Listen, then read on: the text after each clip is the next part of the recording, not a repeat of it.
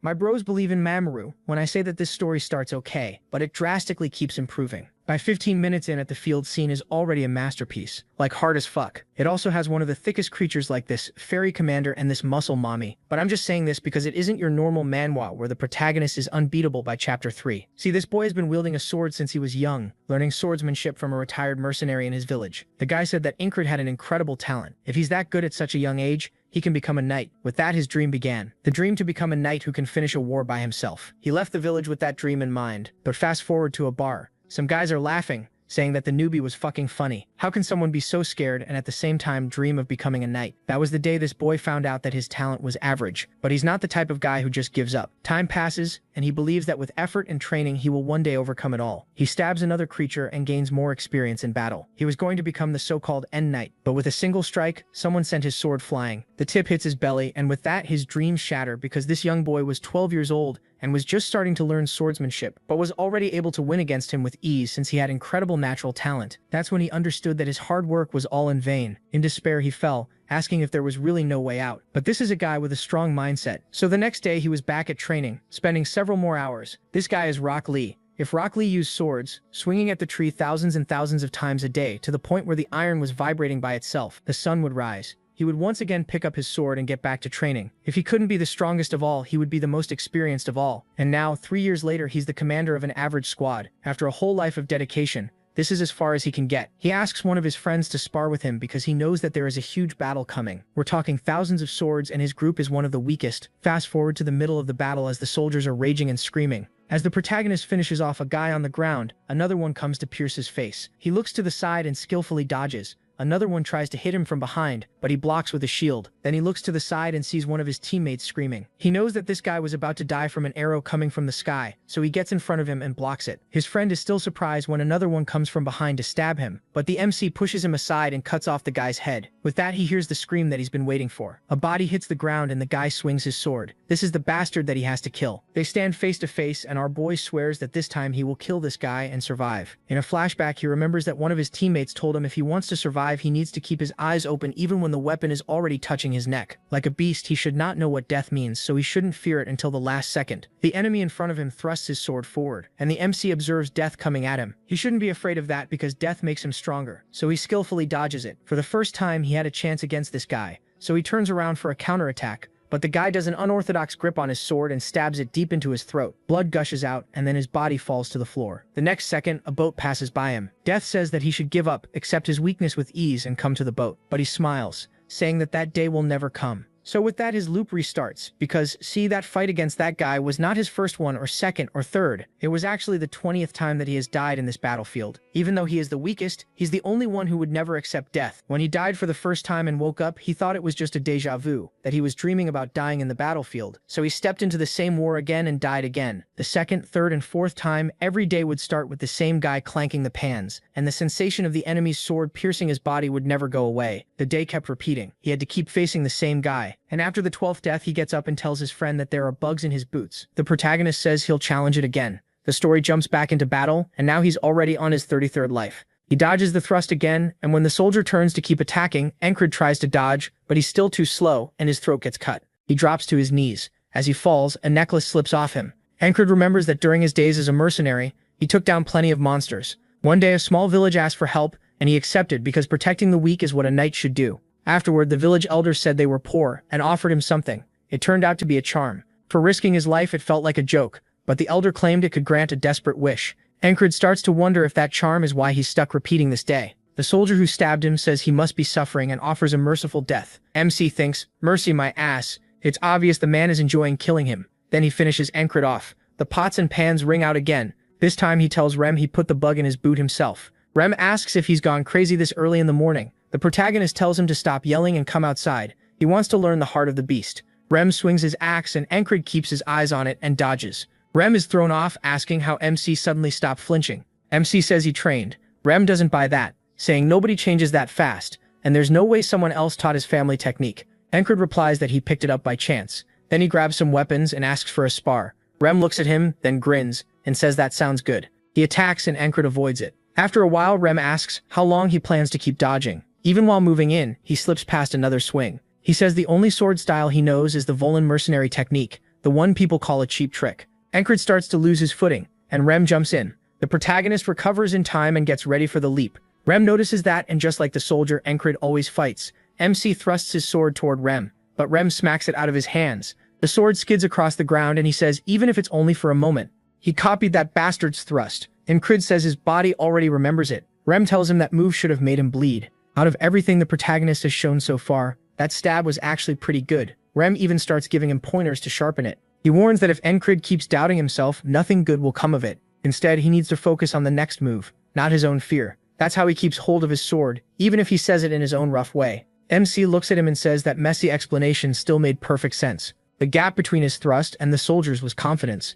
Encrid didn't trust his own blade, and the soldier kills him again. Once more, he talks about mercy and drives the sword into him. Then it's back to training with Rem, who sends his sword flying again. The soldier kills Encrid again, and he goes right back to sparring with Rem. He says he'll keep repeating this cruel loop, one step at a time even if those steps are tiny. He dies again, and by now he's on his 111th life, but it's still not enough. Then it jumps to his 123rd life, where that sword is at his throat yet again. In the next round, Encrid yells as he attacks Rem, and this time he actually forces Rem's axe back with the same thrust that kept killing him. Rem stares at him and asks if he's insane. Encrid's hand starts bleeding, and Rem points out it's pouring blood. He asks why the protagonist is laughing like a lunatic, but the protagonist is thrilled. He finally mastered the stab. Now he's back on the battlefield, facing the enemy he hates most. MC thrusts at the soldier, and now that he's learned the move, it scrapes across the man's helmet. The soldier thrusts too, and his blade still punches into Encrid's throat. He says his first trade with that stab failed, but he refused to blink or loosen his grip. He drops to the ground with his sword still in hand.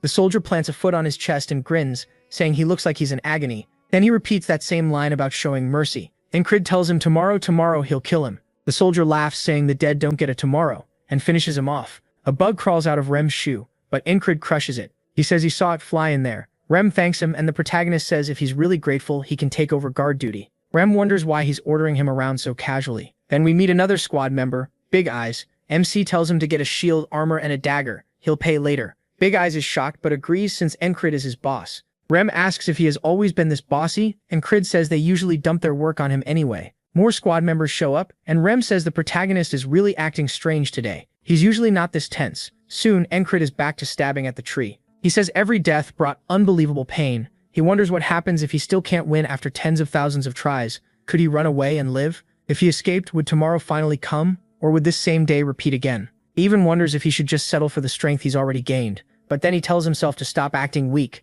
He will never quit. He'll break through this wall and see what's beyond it. So he drives his blade into the tree again and again, swearing he won't waste this gift of repeating his life. At last, he splits the tree in two. After that, he puts on all his gear and gets ready for the battle, fully believing he'll win today. The war horn sounds, and Encrid leads his squad into battle. As the fight begins, MC says the only reason he's made it this far is luck, preparation, and keeping calm. An enemy rushes him from behind, but Encrid blocks and cuts his head off. Another swings at his leg, but the shin guard stops it, and he smashes his skull. A third man throws an axe from behind, and the protagonist dodges it, then hurls his own weapon back at him. He says he can only do all this because of the lives he's repeated here. He spots Krang screaming and blocks the arrow meant for him, just like before. Then he takes down the attacker. Now it's time to face the wall in front of him. The soldier glares back, and the two lock eyes in a tense standoff. Then the soldier charges. Encrid blocks, but his shield shatters. He tosses it aside and moves in, catching the next strike with his sword. MC says the soldier is talented, almost a prodigy, but he lacks real battle experience, so he's easy to catch off guard. Encrid slams his head into him. That makes the Valen sword style, full of dirty tricks, perfect here. He scoops up dirt with his boot and throws it in the soldier's eyes. As the man panics, he jumps in. The soldier catches it and thrusts at him. The protagonist slips past the blade. The soldier lands from the miss and turns at once for the follow-up. But Encrid is ready too, because now he knows everything about that stab. He strikes the enemy blade and shatters it. An archer pulls back his bow and sends an arrow across the battlefield. The soldier drops what's left of his broken sword as Encrid moves in to finish him. He thinks he's won, but that arrow is still coming. Just before it hits, an axe smashes it out of the air and Encrid drives his sword into the soldier's throat. Rum blocked the arrow. He says he'll crush the archer, but Krang tells him not to waste his strength. The soldier starts to collapse, still staring in disbelief. He looks over the battlefield and sinks to his knees. Encrid pants and looks down to see the soldier trembling in fear. He raises his sword and says, "This is mercy," and cuts off the soldier's head. Encrid smiles. Just like that, he finally broke through the wall he could never pass. But then someone kicks him in the back, a man with a ponytail. Encrid groans in pain and Rem rushes over, shouting that it's a frog. The ponytailed attacker is a frogman. While MC is down, the frogman says he put a lot into that soldier and can't believe he lost. That soldier's nickname is Pervert. The frogman swings and yells for Encred to die, but an axe blocks it as Rem steps in to help. Rem chops down with his axe, but the frogman stops it. The two press in close and trade blow after blow. Another enemy tries to finish Encred, but Krang jumps in and takes his head off. Rem hops back and the frogman does the same. They pause and Rem says if he wants to kill his squad leader, he needs permission first. The frogman asks how a weakling like Encred became commander instead of him. Rem explains that frogs are born for battle, and to kill one, you either burn it with magic or take it down in one clean hit. The frogman eyes Rem and wonders why someone like him is on such a tiny battlefield. He says killing Rem would cost him his life too, decides it isn't worth it and walks away. Rem calls him a coward. Krang runs off while carrying Encred, and Rem blocks the soldiers in their path. Another enemy tries to chase them, but one more squad member cuts him off. A whole line of soldiers drops when another ally joins in. Encred's vision starts to blur, and when the order to retreat comes, he shuts his eyes as they fall back. Then he drops into the underworld again, where the boatman says he managed to survive one more day, but only that. Sooner or later, he won't be able to bear the walls in his way. Giving up and sinking into despair is supposed to be his fate. Encred rises to his feet, glances at the wall behind him and tells the boatman those walls exist so he can overcome them. The boatman smiles and says he'll be waiting for the day the greed and ambition in Encred's eyes finally go dark. He wakes up wrapped in bandages, and Rem says he's in the infirmary tent and slept for 2 whole days. Rem tells him he saved him from the frogman. The protagonist is stunned and says if it really was a frog, he's shocked he lived. Rem asks if Encred remembers calling him his best friend. MC says he never called them friends, and blurts out that Rem is a noble hunter. Rem clamps a hand over his mouth and quickly checks if anyone heard. He says Encred can't just shout other people's secrets when they have nothing to do with him. He says he thought they were best friends, then realizes he's finally made it past that cursed day. We also learn Big Eyes is really named Crace, and he says the protagonist now owes him triple what he spent. MC wonders why Crace is even here and points out he was nowhere in the battle. Crace just smiles and says he'll settle for double as a discount. Krang comes into the infirmary too. Encred asks what he wants, and Krang tosses something at him, saying to use it morning and night. He notes that Krang hates sharing his personal stuff, yet he still gave it to him. We learn the tall monk is named Auden, and he's crying while he prays. Encred tells him he's still alive so he can leave already. That night, the protagonist wonders why they keep taking turns staying with him. Are they actually worried? Then another squad member walks in.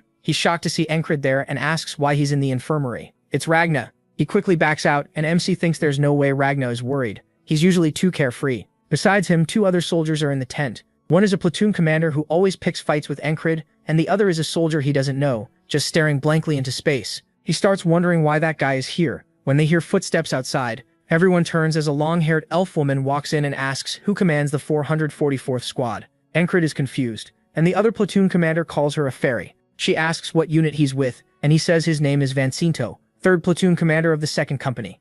She asks if his company trained him to greet people by pointing out their race. He apologizes, and Encred figures she must be the new 4th company commander. Then he says he's the commander she wants. She says she's heard he's handling his difficult squad well, and she expects good work from him. The protagonist is surprised she came all the way here just to say that. As she turns to leave, she asks for the young soldier's name. He answers Krang, but sounds suspicious about it. Encred wonders if he just made that up, thinks his attitude is bad too, and starts wondering if he's a noble. The commander gives MC one last look before walking away. He has no idea what's happening. Later, he says most of the pain has faded and wonders if he should start training again. Vengeance asks where he's headed, and Encred says the training grounds. Vengeance calls him an idiot, saying a bottom-ranked soldier shouldn't act so tough. The noble stays quiet. The protagonist says he needs to replay the last battle in his head. He paid a lot to learn that skill as a kid. Then he thinks about his last move failing. Betting everything on one attack is too risky. He compares it to how Rem strikes are all meant to kill. Then the noble from the infirmary says he's been working hard. Caught off guard, Encred says he doesn't fully get it either. His hands kept twitching in the barracks, and now he keeps zoning out. He explains that he was training his grip while replaying the fight.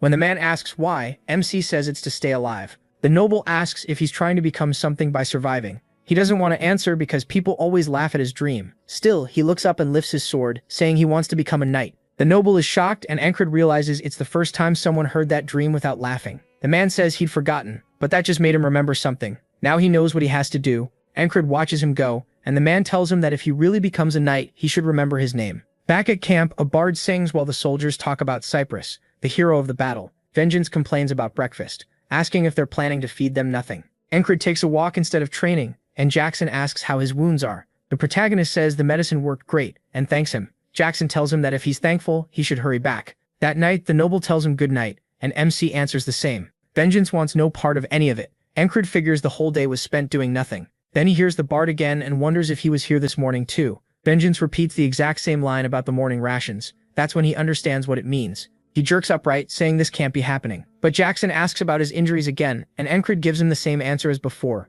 only to hear the same reply back. That proves he's stuck in a loop again. He remembers the boatman talking about the next wall. Then Encred wonders if he died in his sleep without even noticing. He says this feels worse than dying on the battlefield, but it only hardens his resolve because he's been given another trial to beat. That night again, he tries to figure out who killed him and why. The only one who should be able to get in would be a knight, so he guesses it's an assassin hiding among them. He remembers the commander saying a fairy is light and quick, perfect for killing in secret. That makes him wonder if she visited just to scout the place first. He decides to confirm it. There's only one way into the barracks, so if he spots her, he can scream and wake everyone. All he has to do is wait for the assassin, but a needle suddenly pierces his throat. He turns, stunned. He never saw them coming. Pain cuts through him, and he can only choke out a sound before falling from the bed. He realizes it's a numbing poison, then sees Vengeance with a needle in his throat too. Someone is also standing over Krang. Encred finally spots the assassin, who lifts a blade over Krang and drives it into him, killing him right away. Then another person cuts their way into the tent, a second assassin. Encred looks up and sees the commander,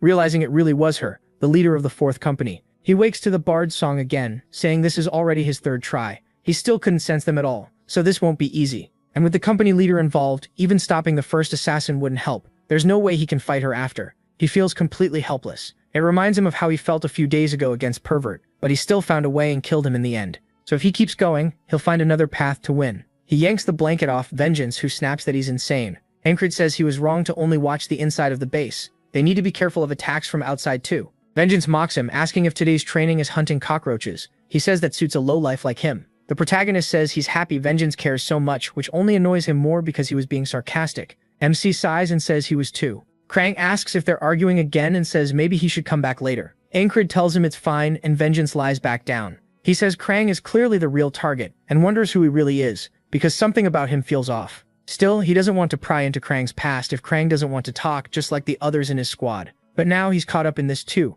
so Encred goes ahead and bluntly asks what he is. Krang freezes and the protagonist immediately wonders if he said that wrong. Krang awkwardly says that's not something he can explain. Encred asks why, and Krang only says it's a long story. MC pauses, then says that makes sense. Vengeance loses it, asking why he'd accept such a garbage answer. If he was going to let it slide anyway, why even ask? He adds that Krang clearly isn't from this kingdom, judging by his manners, and asks what country's spy he is. Krang just stares at him and Vengeance goes quiet. Krang steps closer and says he is not, and never will be, someone who betrays the kingdom. Encred says he can tell from Krang's eyes and the way he moves that he has something like a knight's presence. Vengeance asks if that's any way to speak to a superior. Krang laughs and he says he can't be a real knight since he was helpless against the assassin too. Still, he's definitely hiding something. That night they say goodnight again, and Vengeance clears his throat like he's joining in. Encred wonders if that's because he's scared of Krang. He keeps watching the tent entrance, thinking that if assassins rush in, they'll all die. He sits up, and Vengeance asks why he's awake instead of sleeping. Encred warns that assassins are coming soon, so Vengeance better help if he wants to live. Vengeance gives him a disgusted look and says he's completely lost it. Krang smiles at the whole exchange, and the protagonist says that's about what he expected. Then a voice asks how he knew, and a poison needle shoots through the tent wall into his throat. Encred is shocked. They were already inside. He reaches for his sword, but the assassin rushes in and kills Vengeance, then stabs Krang through the chest and Encred dies too. He wakes for the 4th time and realizes that without proof, no one will help him stop the assassins. So he tries warning the higher-ups, but one of them tells him to shut up and get out. Next, MC decides to predict the moment they attack. Then he hears a scream, the entrance flap shifts in the wind, and he wonders if this is it. He shouts, "Assassin," and gets stabbed in the throat anyway. The blade is pulled free, and blood pours out. Then they rush in through the front entrance. After that, he realizes he has to strike them first before they can act. The problem is, how can he fight someone he can't even detect? In the next loop, he stands guard inside the tent again, and once more they come from behind and stab his throat.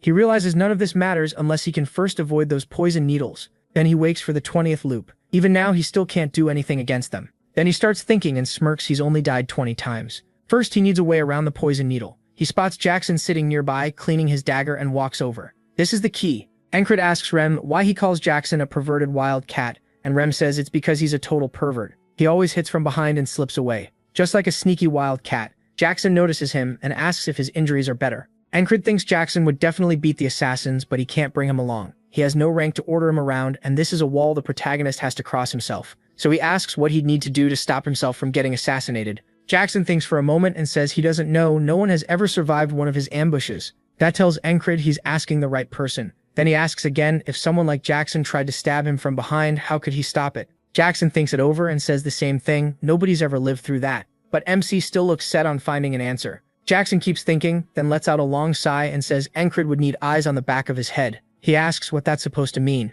Jackson says the timing is perfect, and asks if he notices the wagon behind him. The protagonist asks where, and Jackson points behind the tents. Encred wonders how he noticed something that far away, asking if he really does have eyes in the back of his head. Jackson says the wagon is about to break apart, and then the wheel comes off and it tips over. MC is stunned, asking if Jackson can see the future. Jackson says no, he just spent too much time with that barbarian. When he tells him to stop joking and explain, he does.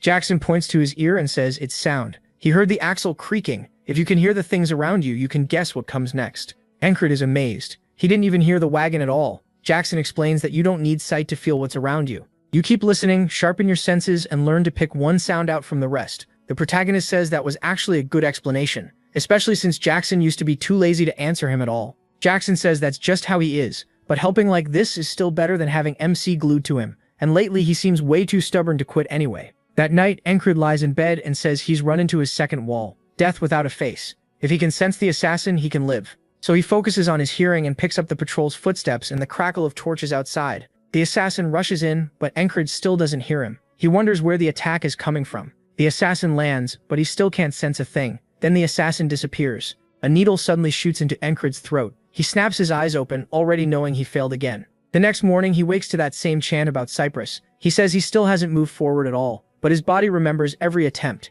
That includes drawing out the beast's heart and the feeling of that stab. Jackson explains that sound tells you a lot. From how loud it is and where it comes from, you can tell where something is, and once you can catch faint, distant noises, your ears start working like another set of eyes. Jackson snaps his fingers and says, sound is just a wave, spreading out in every direction, even when it's quiet. So with thousands of sounds crashing together, he has to pick out one wave from the rest. Encred starts catching bits of everyone's conversations and realizes how tangled it all is. He needs to separate those sounds and sort them out. He says all the flags sound like one giant flag, then tries to remember how many there really are before shifting his focus to the footsteps nearby and feeling out the sounds around him, starting with the ones he knows and then moving on to the strange ones. Krang calls him Enchi, and Encred opens his eyes while Krang asks what kind of training this is. The protagonist asks about the nickname, and Krang says it's just a shorter version of his name. Enchi doesn't like it but lets it slide. Then he asks what part of this even looks like training when he's just sitting there like an idiot. Krang says he already knows Encred isn't the type to waste time. That night, another needle flies in and hits him in the throat. He turns just in time to see Krang take a stab to the stomach. The assassin attacks again, making Krang cough up blood. By now, this is the 33rd loop, and the 34th goes the same way. He still hears nothing, and Krang dies again. It keeps happening. Encred sits there again and again, forcing himself to listen. He says this wall won't be broken by getting more experience. There won't be some miracle or sudden answer. He just has to repeat it over and over until he can hear the bird. A bird lands on top of a flag and he hears it. If he can catch that, then the assassin's steps should be possible too. He opens his eyes to Krang, who says he's surprised Encred didn't notice him sneaking up. He points out he'd been standing there for a while, and guesses the protagonist is training his senses. After all, he's not someone who wastes time. There's something different in MC's eyes now. The assassin lifts his arm and throws a needle at his throat, but he dodges. He grabs the blade hidden under his pillow and slashes back, making the assassin lose balance in panic and fall over. The man starts sweating, and Encred grins, saying he's not some faceless death anymore. The assassin clenches his teeth and rushes him, calling him a rat. The protagonist realizes this one isn't as skilled as the pervert, so he can handle him. He glances over, worried about the others, and sees Vengeance with a needle in his throat, but Krang is still alive. The assassin charges again, and Encred dodges, reminding himself not to relax just because he's still dealing with a trained killer. Then a dagger comes flying at him. He barely avoids it, but it still slices open his chest. Not wanting to lose the opening, the assassin rushes straight in. The tent is suddenly cut open, and Encred looks over, spots the company commander, and realizes if he doesn't strike first, he'll die, so he thrusts at her. The assassin yells that MC has a guard and sprays poison needles everywhere. He turns, but by then it's too late to stop them from flying toward Krang too. The company commander jumps over Encred's strike and uses her cape to block all the needles. He realizes she wasn't there to kill him. She came to protect him. Either way, this is his chance. He drops low and lunges at the assassin. The assassin tries to defend himself, but the blow knocks his hands aside. Gritting his teeth, he decides to run. He knows he has to get out now. Encred doesn't chase. He just says he can't believe the guy ran like that. Krang sits up and says the assassin was probably after him. The protagonist says he knows, and Krang asks how. Encred says no one would hire an assassin to kill a nobody like him or Vengeance. The company commander agrees and says he thinks fast. As her hand moves toward her sword, MC realizes that even if she helped them, she can't let news of this get out. She plans to leave no witnesses. He grips his blade tighter, But then Krang steps between them and asks her for a favor. He says he doesn't want anyone dying today. Ancred has no idea what's happening when she bows and says, as he wishes. Krang adds that includes vengeance, since he's not dead yet. She says they have an antidote, so he'll live. The protagonist realizes she knows poison well if she could identify it at a glance. Krang says they need to clean this up, because it'll be a headache if people learn an assassin came here. Ancred asks if it's enough to leave no trace, then looks at the fire and says there is one easy way. Soon the tent is burning, and soldiers rush over with buckets, shouting that the tent's on fire and that there are 2 survivors. Ancred says this way, every trace of the assassin is gone, and the rest will be handled. Later, Krang stands with the company commander. She says if MC hadn't slowed the assassin down, Krang would have died. Then she asks if that's why he changed his mind. Krang says yes, and asks if she agrees he is interesting, but she only looks away. Krang says he's been trying to avoid this, then remembers how hard Ancred trained every morning. He smiles and says the protagonist's drive must have rubbed off on him. They'll meet again, each in their own role. A scythe rises from the water, then quickly fades as he sees the boatman instead. The boatman tells him they'll meet again, and Ancred answers, anytime. He says he survived the second wall and woke up the next day. He can sense most things now, but he still couldn't sense the company commander, so he still has a long way to go. Ancred adds that luckily he wasn't badly hurt, so he can head back right away. Vengeance asks if MC saved him from the fire and why. He wonders why he's getting attitude for saving him and why Vengeance hates him so much. He simply says it's because they're comrades. He doesn't need any other reason. Vengeance looks away, a little guilty, and says that after everything he's done to the protagonist, that's still way too selfless. Then he asks if MC is heading back to his squad. MC says yes, and Vengeance warns him he's out of luck. The mood there is awful. He asks why, and Vengeance says rumors are spreading that the whole base is cursed. Someone from the protagonist's squad shouts at Rem,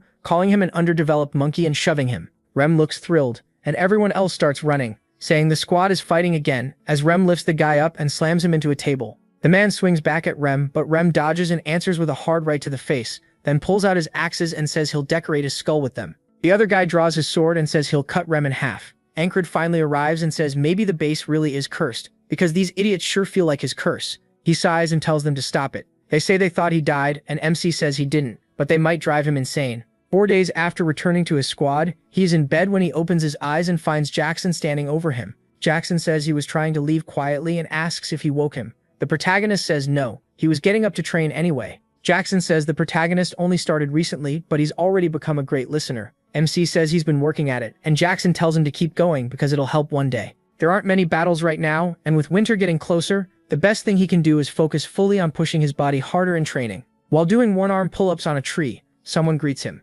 Ancred looks down and sees a rock, and under it is Odd. He asks if he is coming back from morning training, and says he's staying busy. The protagonist drops the boulder and says this works for him. Odd starts to rise, towering over Ancred, and says a trained body is a weapon by itself. It should even take a kick from a frog. But MC is still too skinny, so he needs to keep training. He says Odd is just ridiculously huge, but he'll give it a try. Odd starts talking about the training method he mentioned before, but then they hear trouble in the next tent. Rem is kicking out the same guy he fought earlier, saying it's his duty, and calling him lazy for still being asleep. The man crawls toward his sword, grabs it, and swings while telling Rem to eat his ass.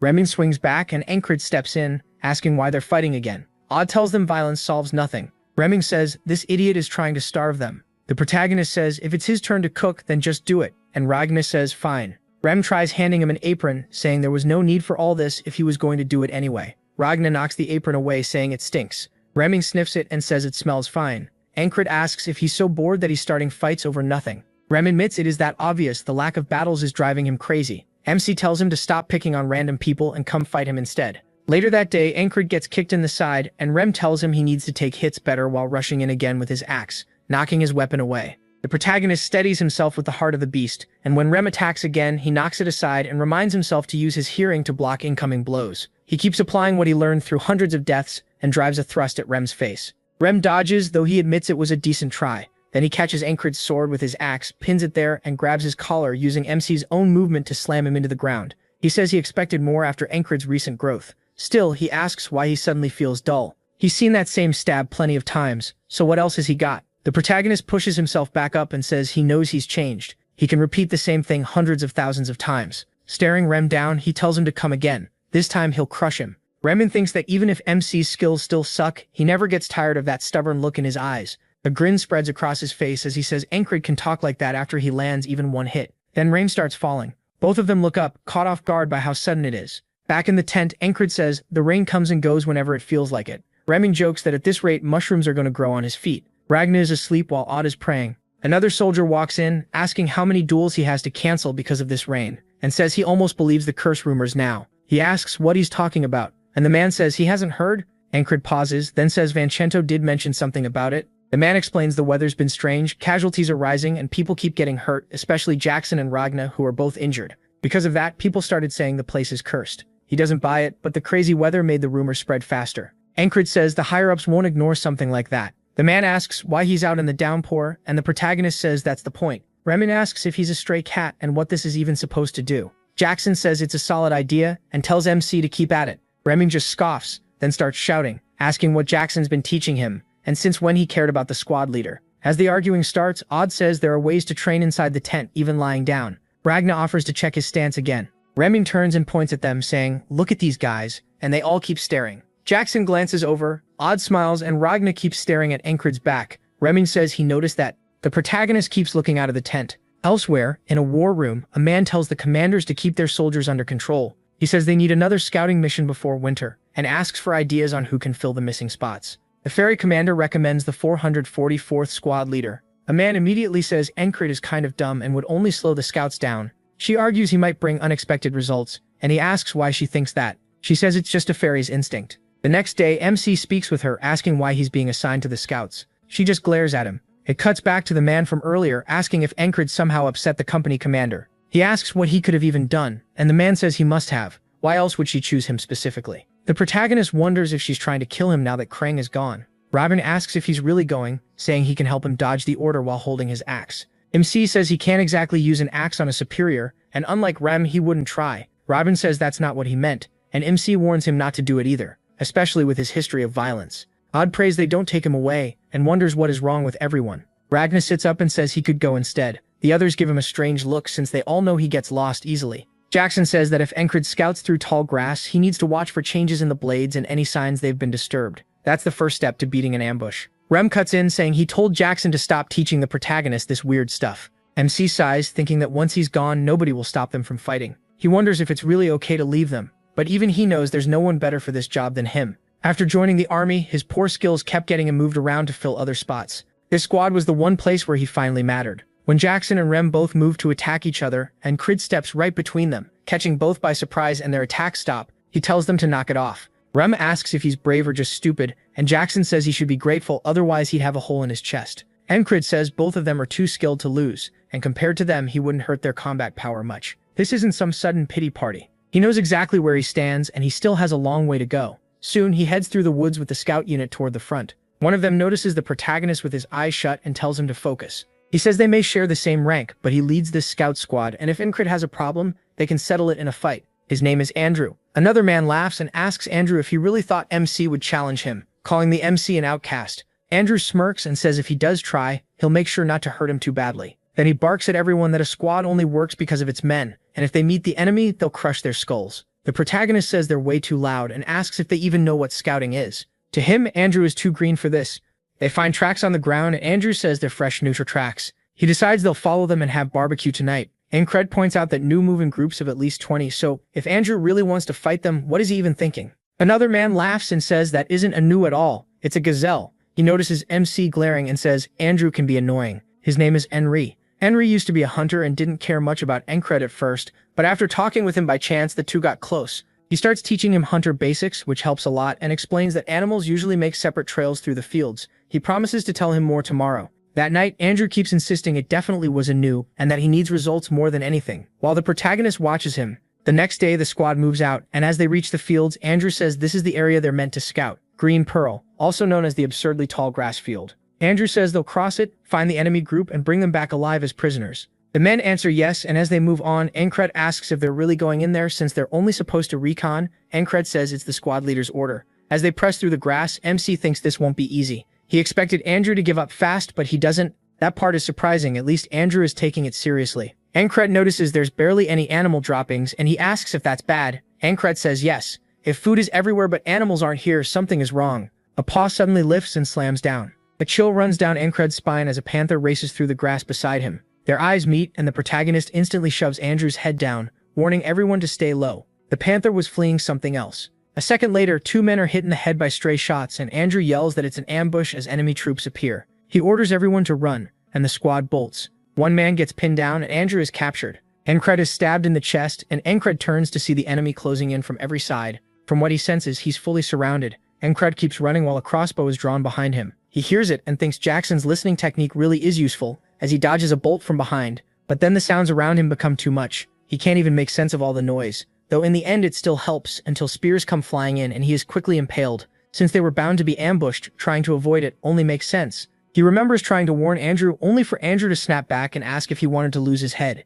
That made Encred realize no one would listen to him, so maybe he needed a way to escape alone. He keeps trying to warn everyone that it's an ambush and they need to run, but every escape route gets cut off by more enemies, and Henry dies too. Still, he tells himself it's fine. He can always try another path because the time loops are on his side. Then a firing squad appears, then arrows slam into his chest. About 20 crossbowmen catch him from the east and fill him with bolts. He tries going north to avoid them, only to run into a group of spearmen.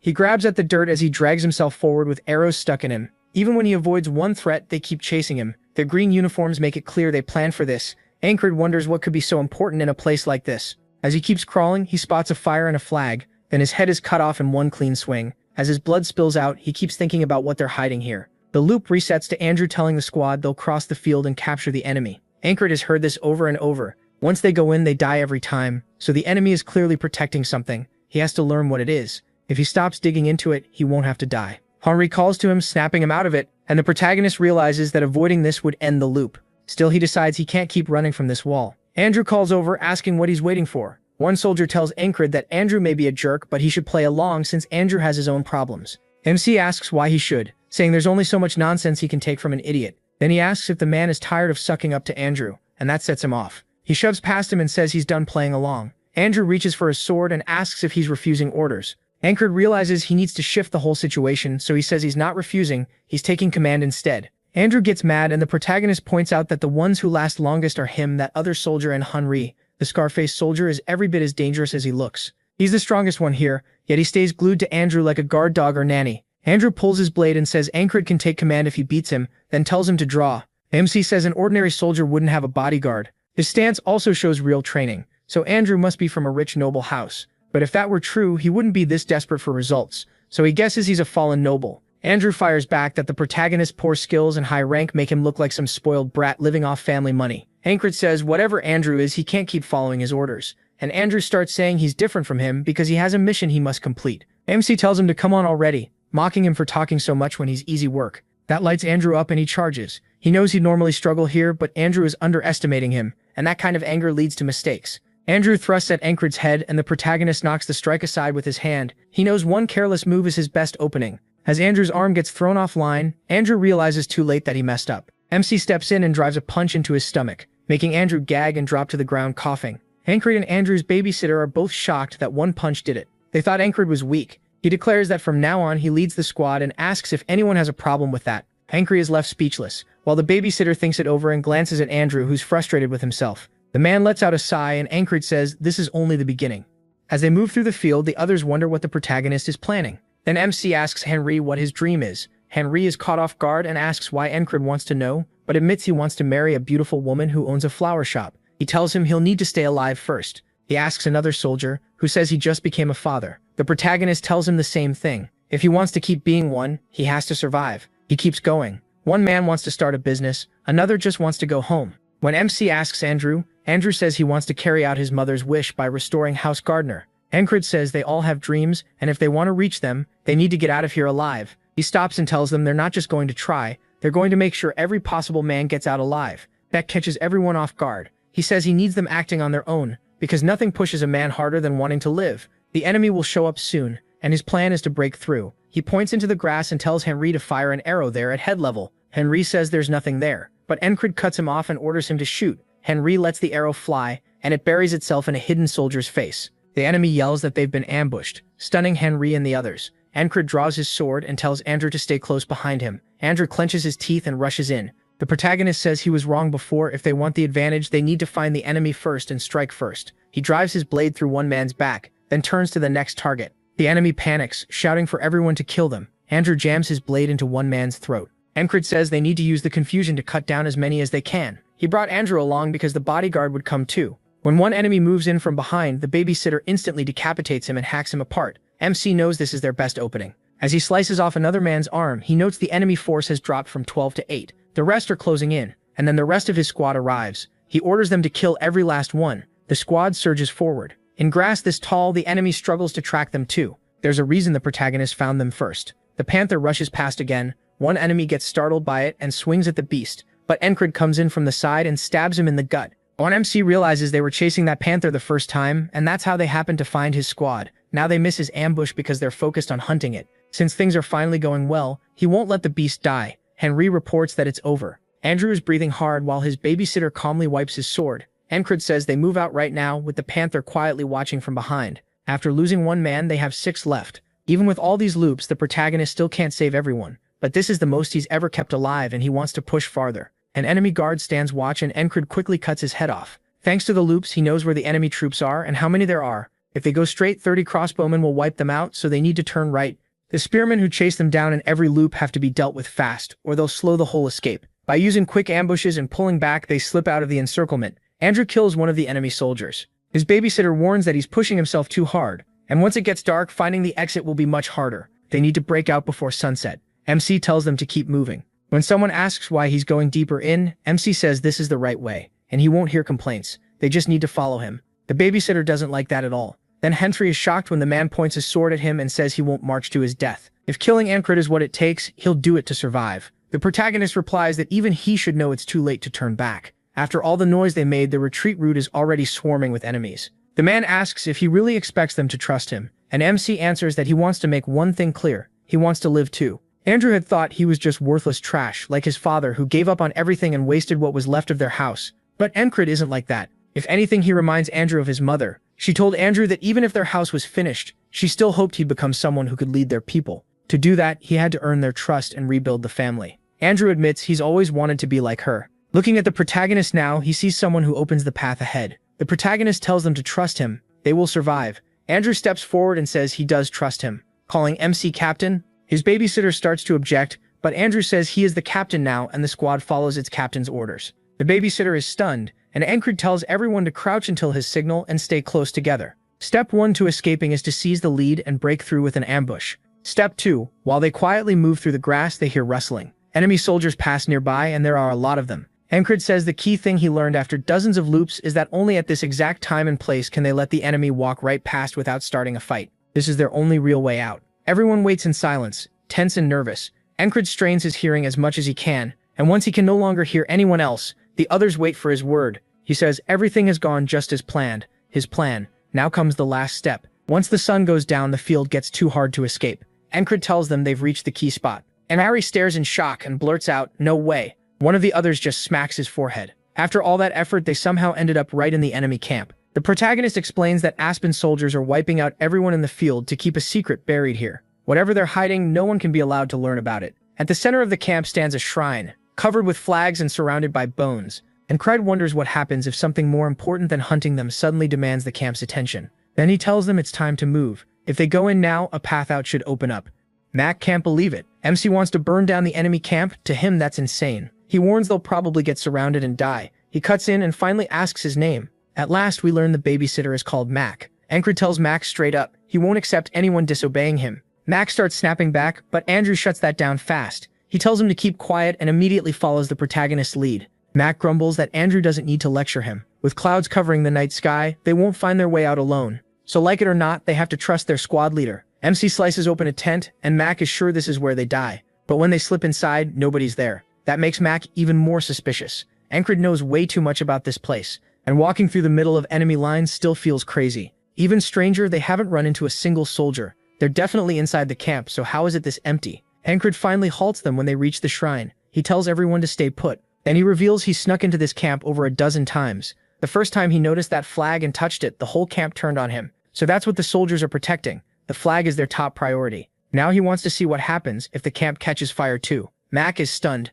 How did Encred know the flag was here? His mind starts running wild. Did the ferry commander tell him? After all, she was the one who put this so-called nobody in charge. He says once the fire starts, the soldiers will focus on saving the flag. Maybe that's why he took command and led them into the camp in the first place, like he's carrying out some hidden mission. While the camp scrambles, they'll make their escape. From here, they split in two. One team will lure the enemy away, and the other starts the fire. Max says he'll join the bait team, and that catches Encred off guard. He's been complaining the whole time, so this sudden teamwork is a surprise, but the protagonist decides it works in his favor. He's led people into this camp plenty of times before, but never with this many still alive beside him. To Encred, this is the best run yet, and for once it feels possible. Then one of the guards gets hit in the head with a rock. They spot Mac running and start shouting, sending the others after him. MC tells himself this time he'll make it. He reaches for a torch, thinking this is their best shot at reaching tomorrow. But out of nowhere, a huge man appears beside him and brings his blade down with brutal force, splitting the torch in half. A chill shoots through Encred. He didn't even sense this guy coming. As he grabs his sword, he realizes he's never seen this man in any previous loop.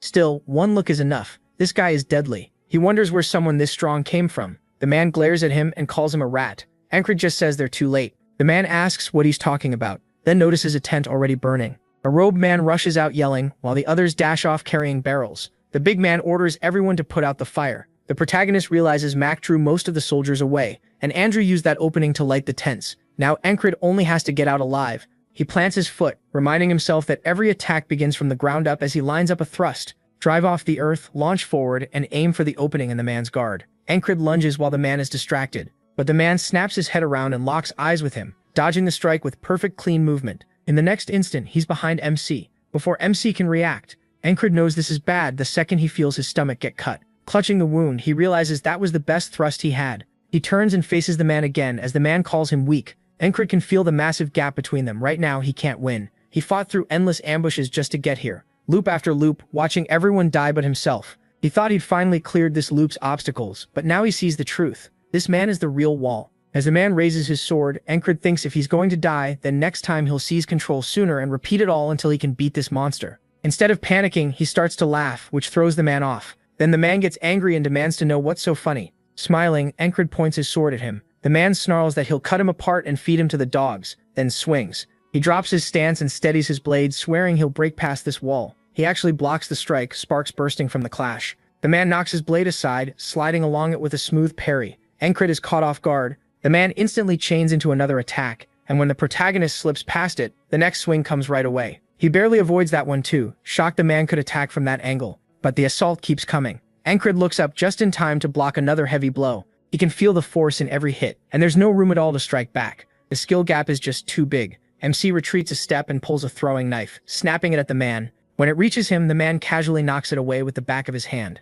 Encred did not expect that. The man closes in again at once, driving his blade straight for his chest, then shouts about the spreading fire ring out, and the attack slips past the protagonist's face when the man gets distracted. The shrine is burning now, and the flames are spreading toward the flag. The robed man from before calls to his commander, asking if he understands what's at risk. The commander realizes Encred isn't the kind of man who'll fall quietly. There's no fear in his eyes, so he calls out to him, promising they'll meet again, then turns and walks off. Encred is stunned that he's leaving so easily. Maybe this wasn't the true wall after all, but whether it was or not, he still has to beat this loop, and at least now he knows he can keep getting stronger. Then he hears Andrew shouting that they need to leave right now. Encred looks back one last time at the commander, while Andrew keeps yelling for him. The commander turns and their eyes meet. Encred wants to keep fighting, but he finally sheaths his sword, knowing the right move is to escape alive, so he orders the retreat while the enemy scrambles to save the shrine. The soldiers rush to put out the flames. They start calling for more help. As the squad runs out, MC notes that one of the men who went another way never came back. That leaves only 5 of them. Mac asks if that's it. Won't the enemy send pursuers?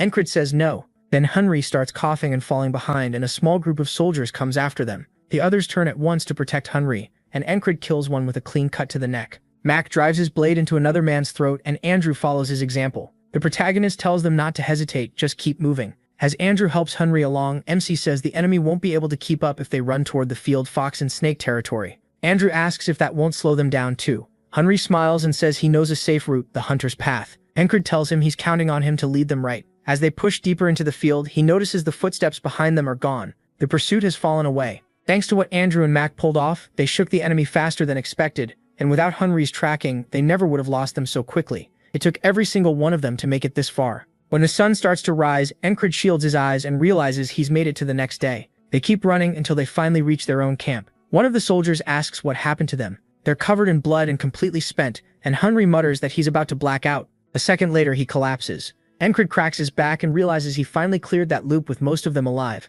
Now he can move on to the next day. Back at the shrine, the flag is still standing, but nearly everything around it is wrecked. Someone asks the roadman what happened, and he says they'll have to prepare it again. He didn't expect the famous Grey Dog to fail against a few nobodies. The company commander called Grey Dog admits he can't make sense of it. The soldiers there were supposed to be the elite, yet a handful of enemies broke in, set fires, and escaped. The Grey Dog is an independent company, basically hired fighters. Its name comes from the Grey Dog of the Principality of Aspen, a beast known for clinging to whatever target it chooses. In war or on its own, Grey Dog lives up to its name. They cling to a target and never let go, so people call them the persistent lovers. Grey Dog asks the man from before if his opponent was actually strong. We learn that man's name is Mitch. He says if the fire hadn't broken out, he would have killed Encred with no trouble. Grey Dog says the protagonist got lucky, but luck counts too. Mitch vows it won't happen again. Back in his tent, MC can't stop thinking about that wall he hit and failed to pass. He wanted the fight to keep going, and he knows they'll face each other again soon. Mitch is thinking the same thing, set on killing Encred next time.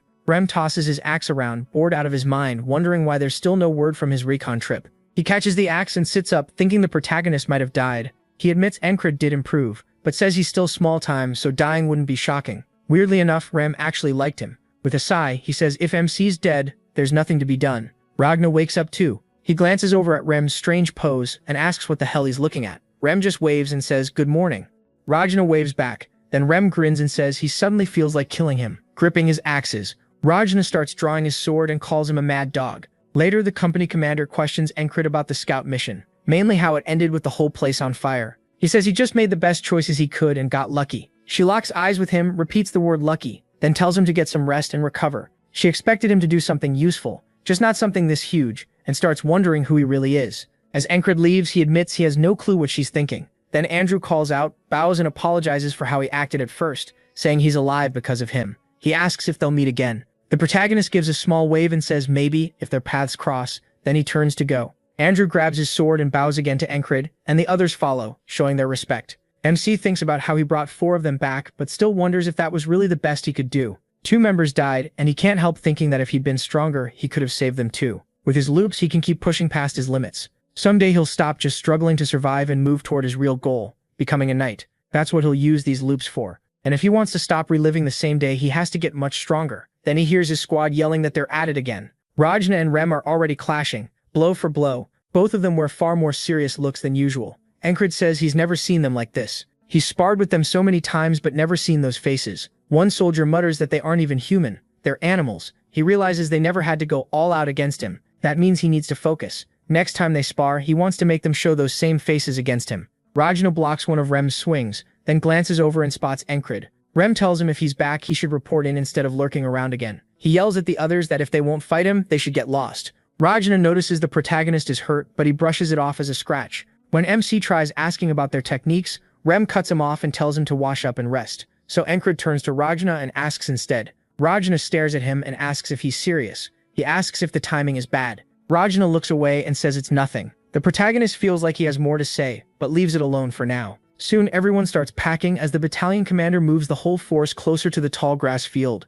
During the trip, Encred's wounds heal a lot, and he keeps thinking over his training. The red-haired guy asks if he's really training now, reminds him they're moving tomorrow, and wonders why he isn't resting. MC says he's only heading out for a bit. Rem clicks his tongue and warns that if he keeps this up, he'll die young unless he rests. The next morning, Rajna wakes to the sound of a sword cutting the air. Seeing Encred's bed already made, he figures he's out training again. Rajna stretches and picks up his sword, thinking he was always naturally good with it. Getting stronger came easy, and he even had what it took to become a knight. But to him, it was all boring. He never found a reason to spend his life chasing that path. Without meaning, he lost his purpose. That's why he ended up in this squad. Then he watches Encred keep swinging. He grunts in pain with each strike and drops to his knees, still not fully healed. Ragnar points out that the protagonist's basics are a mess and says proper fundamentals have to be built from the start. If he keeps covering bad basics with shortcuts, he'll never really improve. Still, Encred grabs his sword again. His eyes are full of resolve, and Ragnar can't understand why he's pushing his body this hard, so he asks him directly. Encred answers that he wants to become stronger. Ragnar asks what for, and MC says he wants to be a knight.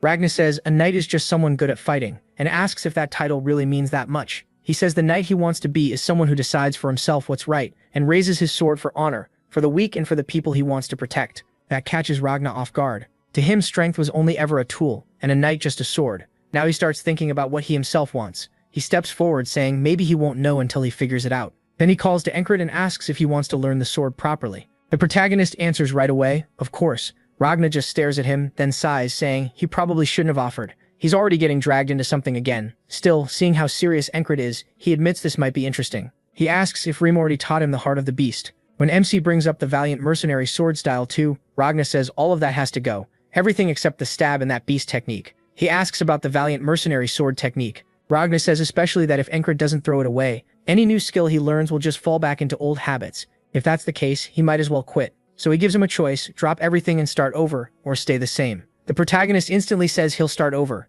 Ragna is surprised by how fast that answer came and asks if he's really sure. Encred asks what he should do first. Ragna mutters that this guy really isn't normal. He says MC's body is solid, but his weapon is too light, so he hands over his own sword and tells him how to hold it. MC asks if he's really fine lending it out, and Ragna says it's nothing special. He places his right hand above the left, then notices how hard he's squeezing. The protagonist says it's so he won't lose the blade, and Ragna asks who taught him that. When Encred says Rem did, Ragna clicks his tongue, calls Rem useless, and tells MC to take his stance. Then Ragna lifts the sword overhead and brings it down on him. He blocks, but his hands shake, and he blurts out that it hurt. Ragna says of course it did. If he stays stiff, it'll only get worse. Right now, he's rigid like a post. Encred wonders why everyone in this squad talks in weird comparisons, and tries to figure out what he even means. Then it clicks. Ragna means he's too tense because he's gripping too hard. He needs to stay loose so the sword doesn't lock up, and his movements can flow better. So the protagonist eases his grip, and Ragna keeps striking at him. Then he sweeps Encred's legs and tells him to mind his balance too. MC tries again, and Ragna asks where his feet are even pointing. He smacks the blade aside, says it's still too stiff, and tells him to do it again instead of breaking his own wrist. When he attacks, Ragna mocks him, asking if he's trying to dance. This goes on all day until the protagonist ends up flat on the ground. Ragna sighs, saying he didn't expect it to be this bad. Encred has none of the basics, and that isn't easy to fix. MC is completely exhausted, but still tightens his grip on the sword. Ragna looks at him, thinking something over. Then Encred asks if they can go again. Ragna lets out a breath and draws his blade, saying they'll start from the very beginning. Then Rem shows up asking where they've been all day, and if they're out here skipping meals for some little picnic. He points at Ragna and asks Encred if he's bothering him, offering to deal with it himself. Then the usual bickering starts. He notices Rem is dressed up and asks what's going on. Rem says they've been summoned. Enemy troops are gathering in the distance, and everyone starts getting ready for battle. Then it cuts to the company commander standing above the soldiers on a cliff. Encred's whole squad is geared up for the fight. Ragna starts to regret teaching him. The protagonist just learned this style, so he probably still can't fight right, and that could get him killed today. He rests his sword on his shoulder and says he'll have to watch over MC the whole time. Encred wishes he'd had more time to train. Some soldiers start asking why the enemy lines are set up like that, spread out in such a strange pattern around the flag. Then the robed man reaches out his hand and declares this is the end. A powerful wind starts swirling from his spot. The ferry commander realizes it's a spell. Everyone struggles to stay steady as thick fog rolls over the field. Encred looks around and says he can't even see the men beside him. Panic spreads through the ranks because of the fog, and then he hears something. The others hear it too and ask what that sound is. Fear rises fast, and Encred shouts that they're arrows. They fall like rain. The arrows pierce soldiers all across the field. The fairy queen knocks them aside and warns this fog is unnatural. No one could have seen this tactic coming. She orders everyone to raise their shields, then realizes they've been trapped.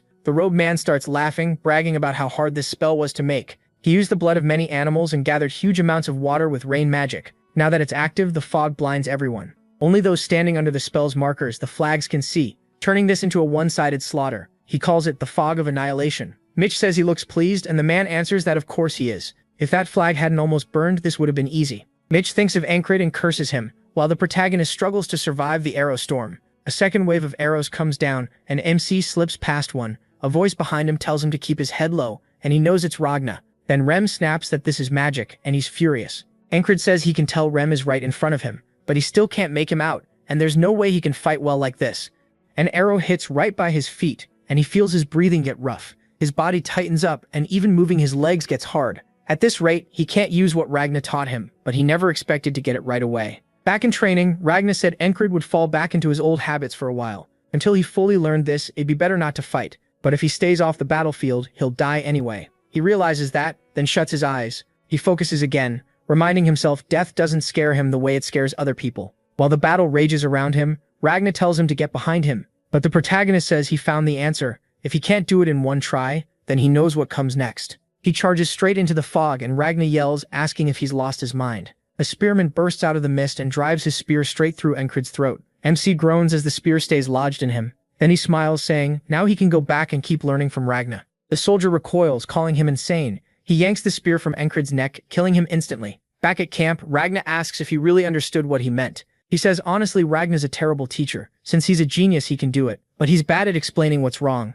Ragnar says maybe this is what it means to understand something, but not know how to teach it. Then he just tells the protagonist to swing downward, asking if that's really so hard. MC says he's not mocking him, he's seriously confused. He asks where his center of gravity should be. Ragnar pauses, surprised, then tries to think it through and asks if he means something like this. Mkrid says yes, just like he thought. Guys like Ragnar don't even know how they do what they do. Ragnar may be bad at explaining, but that's fine. Watching and listening are his strengths, and he'll memorize Ragnar's form no matter how many tries it takes. Back to the arrows pouring in. The protagonist lifts his sword and knocks one away, but his hands tremble and he realizes he's still too stiff. Another spear shoots at him, and Mkrid doesn't even try to dodge it. He tells himself it's fine, he can die and keep learning, so he lets it pierce his throat. Back to training, he shifts his feet and slips under Ragnar's blade. This is the 31st loop, and now he can finally move with some looseness. Ragnar says that step was pretty good, and asks where he learned it. With that much, Mkrid's ready to start the real basics. Ragnar explains the 3 sword basics: cutting, stabbing, and slashing. For defense, use the blade's edge, and with a good sword even the sides can work. The shortest path between you and your enemy is the line of attack. Sword fighting is about shutting down your enemy's line while stretching out your own. Draw them in, then meet them with your blade. Back on the battlefield, the spearman thrusts, but Mkrid watches it slide past him, and he realizes his feet feel light now. He can dodge this easily. Then 4 more spears stab out at once, killing him on the spot. Still, he says the loops are changing little by little. In training, he even manages to parry Ragnar's sword, shocking him. Ragnar asks if he really just parried that. MC stays set on one thing: he'll keep going. Even if the progress is tiny, he'll keep repeating this cycle, and he follows up with a diagonal slash at Ragnar. Ragnar says that move doesn't need fixing anymore. He sounds surprised, but Mkrid says even baby steps can turn into huge gains. As he runs through the fog, Ragnar shouts after him, only for the protagonist to die again, still smiling and saying that if he keeps improving, he'll die as many times as he has to. In training, Ragnar lifts his blade and swings down. Mkrid ducks in and brings his own sword up, knocking Ragnar's strike away. This is the 100th loop. Ragnar stares at his sword in total shock, then looks back at MC, asking what the hell he is. He can't even read his own captain's moves anymore. Mkrid notices Ragnar doesn't see him the same way now. He thought his talent had a limit, but as he runs forward again, Ragnar calls out to him. He keeps moving, saying he's gone past his old level. He dodges the first spear and stays close to it, running right past the enemy without killing him because he has a goal, the path to becoming a knight. He pushes straight into the spearman's back line where they stab him again. Even as he dies, he smiles and says this is so fun he might really be going crazy. Back at training, Ragnar calls to him, asking if he wants to learn the sword again. Mkrid says he'll do anything to become stronger, smiling like he's ready to die as many times as needed to reach that goal. Ragnar says there's no way he should be this good, confused, and asks if the protagonist had been fighting badly on purpose this whole time. The protagonist says no, but Ragnar goes on, saying he already has the basics and mostly just needs experience now. Back on the field, more arrows fall. Mkrid says this is now his 200th attempt. An arrow flies at his head, but he plants his heel, leans in, and ducks under it. Today he wants to see how far these techniques can carry him. The usual spearman thrusts, but Mkrid slips under it and swings back, cutting off the man's arms and head. He already knows where enemies will appear through the fog. He pulls a throwing knife and says that even if he can't see them, he can still catch a few. Then throws it and drops another soldier. The enemy starts to panic. One soldier looks around through the fog, wondering what's happening, because he can't see anyone, and Mkrid slices off his leg. The crossbowmen start freaking out too, asking what's going on. One raises his crossbow to fire, and MC remembers Ragnar telling him to watch closely, predict what comes next, and move his feet to match it. He ducks under the crossbow, then drives his sword through the man's chest. Mkrid starts laughing, saying this feels completely different, like he's a whole new person compared to when he didn't even know the basics. He charges deeper into the enemy line, wanting more and more foes to come at him. He gets farther in, but then several crossbowmen aim together. As they form a firing line, one tells him he did well making it this far, and asks how he plans to survive. Mkrid, breathing hard, steps forward and says he wants to settle it with swords like men still testing himself. They call him insane and then ignore that completely, firing their bolts and killing him on the spot. Then it cuts to the boatman, who calls Mkrid an idiot for walking into his own grave. He asks if his mind is broken. The protagonist wakes up surprised, saying he hasn't seen him in a while, and wonders if the boatman really showed up just to trash talk him. Then Rem asks what he's doing after noticing him spacing out. Then Mkrid remembers something Rem once said. Back then, Rem called it a spell. On his last run, the enemy formation looked like it was protecting the flag in the grasslands, so MC asks Rem if he knows anything about spells. Rem wonders why he's asking now, and he says he just wants to hear what he knows. Rem agrees, then asks if Mkrid knows the difference between magic and spells. The protagonist says magic is more common.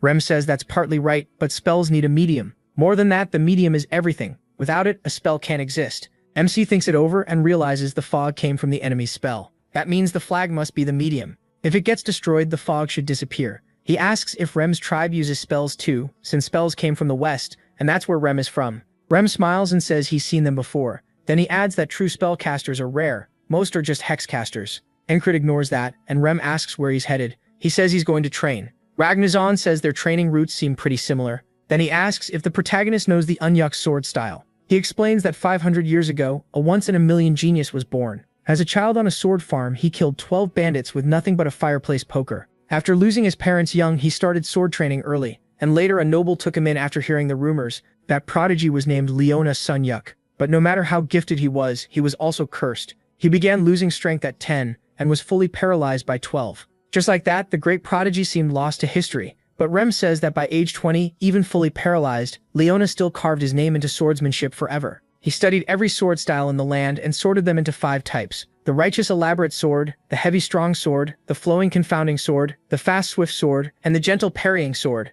Leona changed sword history, and because of that, the Unyuk family became the Empire's greatest house. That influence still remains, since modern swordsmanship is built on it. Ragnazon says the northern heavy sword and many other styles, even eastern ones that use ki, exist, and the style he learned comes from the northern heavy sword. He tries to recall what Rem taught him, and asks if it was called the conscience of the beast. Encred corrects him, it was the heart of the beast. Then Ragnazon says what he's about to teach is even more useful. Concentrate on a single point. He tells MC to shut out everything else and focus only on his sword and the enemies, then takes his stance to demonstrate. He wonders what he's about to do. Then Ragnazon thrusts straight at him, grazing the side of his neck. Encred is shocked. It was even faster than Rem's axe. He almost died, and Ragnazon asks if he felt anything. From the side, Rem calls him a degenerate, asking if he's seriously trying to kill the squad leader. Ragnazon says people focus best when death is right in front of them. He's only helping. Rem snaps back that Encred can't learn if he's dead. He asks how long Rem thinks it took to learn the heart of the beast. Ragnazon says of course it took forever with a dumb barbarian teaching it, and the protagonist cuts in that both of them are terrible teachers.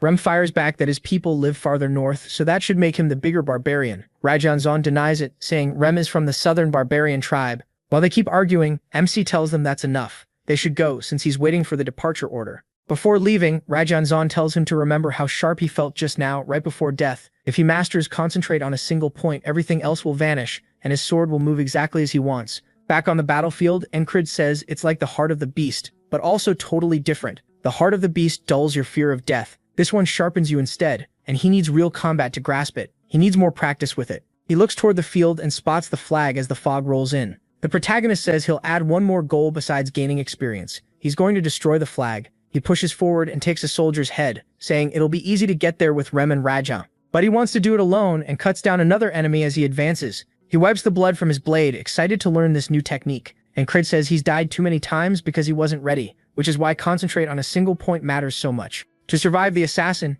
he trained his hearing. To live through battle, he learned the heart of the beast. But this new method still doesn't click for him. Rajan thrusts his sword right at him again and stops just short of his face, asking if he gets it now. He says that if it worked, Encred should have felt the blade tip slow down or something like that. MC shakes his head and wonders if the heart of the beast is getting in the way, but he doubts it. Rajan tells him everything except the enemy's sword should fade, and he should be able to read where that sword is going. Then he asks if he has ever felt anything like that. The protagonist says using his fear of death might not be the right path for this, and asks how Rajan learned it. Rajan says he never had to learn. It always came naturally. The name says it all, just focus on a single point. Encred lets out a sigh, realizing he won't get a helpful answer from him and will have to solve it himself. Still, he can't rush it. He'll keep practicing on the side, but his main goal is bringing down one of the flags. He wants to cut losses for his allies and break straight through the enemy line. As the fog rolls in again, everyone starts to panic, but MC shouts for them to get down. This time, they obey at once, and he orders them to raise their shields. Arrows rain down, but the shields stop the volley while Encred takes command.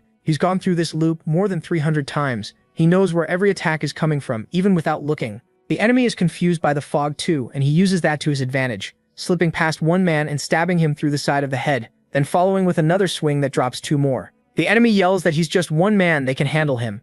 But their allies keep dropping in the fog, and when another group closes in, Encred draws his sword back and cuts them down. He only cares about one thing now, the flag. One soldier shouts for everyone to pull themselves together and stop him. He grins as he gets closer. He's actually having fun. He brings his sword down and an enemy blocks, sparks flying off the clash. Encred powers through anyway, smashing down hard enough to break the blade in two. Then he grabs that soldier and slams him into the pole, snapping it. He says it took him 10 loops to reach this flag. As it finally breaks, he says that's all he wanted. But the fog doesn't disappear. The moment he hesitates, the enemy takes advantage and stabs him. One of them laughs and says Unkred knows a little about spells, but he got tricked. The protagonist finally understands. There's only one real flag, and the rest are decoys. He has to find the real one. The loop starts over. Ragna asks what he's doing, as MC rushes in alone. He says next time he has a 1 in 5 chance. Taking the lead, he shouts, telling everyone to get down and raise their shields, but he's too far away for them to hear, so they hesitate. Unkred turns and watches the arrows fly past,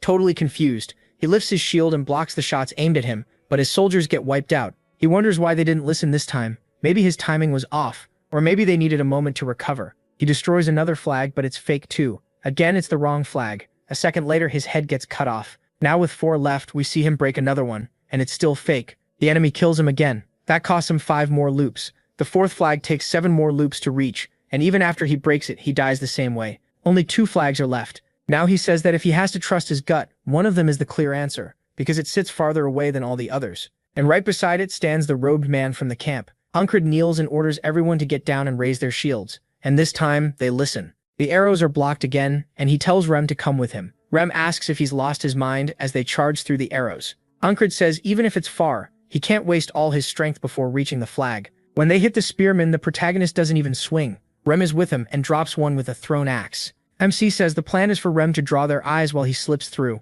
Rem grabs a soldier and demands to know who cast the spell, but the man is already dead, his brain spilled out, so Rem tosses him aside and says he'll ask the next one. He keeps cutting through enemies while he notes it's been over a year of repeating this loop. He rushes toward the flag and raises his blade, saying this should be the end of the fog. But the second he swings, his sword is stopped. A familiar voice asks if this is a dream. It's Mitch, and he knocks Unkred's blade away from the flag. Mitch says God finally answered his prayers. He's wanted to kill the protagonist with his own hands, and he's been waiting for this chance. Unkred stares at him, not out of fear, but because he has no idea who this guy is.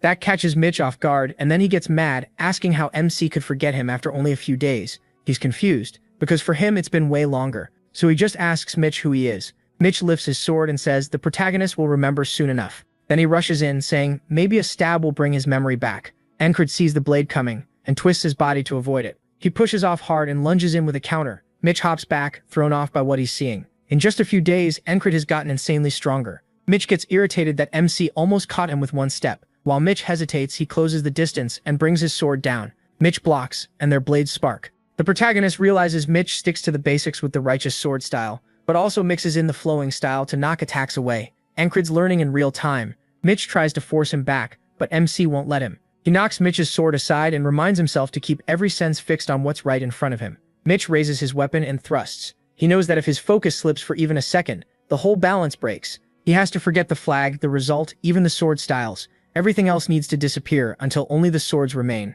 They both strike at once, and the tips crash together. Mitch grits his teeth and shoves harder, knocking Unkred's blade away. The protagonist is caught off guard, and before he can answer, Mitch drives his sword straight through MC's chest. Coughing with the blade still in him, Unkred looks up and says he remembers now. He's the guy standing by the flagpole in the grass. Mitch gives his title, the Aspen Principality's Greyhound Squad Platoon Commander. He introduces himself too as the Nolilia Kingdom Squad Commander. Some soldiers ask Mitch if the protagonist is an enemy. Mitch says yes and says he's good at hiding. One of the men mutters that MC is a weird one, and when Mitch looks back down, he's confused. Why is Unkred smiling right now? He says Rakim is wrong. It wasn't fear of death that he needed. What he really needed was a strong rival, someone ready to risk everything and push him higher. Maybe he's just a freak, because he yanks the sword out of his own chest and says he's not trying to keep up with that. That takes him back to Ragna talking about focusing on one point again. Unkred glances aside and says he gets it, but Ragna thinks he isn't listening and might be giving up. Then Rem walks over and says they've been called to move out. The protagonist tells Ragna it's time. Ragna says MC actually looks more fired up than before. He's acting strange today, and maybe he should push harder during warm-ups. As the fog rolls in, Unkred shouts for everyone to get down and raise their shields. A volley of arrows rains in. Before Rem can say his usual line, he cuts him off and tells him to follow. Rem asks what he's doing, and Ragna says he's coming too. Rem snaps at him, asking if he got hit in the head, because both of them are acting weird. Ragna tells him if he doesn't want an arrow in his skull, he better watch ahead. The enemy is already there, while Unkred slips right through their lines. Raggi and Reem don't have it that easy, and have to smash their way forward. The protagonist wanted to open the path like before so he could face Mitch again, and soon the two lock eyes.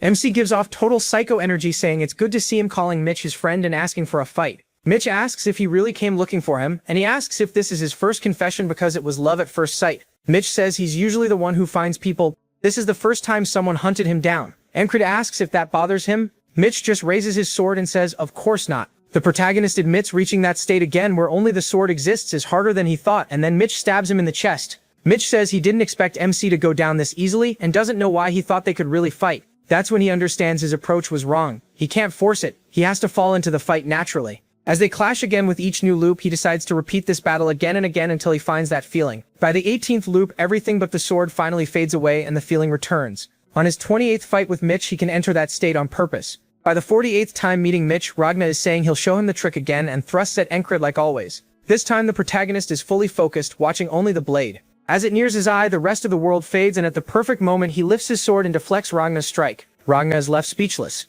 Then he asks if MC really just deflected that by focusing on one point. Ancred doesn't say it, but he realizes pure concentration means full control of both body and blade. He's far beyond where he was before meeting Mitch. As Ragna asks where he's going, he starts walking away and says it's time to meet the platoon commander. At last, he's going to beat this loop for good. Then it cuts to the ferry commander asking what he wants. The protagonist says he remembers seeing something about spells during scouting, and she asks what he means. He explains that the Aspen soldiers were calling a strange man their spellcaster. Now she's interested and tells him to keep going. Ancred says he told her everything she might need to win, and then the fog starts rolling in again. He gives the same order to his men and charges ahead, leaving Rem and Ragna behind. Now all he can do is trust his commander to handle her part because his job is simple, focus on what's in front of him. And there's Mitch by the flag. Ancred says his goal is to beat him. Mitch recognizes him, but MC says Mitch's name first, which clearly surprises him. He says he wanted this fight from the start, and today he's going to win. Then he charges. He brings his sword down, but Mitch slips aside. Mitch turns his hips and swings back across.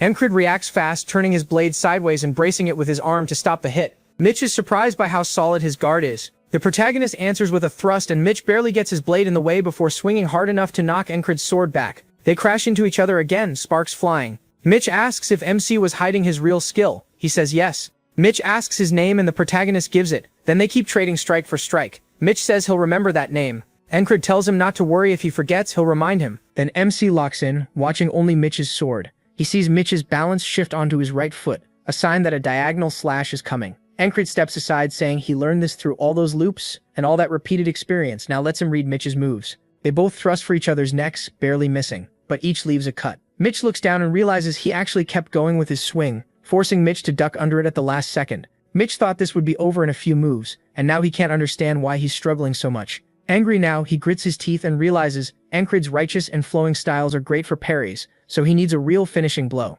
Mitch decides to use the ultimate technique he learned for exactly that. He stomps in and swings diagonally, starting low and carving up in a huge arc, the wheel cut. As Mitch sets up the heavy strike, Ancred finally sees the line of it. He's died to this move so many times because he couldn't tell where it began or when it started. But not this time. As the blade rises, the protagonist smiles, glad he gets to see it again, and he actually parries the wheel cut. Mitch's heart drops. How did Ancred see it, let alone block it? Then we get more on Mitch's family. It's one of the three great houses ruling the Aspen Kingdom. House Hurrier stood for pure force and took in anyone with sword talent. Mitch was brought in from a regional branch for that reason, and after taking the Hurrier name, he proved himself fast, beating 2 grown knights at 15, a town champion at 18, and becoming a whole city's champion by 22. Skill alone made him one of the Greyhound's top 3 fighters. Very few people could match his talent. Watching others train, Mitch wonders why they even work so hard. He used to wonder why anyone would swing a sword until their hand bled, when it only took him a few tries to get it. He was happy with that, and way too confident. That pride was his mistake. Mitch got careless for a second, and Ancred took advantage. He lunges in and drives his blade through Mitch's shoulder, taking control of the fight. Mitch tries to recover, but MC yanks the sword free and gets ready again. Then Mitch bends forward and coughs up blood as Ancred walks toward him. Mitch finally sees he misjudged him. He thought that attack would end it for sure. Even now, he says he still loses to him in power and skill. The protagonist agrees but points out he still beat him. Mitch clenches his teeth and knows he's right. Ancred lifts his sword to finish him, saying he had fun. Mitch regrets being cocky and trusting only his talent, but then someone shouts for Mitch to be protected. Mitch watches MC's blade come down to end it, only for Greydog to block it. He immediately jumps back. Mitch's men rush in and start treating his wound, and Greydog orders them to get Mitch somewhere safe. He admits he didn't expect one man to create this much chaos, and raises his sword, promising Ancred a painful death. The protagonist reminds himself that enemies are everywhere. Greydog in front, crossbows behind. His real goal is still the same, destroy the flag and break out. That's the wall he has to get past in this loop. His gaze sharpens and Greydog shouts for his men to fire. bolts fly straight at Encred. MC charges right through them, knowing he can't dodge everything, so he pushes ahead anyway. Grey Dog lifts his sword, stunned that he would be this reckless. He brings it down, and Encred blocks, but his sword cracks. He realizes Grey Dog's style is insanely heavy. If he wants to beat him someday, he'll have to die a lot more times. But right now, winning means destroying the flag, so he throws a knife at it, knowing even a little damage should ruin the spell medium. The problem is, the wind keeps shifting the flag. Grey Dog curses him and swings for his head, but Encred ducks and throws another dagger, this time aiming for where the flag meets the pole. It lands exactly where he wanted, snapping the top of the flag off the pole. The fog starts growing even thicker for a moment, and the fairy commander says she warned command about the spell and asked for help against it, but they did nothing. The kingdom is rotten, and they even sent a useless idiot to lead the front line. At this rate, they were going to be wiped out. Then she notices something beside her. The fog is starting to clear. The soldiers are confused, asking what happened to the flag. While they're distracted, the fairy commander stabs one in the back, saying this is their chance. With the fog gone, the enemy's been caught off guard, and the battlefield can finally turn. Her side surges forward with new confidence. She says things look much better now, but wonders who broke the spell. Could it have been Encred? He's still standing with arrows stuck in him. The protagonist realizes he messed up. After destroying the flag, he ran toward where he thought friendly forces and maybe Ragna or Rem would be. Instead, it's all enemies. So where are they? Back with Rem, he's grabbed an enemy soldier and is barking at the others to take him to the spellcaster, or he'll kill the man. Ragna is having a different problem. He somehow ended up back at the allied camp, and everyone is staring at him like he's lost his mind. He pauses while his brain slowly catches up, then realizes these aren't enemies at all. The soldiers demand to know what's wrong with him, and if he wants to be executed. Back to Encred. The enemy calls him a rat and asks why he's still trying to live in that condition. One soldier steps close and tells him to give up, raising his sword to finish it. Before he can strike, a puma jumps in from the side and bites him. MC recognizes it at once. The same one from the tall grass fields. Their eyes meet. The soldiers can't understand why a beast is helping him, and they lift their crossbows. The puma doesn't wait and leaps at them first. It tears through their crossbows by snapping the strings, then stands in front of Encred like a shield. He tells it to run because the man in front of them is dangerous, and Grey Dog is furious. Then a familiar voice speaks up, a hand landing on Encred's back and telling him to stay back. It's Vincento. He steps forward saying he'll save him. The protagonist is confused, but Vincento charges in anyway. Grey Dog parries him right away and sends him flying. Vincento admits he didn't expect him to be that strong, so he yells for his men to just shoot instead, and they fire their crossbows. Grey Dog keeps charging, knocking the bolts away with his sword. While he's busy, the puma jumps in for a sneak attack, but Grey Dog reacts fast and slams it aside with his hilt. Encred locks in, staring at the tip of Grey Dog's blade. He can see the line now. Raising his short sword, he knows he can't stop that weapon with raw strength, so he has to turn Grey Dog's own power against him. He copies Mitch's idea and lets the force flow off his blade. It works, though the short blade still lets the edge cut his arm. Even so, Grey Dog is shocked. He recognizes Mitch's technique instantly and demands to know where Encred learned it. MC raises his sword and says Mitch's skills seem to work on him too. Then Vincento jumps in with another huge attack, which does absolutely nothing. Grey Dog glances over and spots reinforcements rushing in. He clicks his tongue and turns away, telling Encred he won't forget him. He tells him to do whatever he wants, and Grey Dog orders a retreat. Vincento runs over and says they need to fall back since he has no bandages for the protagonist's shoulder. The protagonist says to bring the Odin Pumre too, and picks it up. Vincento calls him insane and tells him to worry about himself first. Then while Encred is still carrying the Odin Pumre, Vincento helps haul him back and orders his men to move. MC's eyes grow heavy, and even though Vincento keeps shouting at him to stay awake, he's lost too much blood. The boatman asks if he finally did what he wanted, calling him one stubborn bastard, and asks what really drives him, while Vincento and his men fight to get him back alive. The scene shifts to a tent. People are talking about Encred, hoping he wakes up okay. He starts to come to, feeling something odd against his hand. When he opens his eyes, he finds the Odin Pumre curled up beside him. Rem asks if he's finally awake, saying he really thought he died this time. The whole squad is there watching him. The protagonist asks what's going on, and Jackson checks if he feels okay. Encred says he's thirsty, so Jackson gives him a drink, and tells him he lost a lot of blood. Luckily, the medic said there won't be lasting damage. Luck was on his side. MC says he must have passed out during the retreat. Jackson says he'll leave now that he's awake, and Rodna says he's going to sleep. The protagonist is just relieved he made it through another day. Rem stays quiet, clearly thinking hard, so Encred asks why he's staring like that and jokes if he wants to pet the Odin Pumre. Rem says no, he's not into beasts. Instead, he asks how MC knew it was a spell. MC knows Rem would never believe the repeating days, so he thinks about lying but stops himself. Rem has always trusted him, and he wants to return that, so he says he once knew someone like Rem, a settler, and guessed it from what he learned back then. In his head, Encred thinks that lie works perfectly, because he really did hear it from a settler, Rem. Rem sighs and says it's fine if he doesn't want to explain. He just shouldn't get too involved with spells. He says Rem is pretty sharp, even if he doesn't look it. Then he asks what Rem was doing during the battle. Rem says he went after the bastard who set up the flag, but didn't like his face, so he took his head off. The protagonist says that explains why he never saw the spellcaster. Krasa tries offering the puma food so he can touch its paws, but it hisses at him, and Creed warns that it might tear him apart, and Krasa says it would still be worth 10,000 krona. He explains that its blue eyes mean it's a lake panther, a beast said to hold lake energy inside it. Each claw is worth more than 10,000 krona, and they grow back. MC figures that's about a gold coin, way more than he earns. After he collapsed, their side pushed the enemy back easily once the flag was gone. Still, the battle wasn't fully decided, and since then no one has marched out. Now he wonders if he could pull off that same parry again if he tried, but he's not sure. Jackson warns him he won't heal if he keeps moving, but Encred says he's not pushing too hard. This is enough. Ragna tells him stretching is the most he should do for now, then keep resting. Rape asks if he's trying to pass his laziness onto everyone else, and tells him to stop blocking the walkway. Rajna goes to get his sword. Ramp asks if he's seriously trying to fight, but the protagonist says he just has a question about it. He says he pulled off a move he never trained before and wants to know if that's normal. Ramp says it's not that strange. With the heart of the beast, he can read an enemy's movements, so Encred could have picked up their swing and how they use their strength. Ragna adds that since he already knows the basics, it should be easier.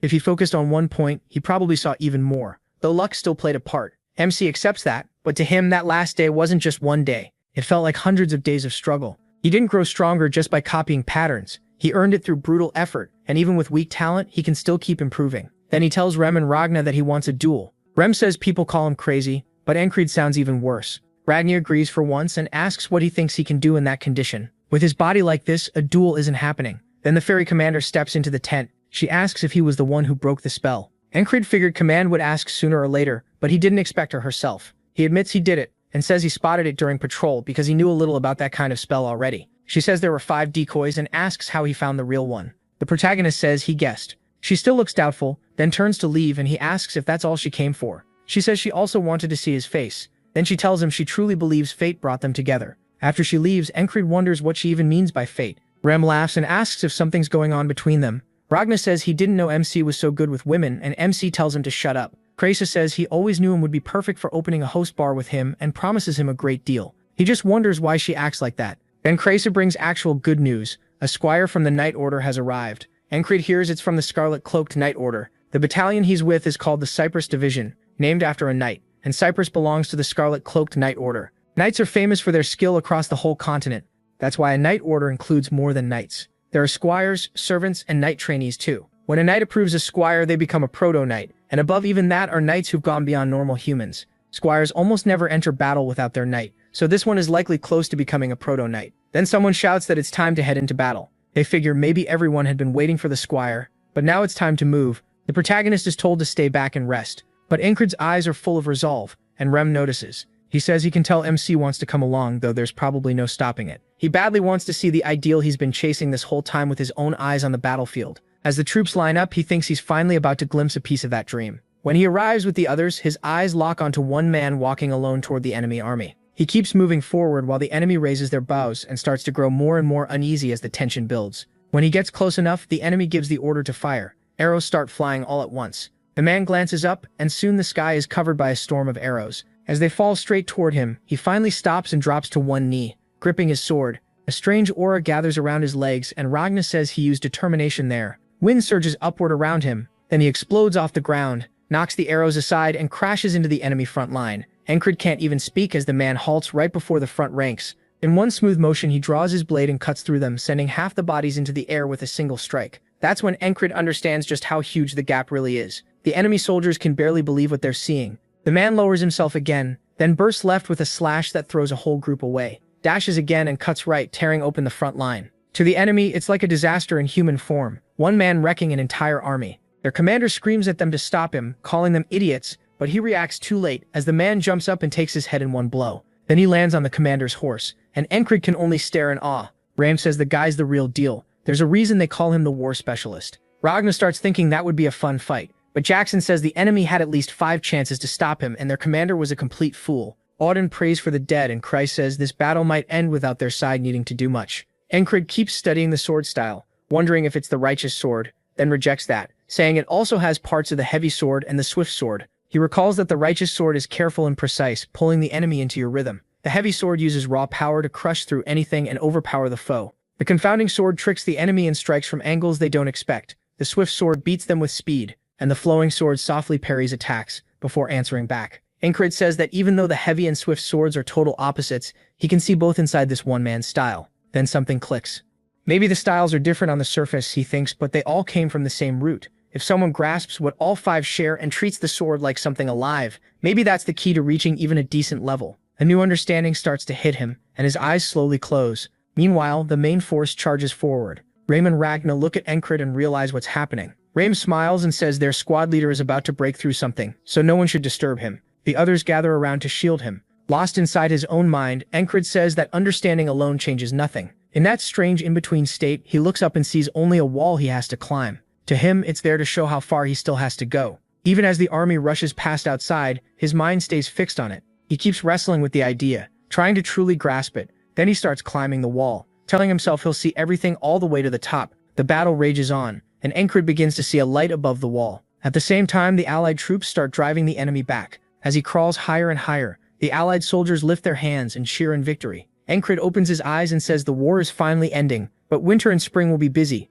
Elsewhere, in the Principality of Aspen, we learn it is ruled by three great families: Aspen, the sovereign; Courier, the mighty; and Atkins, the administrator. The administrator says they're using the frog general as an excuse, and since the frogs must be dealt with every night, no one can really argue back. The king gets angry and says the Greyhounds will pay for this. Greyhound answers that things won't end well for their enemies. Back with the army marching home, Encrid says that after the long war, the Aspen forces also pulled back, so his side had no choice but to return too. They head to Borderguard, the kingdom's far-off fortress city near Aspen. It's heavily militarized. 1 out of every 5 people there is a soldier. The city commander praises the Empire's heroes, especially the Nolalia heroes who led them to victory. Then he calls Encrid forward and says he'll be rewarded for destroying Aspen's spells. As the protagonist steps onto the stage, people whisper, asking how a useless squad leader like him could have broken the spell. They call him weak and say he must be stealing credit from his squad. While the talk keeps going, Max steps up and tells them to shut it. Andrew backs him up, saying MC isn't someone they should look down on. Everyone who has shared part of his journey smiles as they watch him get rewarded,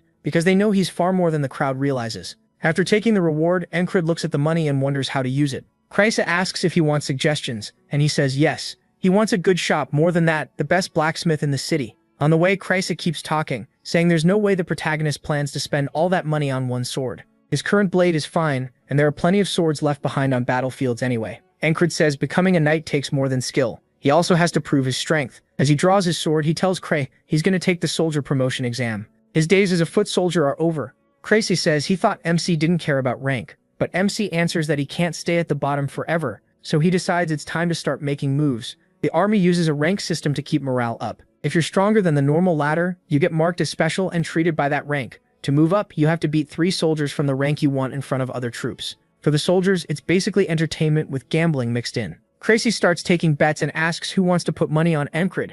His first opponent mocks him for jumping from the lowest rank straight to medium. He says one reward clearly went to his head, and it was probably his squad that did the real work. The protagonist figures this must be the first challenger, a skilled medium-rank fighter from a well-known mercenary group. Back with the betting, only one person picked MC, and Crazy wants to know which fool it was. Then he shrugs and says they won't know anything until the fight starts. And Crazy thinks about how he only got stronger by dying again and again. This time, there's no death waiting for him, so he has to make this one count. He tells himself to stay sharp and keep looking ahead, even if his skills still feel lacking. Still, he'll prove he knows how to work hard. Most of these men used to be way out of his league. Not anymore. He forces himself to focus and fight like his life depends on it. The opponent yells and rushes in. Encrid decides to try the parry he learned in the last battle and use it to open the guy up. One swing, his enemy's sword is sent flying at once. As the weapon spins away, he notices the man's fingers are bent the wrong way. The guy starts panicking, screaming that he's finished. While he's distracted, Encrid rushes in and slams the hilt into his face.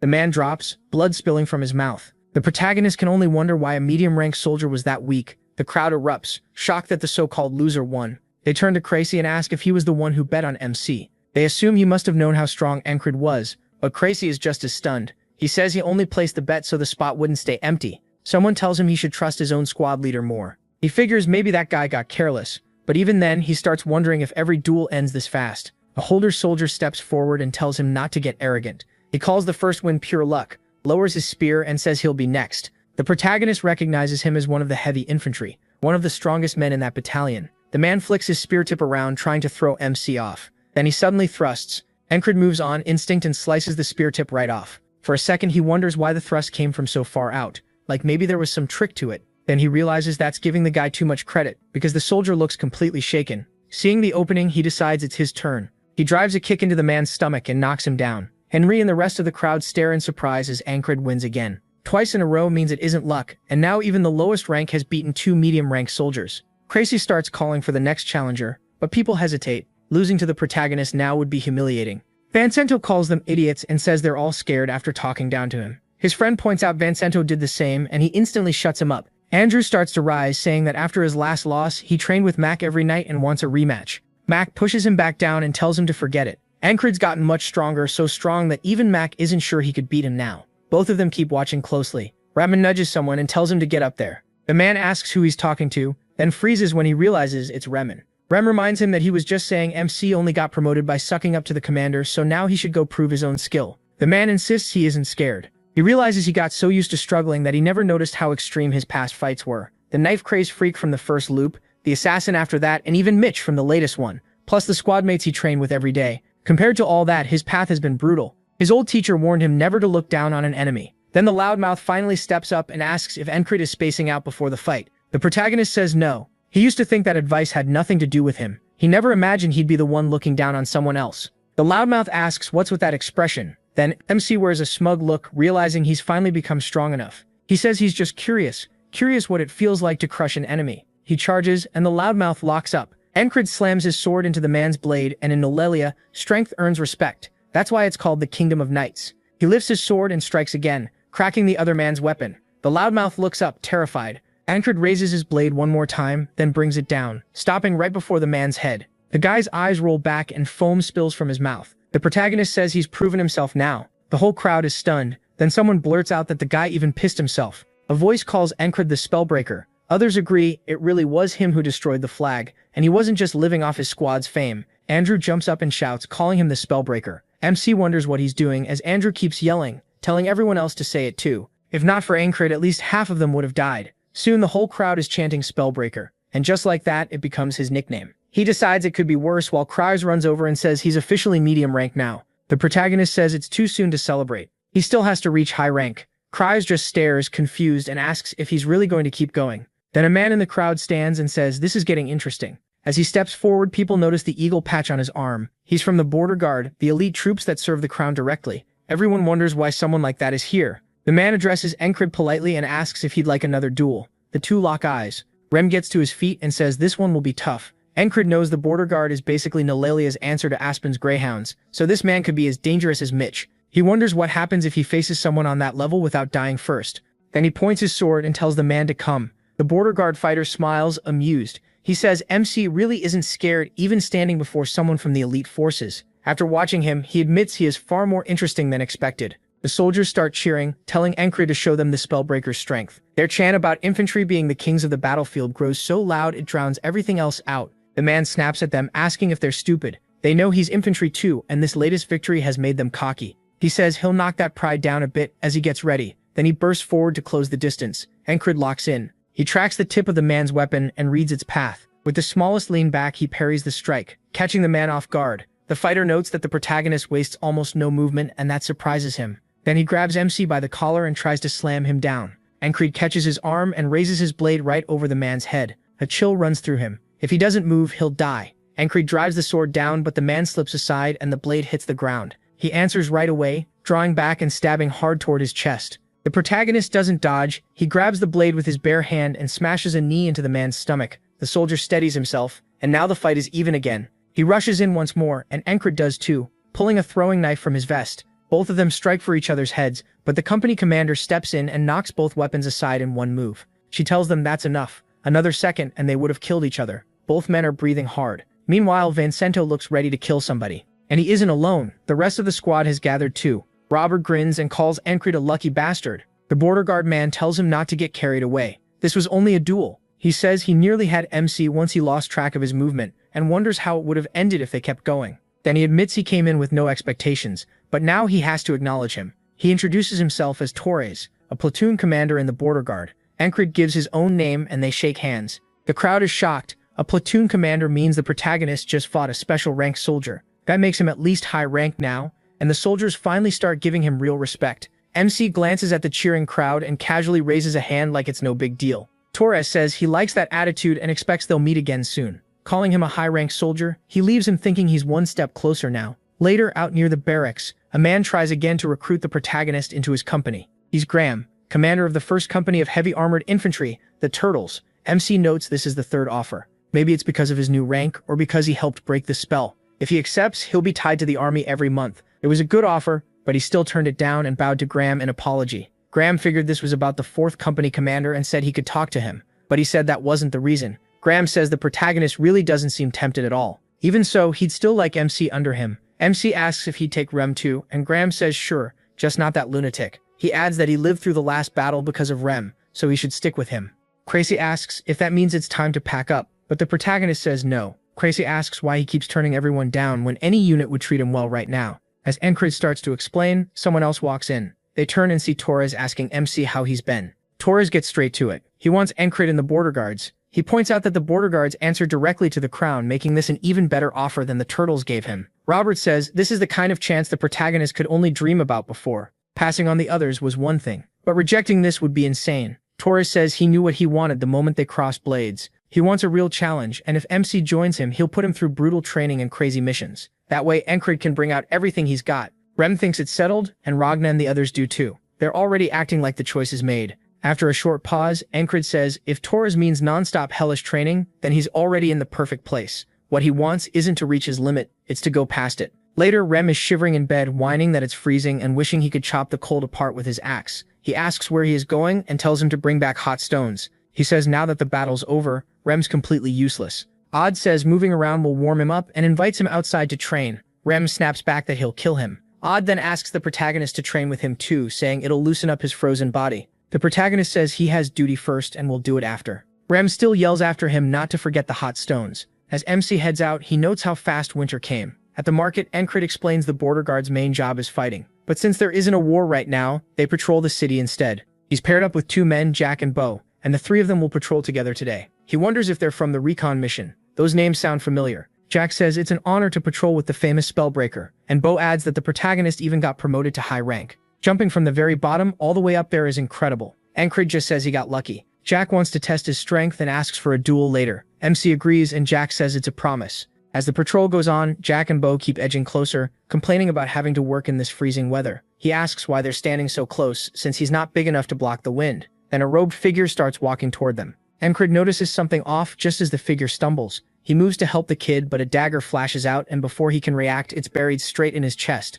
Blood fills his mouth and he wonders what just happened. Jack and Bo quickly play it off, saying he drank too early, while shielding him from the crowd. That's when Encrid realizes they're all in on it. The robed assassin asks if he's shocked, then says a greyhound never forgets its target. The protagonist figures this half-fairy killer was sent after him for breaking the spell. The assassin yanks the knife from Encrid's chest, dropping him to his knees while Jack and Bo walk away. Jack says the mission's done and they should leave.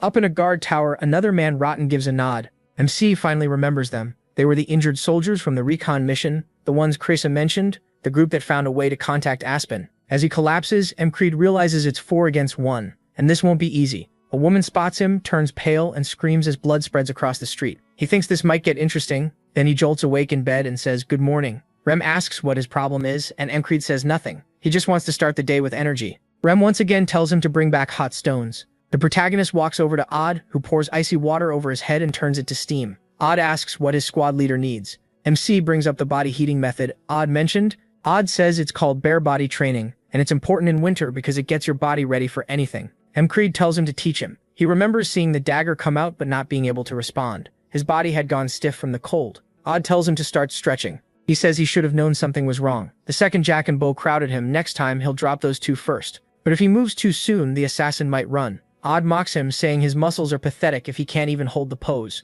And Encrid says they're already screaming. Soon he's introduced to Jack and Bo again and politely says it's nice to meet them. They ask if he's cold without his cloak. He says he was just training. Then they start closing in again, and the protagonist shows that his body still isn't at its best, even after Odd's training. This should be about when the assassin appears and Encrid spots him in the crowd right on cue. MC instantly throws his arms back, smashing Jack in the face, but Bo slips under the swing. Bo asks if Encrid figured it out and reaches for his weapon. He sees the assassin and knows he'll either rush in or flee, so he draws his blades and tries to finish these 2 fast. The assassin suddenly throws something that lets out a sharp whistle. The protagonist barely has time to wonder what that sound is before the blade punches into his chest. He looks down, stunned. Whatever it was moved too fast to see, and from that distance through a crowd, the man still hit dead center. His aim is terrifying. The assassin repeats that line. A greyhound never forgets its target. And Creed realizes the dagger pierced his heart before he even saw it. A blade faster than sound. The same woman as before screams that someone just died. MC understands he has to deal with close-range fighters and a ranged killer at the same time.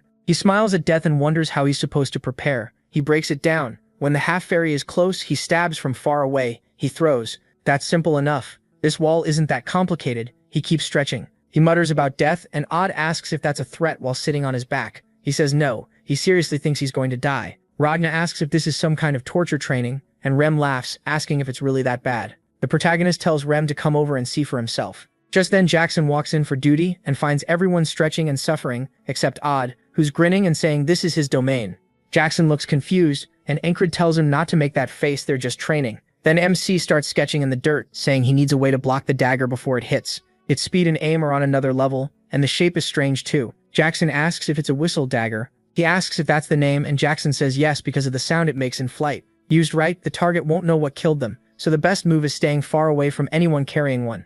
Encred says he'll remember that, but even a great thrower can't land the hit if the attack is blocked first. So the protagonist raises his hands again and swings at Jack and Bo. Jack gets hit again, but Bo avoids it. Bo asks if MC caught on, and MC grabs him by the robe and drags him in front as a shield, deciding these two idiots are his best protection against the dagger. The whistle comes too late. He gets stabbed in the stomach, and Bo takes one in the back. Jack also gets hit, the blade punching into his throat. The protagonist realizes the assassin threw 3 in an instant. This guy is insanely skilled. The assassin grins and laughs while people scatter, screaming about murder. Encred notes that he'll even kill his own side if they get in the way, or maybe he never saw them as allies at all. The assassin crouches beside him and says that was impressive. MC glares up as the man repeats his line about the greyhound never forgetting its target. Encred says that's actually a good thing, and the assassin asks why he's joking when he's dying. He pulls out the whistle dagger and calls him funny. He admits he underestimated all of this. As the blade is pulled free and blood pours out, he says a wall is still a wall. The killer asks why he's enjoying this, and says the protagonist should laugh while he still can,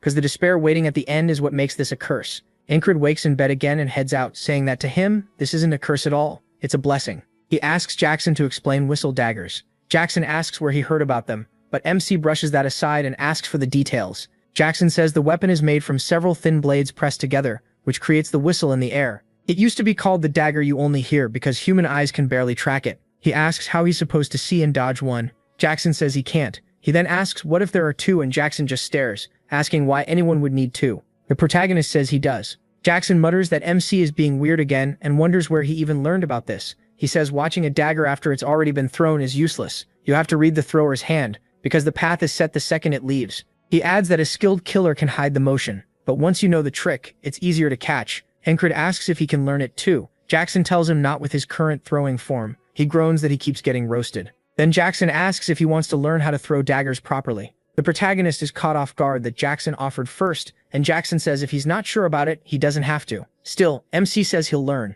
Back at the market, Jack and Bo are tailing him again. Encred recalls that the instant a dagger is thrown, he has to loosen his whole body, then sharpen his focus as it leaves the hand. Seeing it and dodging it follow the same rule. While watching for the spot where the assassin usually shows up, he catches only the man's feet before pulling his sword. He instantly beheads Jack. When Bo reaches for his weapon, Encred turns and cuts through his stomach. The woman who always witnesses his death screams, yelling that there's been a murder as Jack and Bo collapse. The assassin starts walking closer, and Encred reminds himself to watch the enemy and shift from loose to focused. If he wants to live, he has to protect his heart. And he needs to read the very tip of the man's hand. A dagger slams into his arm at once, and he never even saw it. He glances at the wound, only to take another blade right in the chest. He curses, that was way too fast. It all happened in a blink, but he knows he caught something at the start. There was a flash in the assassin's hand, and he's sure of it. The assassin starts saying his usual line, but Encred cuts in first, finishing it. A greyhound never forgets its target. The man freezes and asks how he knew that. He just smiles and says he'll see him again, because after a few more loops he'll know every trick he has.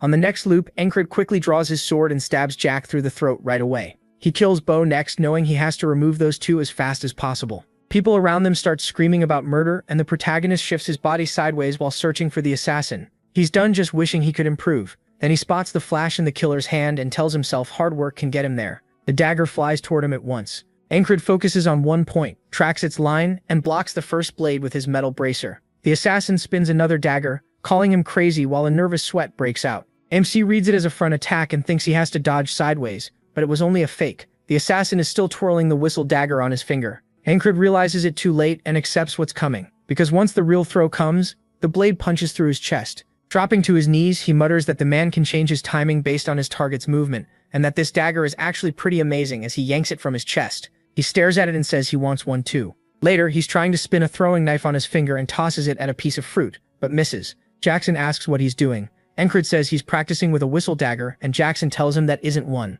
He says he'll get a real one soon. While he keeps spinning the knife, the string snaps and it zips right past Jackson's head, leaving a long, awkward pause. Ancred says this is the 8th loop. The whistle dagger comes straight at him, and he ducks under it. Sure he won't get tricked by a delayed attack again. Then a sharp pain hits his back. He forgot Rotten was in the tower with a bow. On the 9th loop, Ancred throws his own dagger and nails Rotten in the throat. The assassin mocks him for looking away, throws his dagger, and the protagonist dies again. Later, the fruit he had been aiming at finally gets pierced while Jackson is holding it, and it drops to the floor. Jackson stares at MC in shock as MC says the arm and hand only guide the throw. The whole body is what really sends it, so he asks what he's still missing. Jackson says this much should be enough, and asks if he has trained with daggers before. Jackson did teach him, of course, but the protagonist can't admit that, so he claims he once saw someone do it on the battlefield and copied it. Jackson wonders if he's some kind of hidden genius, then asks whether he's heard of the throwing blade technique. He says it was made by a man named Jorg, an assassin. The style was named after his weapon, the whistle dagger. Jorg wanted a silent blade made from one very thin edge, but that was too hard to use, which led to the whistle dagger people know now. Ancred says it sounds like the weapon has a real past, and Jackson is surprised he hasn't heard of it, especially since his stance fits whistle dagger throwing perfectly. Now on the 10th loop, Jack asks where they're going, and MC says they're taking a different patrol route today. Jack reminds him they were assigned to the market and could be punished. Ancred snaps back and pulls rank, saying he's the highest here, so they'll do as he says, and he'll take the blame. Jack and Bo whisper about what to do, and as they move farther from town, they reach a hill. He thinks the market was the assassin's perfect setup, and he's done playing along. Jack tells him they should head back, but the protagonist asks what they got for betraying their own side.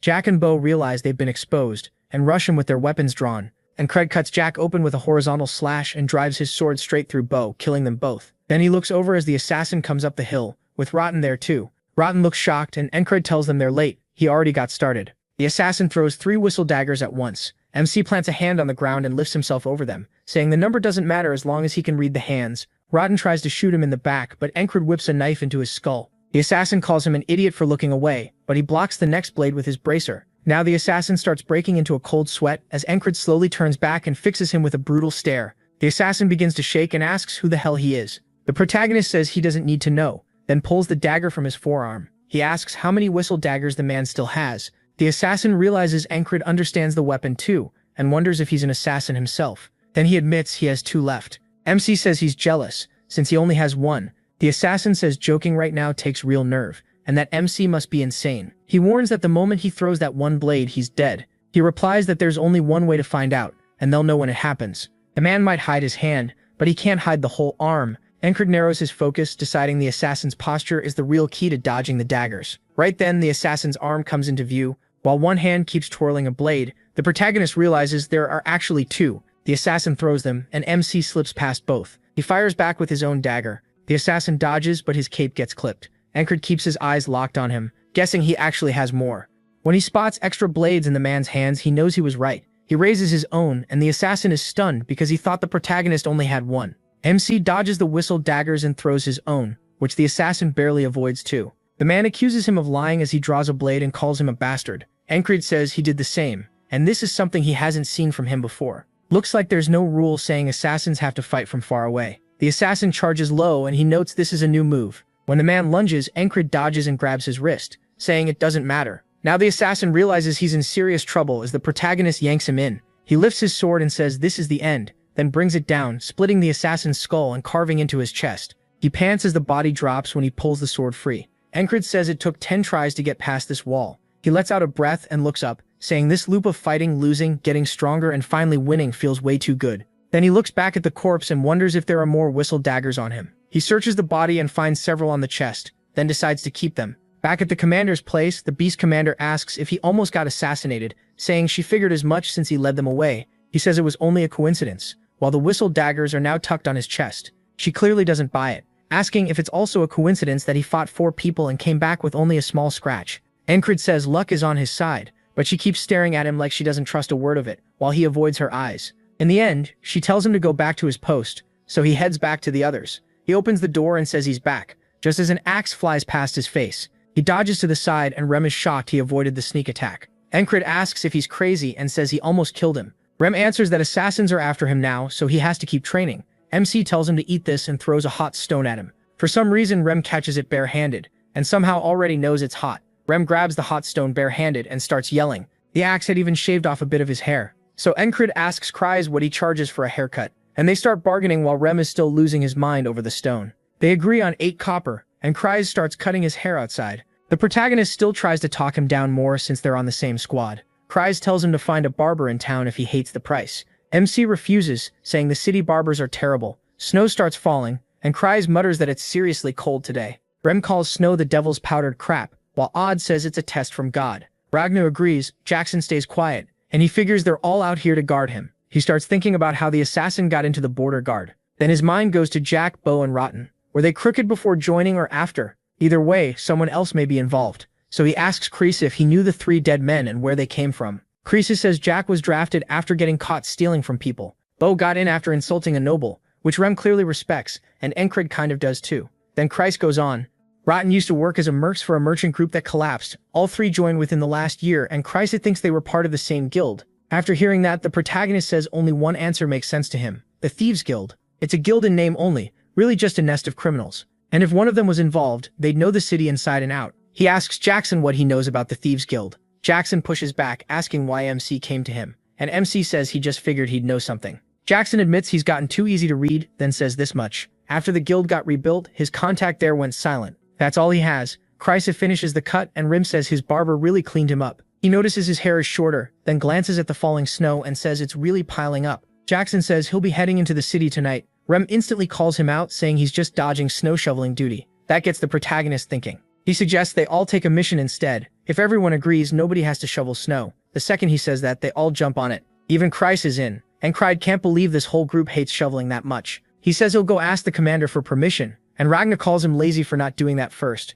They head inside, and even Odd tells him to hurry up and ask. MC can at least appreciate how united they are about hating snow duty, so he goes back to the commander and explains the situation. She asks if he wants permission to investigate the Thieves Guild, and Krysis says yes, if she'll allow it. She's still clearly suspicious of him, he keeps avoiding her eyes. Then she narrows in and asks if this is really just about getting out of snow duty. Before she's even done, he blurts out, no, he only wants justice. Inside, he's shocked she caught on that fast. After that, he rejoins the others and they ask where this whole Thieves Guild idea even came from. Krysis says he means the Gilfin Guild, and asks if Increis knows anything about them. He says no, and that's why they're going to find out. Rem, meanwhile, is freezing. The protagonist tells Jackson they'll wait at the inn while he figures out where the guild is hiding. Jackson asks how exactly he's supposed to do that, and MC tells him to work it out. Krysis can't believe that's the order he gave, but Jackson accepts it right away. Now Krysis starts wondering if he's the strange one here. They gather at an inn called Vanessa's Pumpkin Soup. Krysis asks what they'll do if the Gilfin Guild turns out innocent. Jackson says innocent or not, they're still criminals. Someone needs to wipe them out anyway.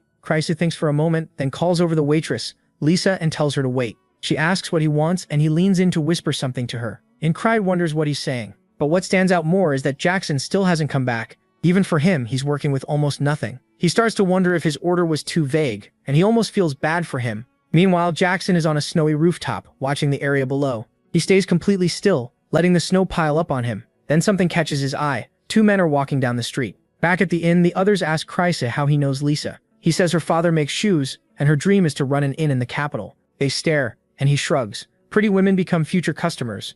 At last, Jackson returns, opening the door covered in snow, and saying he found their hideout. Everyone just stares at him, confused by how much snow is on him. Jackson stares right back, waiting for someone to answer. And Crid finally pulls a drumstick from his mouth and tells Jackson to eat too. Jackson declines and asks why they're still sitting around. They should move now. Ram refuses, saying it's way too cold. Jackson says he'll warm him up with his own blood. Ancred says he wants to go too, but the snow slows them down, so they need to be careful. They'll leave when it stops. Then he looks outside and realizes that won't be anytime soon, so he changes his mind and tells everyone to get ready. They point out he just said the opposite, but the protagonist says he's waited enough. Soon they're out in the snow. Rem is still freezing and whining that the inn was warm, so why did they leave? As they move through an alley, a beggar nearby pulls a hidden blade and glares at them. He's not alone either. More men rush in behind him. Rem tosses aside his blanket and greets the first guy with a grin. Then he throws out a mocking question, smashes another man in the face, and asks Jackson if this is one of his friends. Kreese says they're probably with the Gilfin Guild.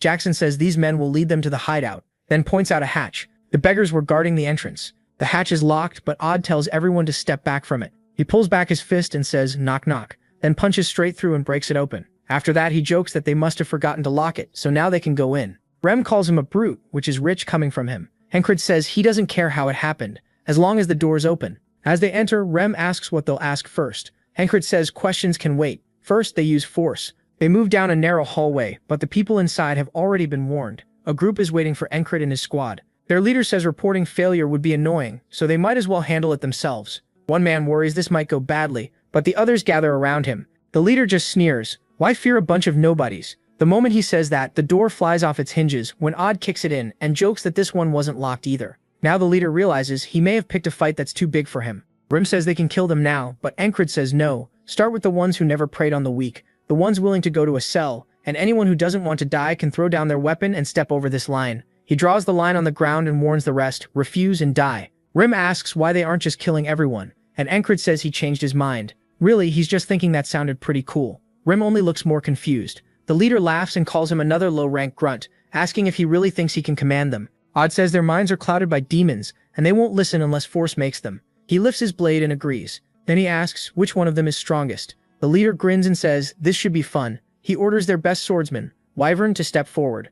Mullet obeys and walks up. He starts thinking Henkrid probably can't even stop his sword after all. He's never lost. But before that thought is done, he lunges in with a sudden attack. The protagonist knocks the strike aside and drives his blade straight through Mullet's chest. He says that's the Volan mercenary sword-style talk while stabbing, and he's gotten very used to it. The leader starts sweating, and Henkrid asks if that was their strongest, because he'd like to see the rest. Mullet is still screaming on the floor. MC gives them one last warning, surrender or die. The others just stare at him. A few of them seem to be wondering if he's seriously trying to look cool right now. They hesitate, then some finally drop their weapons and surrender. The leader snaps, calls one of them a coward, and swings at him. The man turns toward the blade, but before it lands, a whistle dagger slams into the leader's forehead. Henkrid threw it to save the surrendering man. The leader drops to his knees and dies on the spot while the others stare at the body. Rao admits that was actually pretty cool. Odd and Chryseus seem to agree. Jackson does too. Ragnar just looks annoyed. He didn't get his own moment. Henkrid can tell they all thought that was amazing. The rest instantly fall to their knees,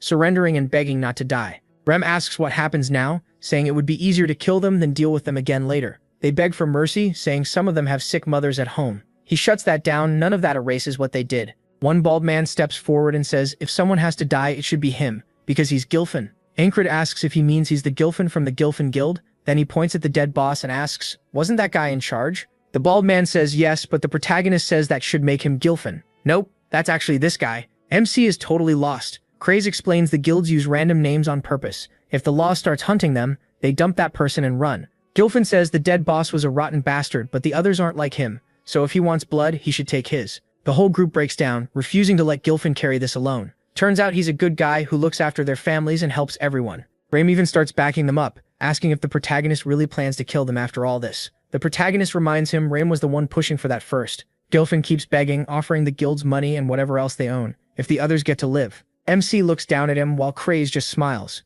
Gilfin says most of the money is locked in a safe, but the key was hidden by the dead boss. That doesn't matter much with Odon around. He just tears the vault open and reveals the gold inside. Gilfin can only mutter that it's his fault. Henkrid tells the others to go ahead, and they start taking what they want. Jackson picks a knife, Rem grabs some warm leather, and Rodna asks why nobody's taking the cash. He starts digging through the pile too. Then he finds something he likes, a leather armor set that's both tough and flexible. He says he's taking it, and Craze calls out to him. Craze says they should take over the guild. Henkrid asks if he's telling him to become a thief. Craze says yes, but a kind that doesn't kill.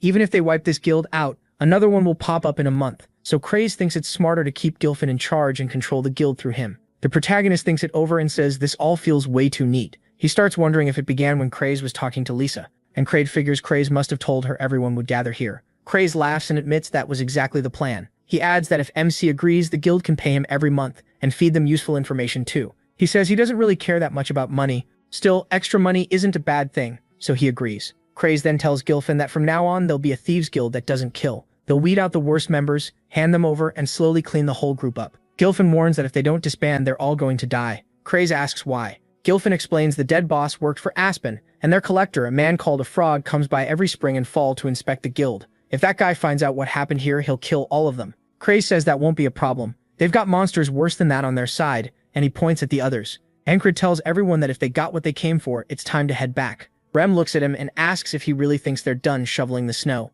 Ancred instantly realizes he forgot something huge. He looks outside and sees it piling up with snow. Ragnar says there's still some unfinished business left here, whatever that means. Odon sits by the fire and says he's going to pray, reflect, and preach a little more. Jackson says he has something to handle too, so he'll be gone until morning. The protagonist didn't expect everyone to be this busy. As for him, he just lies down and the group gets ready for a big nap. The next day, Ancred reports to the ferry commander that they found and destroyed the Thieves Guild. She asks if he enjoyed skipping snow duty. He plays dumb though. In his head, he's amazed she figured it out. Then she says she heard he never refuses a duel. He tells her that's mostly true. Pointing her sword at him, she asks for a spar. Ancred agrees, confused why he's getting a duel instead of punishment. He thought she was mad. A second later, she sweeps his leg. He can't react at all and hits the ground. She tells him to stand up. The moment he reaches for his sword, she comes in with another sweep and flips him over again. Ancred starts wondering what's happening. Her first sword has always been this thin, almost like a whip. She keeps ordering him up, only to drop him over and over again. Before long, he's flat on the ground, completely out of breath.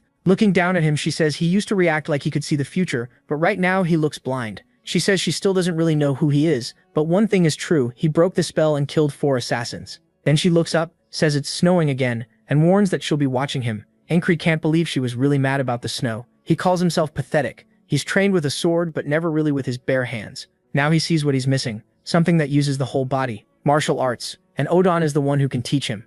The scene jumps to Odon squatting with an entire tree. He tells Ancred one basic rule of martial arts is building a trained body, then slams the tree down. Honestly, he's not wrong. MC thinks it over while someone in the background yells, asking who ripped out that tree. Odon ignores the question and says he has a training method. He asks about the tree, but Odon keeps going. This method pushes the body to its limit, and it's called the isolation method. Smiling, he says, it hurts so much, the protagonist should just think of himself as already dead. Death is something Ancred knows very well, so he says that part is his specialty. Then training begins, with a boulder strapped to his back while he does lunges. MC says he's seriously going to die. Odon explains that the core of isolation training is overload. Tear the muscles down and they'll grow back stronger. As he starts shaking, Odon says he has to hold it for 10 seconds, and that he knows the protagonist's limits better than the protagonist does. The protagonist wonders how that makes any sense, right as Odon pushes down on the rock. Odon grins and says MC must regret not starting this earlier. He adds that he still needs to build his body a lot more before real martial arts can start. He cuts him off. He doesn't have time for regret. The past is gone, and he stays focused on the present. If he didn't, he never would have survived the first loop. He looks up at Odon and asks him to teach something else, while he's still holding the pose. Odon is stunned by how serious he is. Smiling, he says he respects his squad leader, and they move on to the next step. With even more rocks added in, Odon tells Ancred he'll be crawling back to camp on all fours today. The leopard watches this whole murder session in broad daylight. Odon has the protagonist holding stones with both arms stretched out. He's obviously struggling, but he still refuses to quit, and the leopard just keeps watching. That night, Ancred face plants into the barracks doorway, and Rem asks if someone's bullying him. He wants to know why MC keeps coming back half dead. MC says it's just training, while the leopard starts trying to comfort him. Rem asks if he's keeping it, and if so, he should give it a name. He thinks for a second and says it's warm, so maybe heater. The leopard hisses. Then he tries Blackie Blue because of its blue eyes, and it hates that one too. Rim says those names are basically animal abuse, but Ancred still thinks Blackie Blue sounds cute. In the end, he says he'll think about the name some more. The leopard curls up beside him as he falls asleep. Then he dreams of a flower field, and when he opens his eyes, he is startled to find himself walking around. The sky above glows with an aurora. He says it's weird to dream without seeing the boatsman, and this whole place doesn't feel like his usual kind of dream anyway. As flower petals drift through the air, he turns and sees a woman in a cloak walking toward him. When she gets closer, her eyes are the same blue as the leopard's, and Ancred is caught off guard by how pretty she is. She speaks one word, Esther, and says that's her name. The protagonist looks down and realizes Esther is now lying in his bed. She starts sweating nervously, but it's the middle of the night and Ancred has an arm wrapped around her. She blushes while he tells Esther goodnight, holds her close, and falls asleep again. The next morning, Ancred heads out and Rem asks where he's going. MC says training. Rem calls that gross and asks if he isn't still hurting from yesterday. He says his body actually feels light. Esther says of course it does. She used magic on him. He has to free her from her curse, so she can't let him die throwing his body around like that. Rem asks if he met a priest last night or something. Ancred says no. He dreamed about some woman. Rem says he didn't take him for that kind of dreamer, and asks what she looked like. The protagonist remembers Esther's face and says she was really pretty. Esther sighs, saying at least his eyes work. She explains that magicians naturally keep chasing deeper magic and mystery, but while seeking more knowledge, she got cursed, turned into a beast, and had her powers sealed too. One day, Esther followed the smell of a curse through the fields and it led her straight to Encred. She keeps watching his training and Odon is shocked. Usually the soreness lasts a week, but MC is already hitting harder than yesterday. After finishing his set, he stacks the rocks neatly. He calls out to Blackie Blue. Esther hisses and he quickly apologizes, then asks how long she's been watching. Esther explains that names matter in magic. If someone keeps calling her the wrong one, her power gets even weaker. With the little strength she had left, she told him her real name, but she messed up in the process. That mistake is why she turned back into a human at night. It was embarrassing, though she's glad Encred is too dense to make it worse. According to her, he's clearly under some kind of curse, but it still hasn't fully taken hold. Still, what he's carrying is far stronger than her own. A big curse slowly eats weaker ones nearby, so if she stays close to him, her power should come back with time. Later that day, Encred spars with Auden. Auden drives in with a knee strike, and the protagonist slips to the side to avoid it. But Auden was ready for that. He reaches out, grabs MC by the face, and slams him into the ground. He tells Encred martial arts need a body that's prepared. Just like swordplay. Grabbing his wrist, he says none of it matters if he's too slow. He is still slow as a turtle, Auden says, but his body is definitely changing. What stands out most is that he never quits. That's just how locked in he is. A full month passes, and green shoots start pushing through the snow. Encred spends every day training, and now the whole squad is helping him.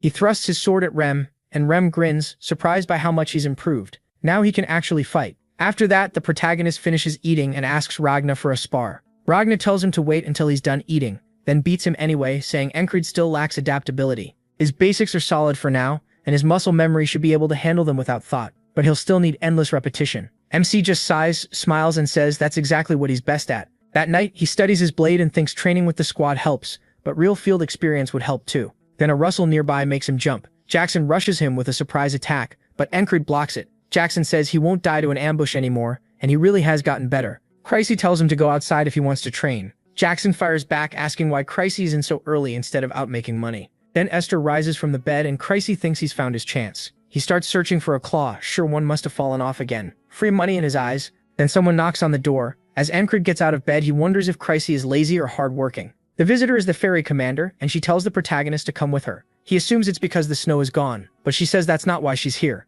There's a new job and he needs to handle one listed on the mercenary soldier board. MC explains that this board works beside the normal soldier ranking system. It lets city people hire soldiers as mercenaries. They're cheaper than regular mercenaries, usually better trained and more polite, so the system is popular. He'd wanted to try it himself, so this is perfect. Nearby, a guy yawns, saying he's finally done with his duty after working non-stop and needs something else to do. Then he spots Encred and the ferry commander. He asks how many people they need. She says 3 total, and he should bring 1 squad mate. She'll be the 3rd. That shocks him. Why is she going herself? The guy passing by mentions hearing they dueled the other day, then wonders if they're actually dating. The ferry commander notices Encred's face and asks if going on a mission with her makes him uneasy. The bystander instantly reads it as romance and starts spreading the story. Before long, the whole camp is saying the company commander and the spellbreaker are together and somehow already have kids. Later, while the protagonist trains, people keep talking about it. They can't believe he pulled a fairy with a face like his, but admit they look good together. And Crises has no idea what is happening with these rumors. The moment he gets back to the barracks, Rim shouts,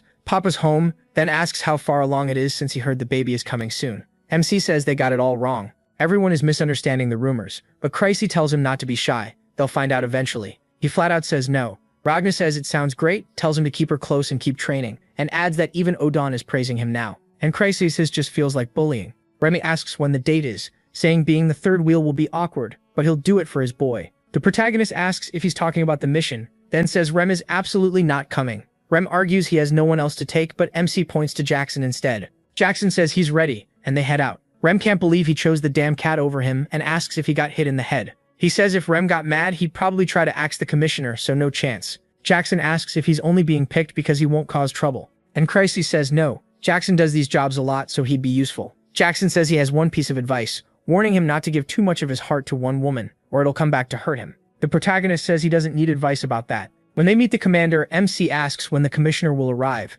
She says soon. He glances aside, thinking she probably hasn't heard the rumors yet, and it'd be awkward if she had. Then she immediately brings up the part about them having kids together. Encred blurts out no, while Jackson struggles not to laugh. He asks if he's laughing. Jackson denies it, but he knows he definitely heard. The ferry commander asks if her questions bother him. He says no. Then she asks if he's happy about it, and he says no, before quickly changing it to yes, getting more confused as she keeps teasing him. A carriage arrives and Jackson says the commissioner is here. The ferry commander clicks her tongue, saying it was just getting fun. She turns away and Encred can't believe she was joking with such a blank face. The mission is to protect the child of a rich merchant while the rogue fried trading company decides which of two heirs will become the next head. Their job is to make sure the heirs don't hurt each other. Ancred expects some greedy little toad, but a beautiful woman steps out instead and introduces herself as Leona, heiress of the rogue fried company. She politely greets them all, then they head into town. On the way, Leona whispers to a woman beside her, while the protagonist rides in the back. Since the greeting, she hasn't spoken to them directly, and even the little communication they get comes through her maid, who says they'll first take a room at the inn and wait for the others. So really, they're here just to escort her, nothing more. Ancred remembers Odon's lesson. Age, body, stance, position, and gaze all matter. Figuring out an enemy's plan is a skill by itself, so he starts studying the group. One guard is left-handed, her steps are heavy like she's carrying a lot of gear, and his sword sense tells him she's pretty strong. None of them seem to be on special rank level, but for now his read is good enough. Jackson asks if he's bored and suggests a sound game. Jackson calls out noises, and MC has to say where they're from. A rustling paper bag? MC says a woman at the food market. They keep going. Then Jackson asks about a tongue click. As he starts focusing, Jackson says he's too late. It came from a man near the shoe store. The game is about finding and identifying sounds fast, and it's much harder than it sounds. At the inn, a guard tells them Leona will take a room upstairs, while the rest wait below. The commander sits with them, says the game looks interesting, and wants in. The protagonist mentions that fairies have much sharper senses than humans. They continue. Jackson says a knife hit the floor, and before Ancred can answer, the fairy commander says it came from the second floor beside the stairs. Next, Jackson mentions a dagger being drawn, and she instantly says it was at the inn entrance. MC complains that he can't even join anymore. Then he notices the directions in the game are getting more serious, like this isn't a game anymore. Jackson asks where someone is secretly watching them from. The fairy commander answers, right behind him, as a man reaches for his blade. In the same instant, both of them move and kill the attackers behind them. Jackson says they're under attack, and she agrees. The other mercenaries panic as assassins appear. Another one comes at Ancred from behind, but he turns and cuts the man's throat. Then a scream comes from upstairs, and he says the commissioner comes first. He rushes up the stairs, but an assassin shouts and throws knives at him. Jackson blocks them with a frying pan like he's in PUBG, while the fairy commander tears through the assassins on the first floor. The assassins are shocked by how strong they are, but decide to win with numbers. Jackson drives a blade into one man's throat, while Ancred sprints upstairs. The fairy commander says every soldier in his squad is stronger than he is, yet they all follow him without question, and she wants to know why. An assassin rushes her with a scream, but she just smiles, calls it interesting, and kills him in one move through the arm and throat. Upstairs, Ancred pins an assassin to the wall with a stab to the chest, and says that after dealing with the one who targeted Krang and that half-fairy killer too, attacks like this don't shake him anymore. All his training has changed him so much that he barely feels like the same person. Even if Odon still says he's too slow, the protagonist can tell his movements are cleaner now, as he kicks another assassin through the railing and off the second floor. Then he sees the female guard get thrown out of Leona's room and slam into the railing. He rushes to the door and sees an assassin shouting, "Glory to Aspen," as he goes for Leona. Her maid jumps in front of her yelling no and telling Leona to get down. Ancred knows he's too close to stop with whistle daggers, and he's not even sure he can reach them in time. Then he remembers a way to close the gap fast. He's seen it once.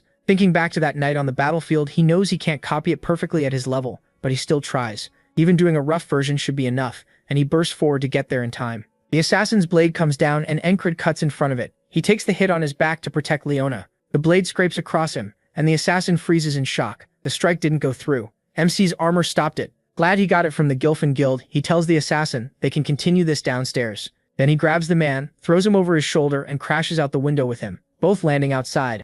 The assassin coughs hard, while Ancred gets up and says he softened the fall with the other guy. Leona looks out the window, stunned, and he tells her the second floor is clear. This assassin is hurting from the fall, but he still rises and pulls out a second blade. Calling the protagonist crazy, he asks if he's a border guard. The protagonist says no. That only makes the assassin more sure he can win, as he readies both swords. MC notices the blades are different lengths, but the man isn't thrown off at all. He wonders if this is the flowing sword style. Then the assassin says he'll kill him first and butcher Leona next. He asks if anyone's ever told him he talks too much. Annoyed, the assassin charges, and Ancred admits this is his first real fight in a while, and this guy is strong. He shifts his back foot, settling into stance and thinking about what to test first. The assassin lines up one blade for a thrust and lifts the other high. Ancred realizes both strikes will come together. It's a Valen duet. One blade goes for his head, so he slips left. The next swing follows right away, and he ducks under it. The assassin thrusts again, forcing the protagonist to step back. With space opened up, the man lunges in hard, but MC ducks past him to the other side.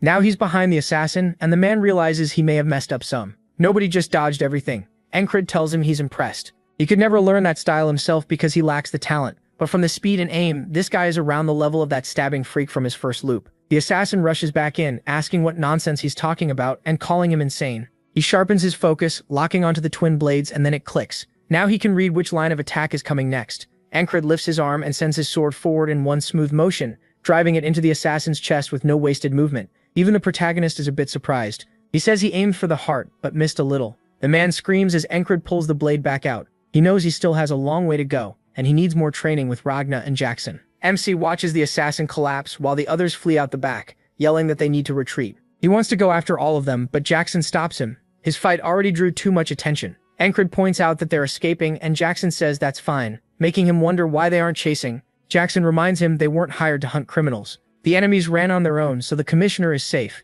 He agrees they need to stay focused on the mission. The ferry commander tells him he did well, and he asks if she's alright. She tilts her head, teasing that he must really care about his lover. Then she says her heart's fluttering so much she won't be able to sleep. Ancred just stares at her with a blank face. Leona asks if they're together. He says no. She pushes further, asking if everything that's happened so far meant nothing to him. Still stone-faced, the protagonist wonders what is wrong with everyone. Leona asks his name, and Ancred tells her. She thanks him for saving her and promises to reward him properly later. He says it's fine. He was only doing the job he was given. She looks like she wants to say more, but holds it back. Sometime later, MC explains that the assassins they caught were handed over to the army, and extra soldiers were sent in case another attack came. Sitting at a table, Ancred thinks about who those assassins were. Some were clearly skilled, so this wasn't just a robbery. He figures the other heirs of the company are the most likely suspects. Leona comes downstairs and says he's awake early. Ancred tells her he's on duty. She sits beside him and pulls her chair closer, then asks him to join her personal forces. Compared to that, the Rockfried Company leaves nothing to want. Its major partners include the Shepherds of the Wilderness from the Beastlands, the Black Leather Guild, famous for dragon hunting, and the Glacial Rangers, protectors of the permafrost. Even their company map with trade routes and local specialties is valuable enough to make someone rich for life. To him, that's too much to walk away from. Leona says the former owner's sons are idiots, and if she's going to protect and grow the association, she needs capable people. People skilled enough to save her when she's near death, and honest enough not to demand more after. Most would kill for a place in her association, and she doubts he's any different. Once again, she says she'll give him whatever he wants if he joins her. Ancred simply says no. She can't believe he turned her down without even thinking, and asks why. Jackson comes downstairs and says that keeping at it after being rejected isn't a good look. The commander adds that it doesn't suit a merchant either. Leona bows and admits they're right. Then she says the other heirs will arrive at noon, so she has to get ready. After she heads upstairs, the other two walk over to Ancred. Jackson says he somehow charmed a rich heiress too, and asks if hard-to-handle women are his type. He says no, but Jackson keeps going, saying he needs to stop seducing every woman he meets. He fires back that he never did that to begin with. Then the ferry commander calls him a two-timer and says that really hurts. The protagonist grits his teeth and says sorry. Maybe his taste just changed. Jackson is stunned, and so is the commander that he actually answered back. People nearby overhear and start saying they can't believe he's the kind of jerk who seduced another woman after asking out the commander. She just smiles, happy to take the win. Ancred sits there full of shame for playing along with it. Later, Kreisi Allman says he heard that MC spent the night with the commissioner after just one night together. Everyone piles on saying he landed a rich heiress and that he's not a spellbreaker, he's a heartbreaker. Jackson asks Kreisi Allman if he came just to make fun of him too, but Kreisi says this is about the Gilfin Guild, and he needs to stay informed. Ancred says good because he needs a favor. He wants Kreisi to find the assassins who escaped and learn what they're planning. Then we learn that Reynos Roquefride, the former head of the Roquefride Merchant Association, was an honorable man and a sharp businessman. He wanted his stepdaughter Leona to succeed him because of her brains and good judgment, but he couldn't bring himself to cast aside his own son. So he died without naming a clear successor to lead the association. Elsewhere, a carriage rolls through town as the son is told the assassination failed. His men say he should have left it to them, and that they wasted a perfect chance. The son's name is Polid. The man across from him says they'll find another way, and their deal still stands. Polid agrees and promises a huge reward if he inherits everything. The third man in the carriage stays silent. Soon they reach the inn and step inside. Ancred and the others look over as Polid says the place is filthy with dust and sneers that only Leona would summon him somewhere like this. His eyes move to the black-haired man, and he can tell right away from the way he carries himself that he's strong. That man looks down and meets Ancred's gaze. Then he looks away like the protagonist isn't worth worrying about. Polid points at them and orders them to go get Leona. MC thinks bringing Jackson was a smart move because if it had been Rem, he would have taken that guy for a monster and smashed his head in. Then he notices Jackson drawing his sword and stops him. Polid snaps, asking what he's doing and telling him to move. Leona comes downstairs and tells him to quit yelling. It doesn't suit him and he's late. He fires back that he's not late at all, then tells her to train her bodyguards. Leona answers with a hard slap, and Ancred thinks nobody around him is normal. He lets out a sigh, while Jackson still seems clueless that he's the weird one too. Polid shouts, asking if she's crazy. Leona says he's the crazy one. messing with soldiers hired by the border guards. Does he want to spend the rest of his life in prison? He quickly says he didn't know, and the man behind him clears his throat, making Polide jump. A little shaken, he says it wasn't him and asks who she's trying to pin this on. Then he demands how an outsider dares yell at him. Leona says yes, she was adopted, but he still can't read trade routes or handle basic money. He says that's what servants are for, and she shoots back that if not for the will, she wouldn't waste time on this. Leaving the successor to be decided after talks is too much. Ancred figures the old head must have been too soft. By every measure, Leona looks like the better heir. Maybe he just wanted to give his son one last shot. Leona says Polide's only reason for inheriting anything is being blood-related. Polide asks why that matters, and she grabs his fat chin, saying that no matter how she looks at him, he's nothing like the former head. His stupidity and ugly face make her wonder who he even got it from. That makes him grab his sword, furious, and Ancred reaches for his own too. Then he suddenly pauses when the man he'd noticed earlier reaches for both of his weapons. At once, he shifts his footing as everyone gets ready for a full fight. He waits for the first person to move, while Polide starts panicking, and his guards step in front of him. Ancred recognizes that stance. The man is about to use the swift sword. Now he wants to know how fast it really is, whether it matches Rim's axe or a whistle dagger. So he tells the man to show him his sword.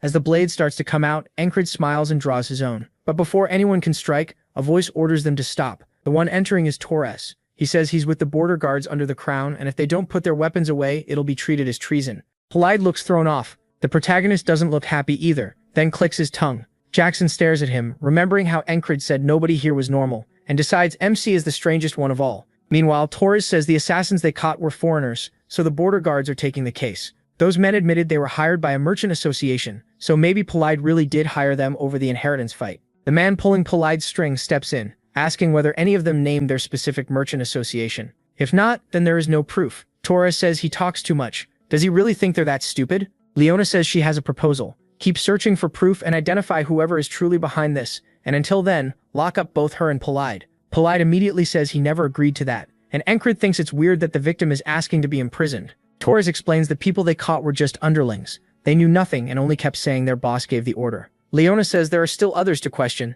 since some people escaped that scene. One of them could be the boss or at least know the details, so they need to track them down. Torres asks what happens if they still can't find the mastermind, and she says that's his problem to handle. Still, since it's not wise to keep arguing over the heir issue in front of the border guards, they'll return to the city as long as everyone comes back if summoned. Ancred points out they won't be guarding her once they leave town. Her own guards can't stop Polide's side, especially the man with the rapier, so she'll die the moment she's out from under border guard protection.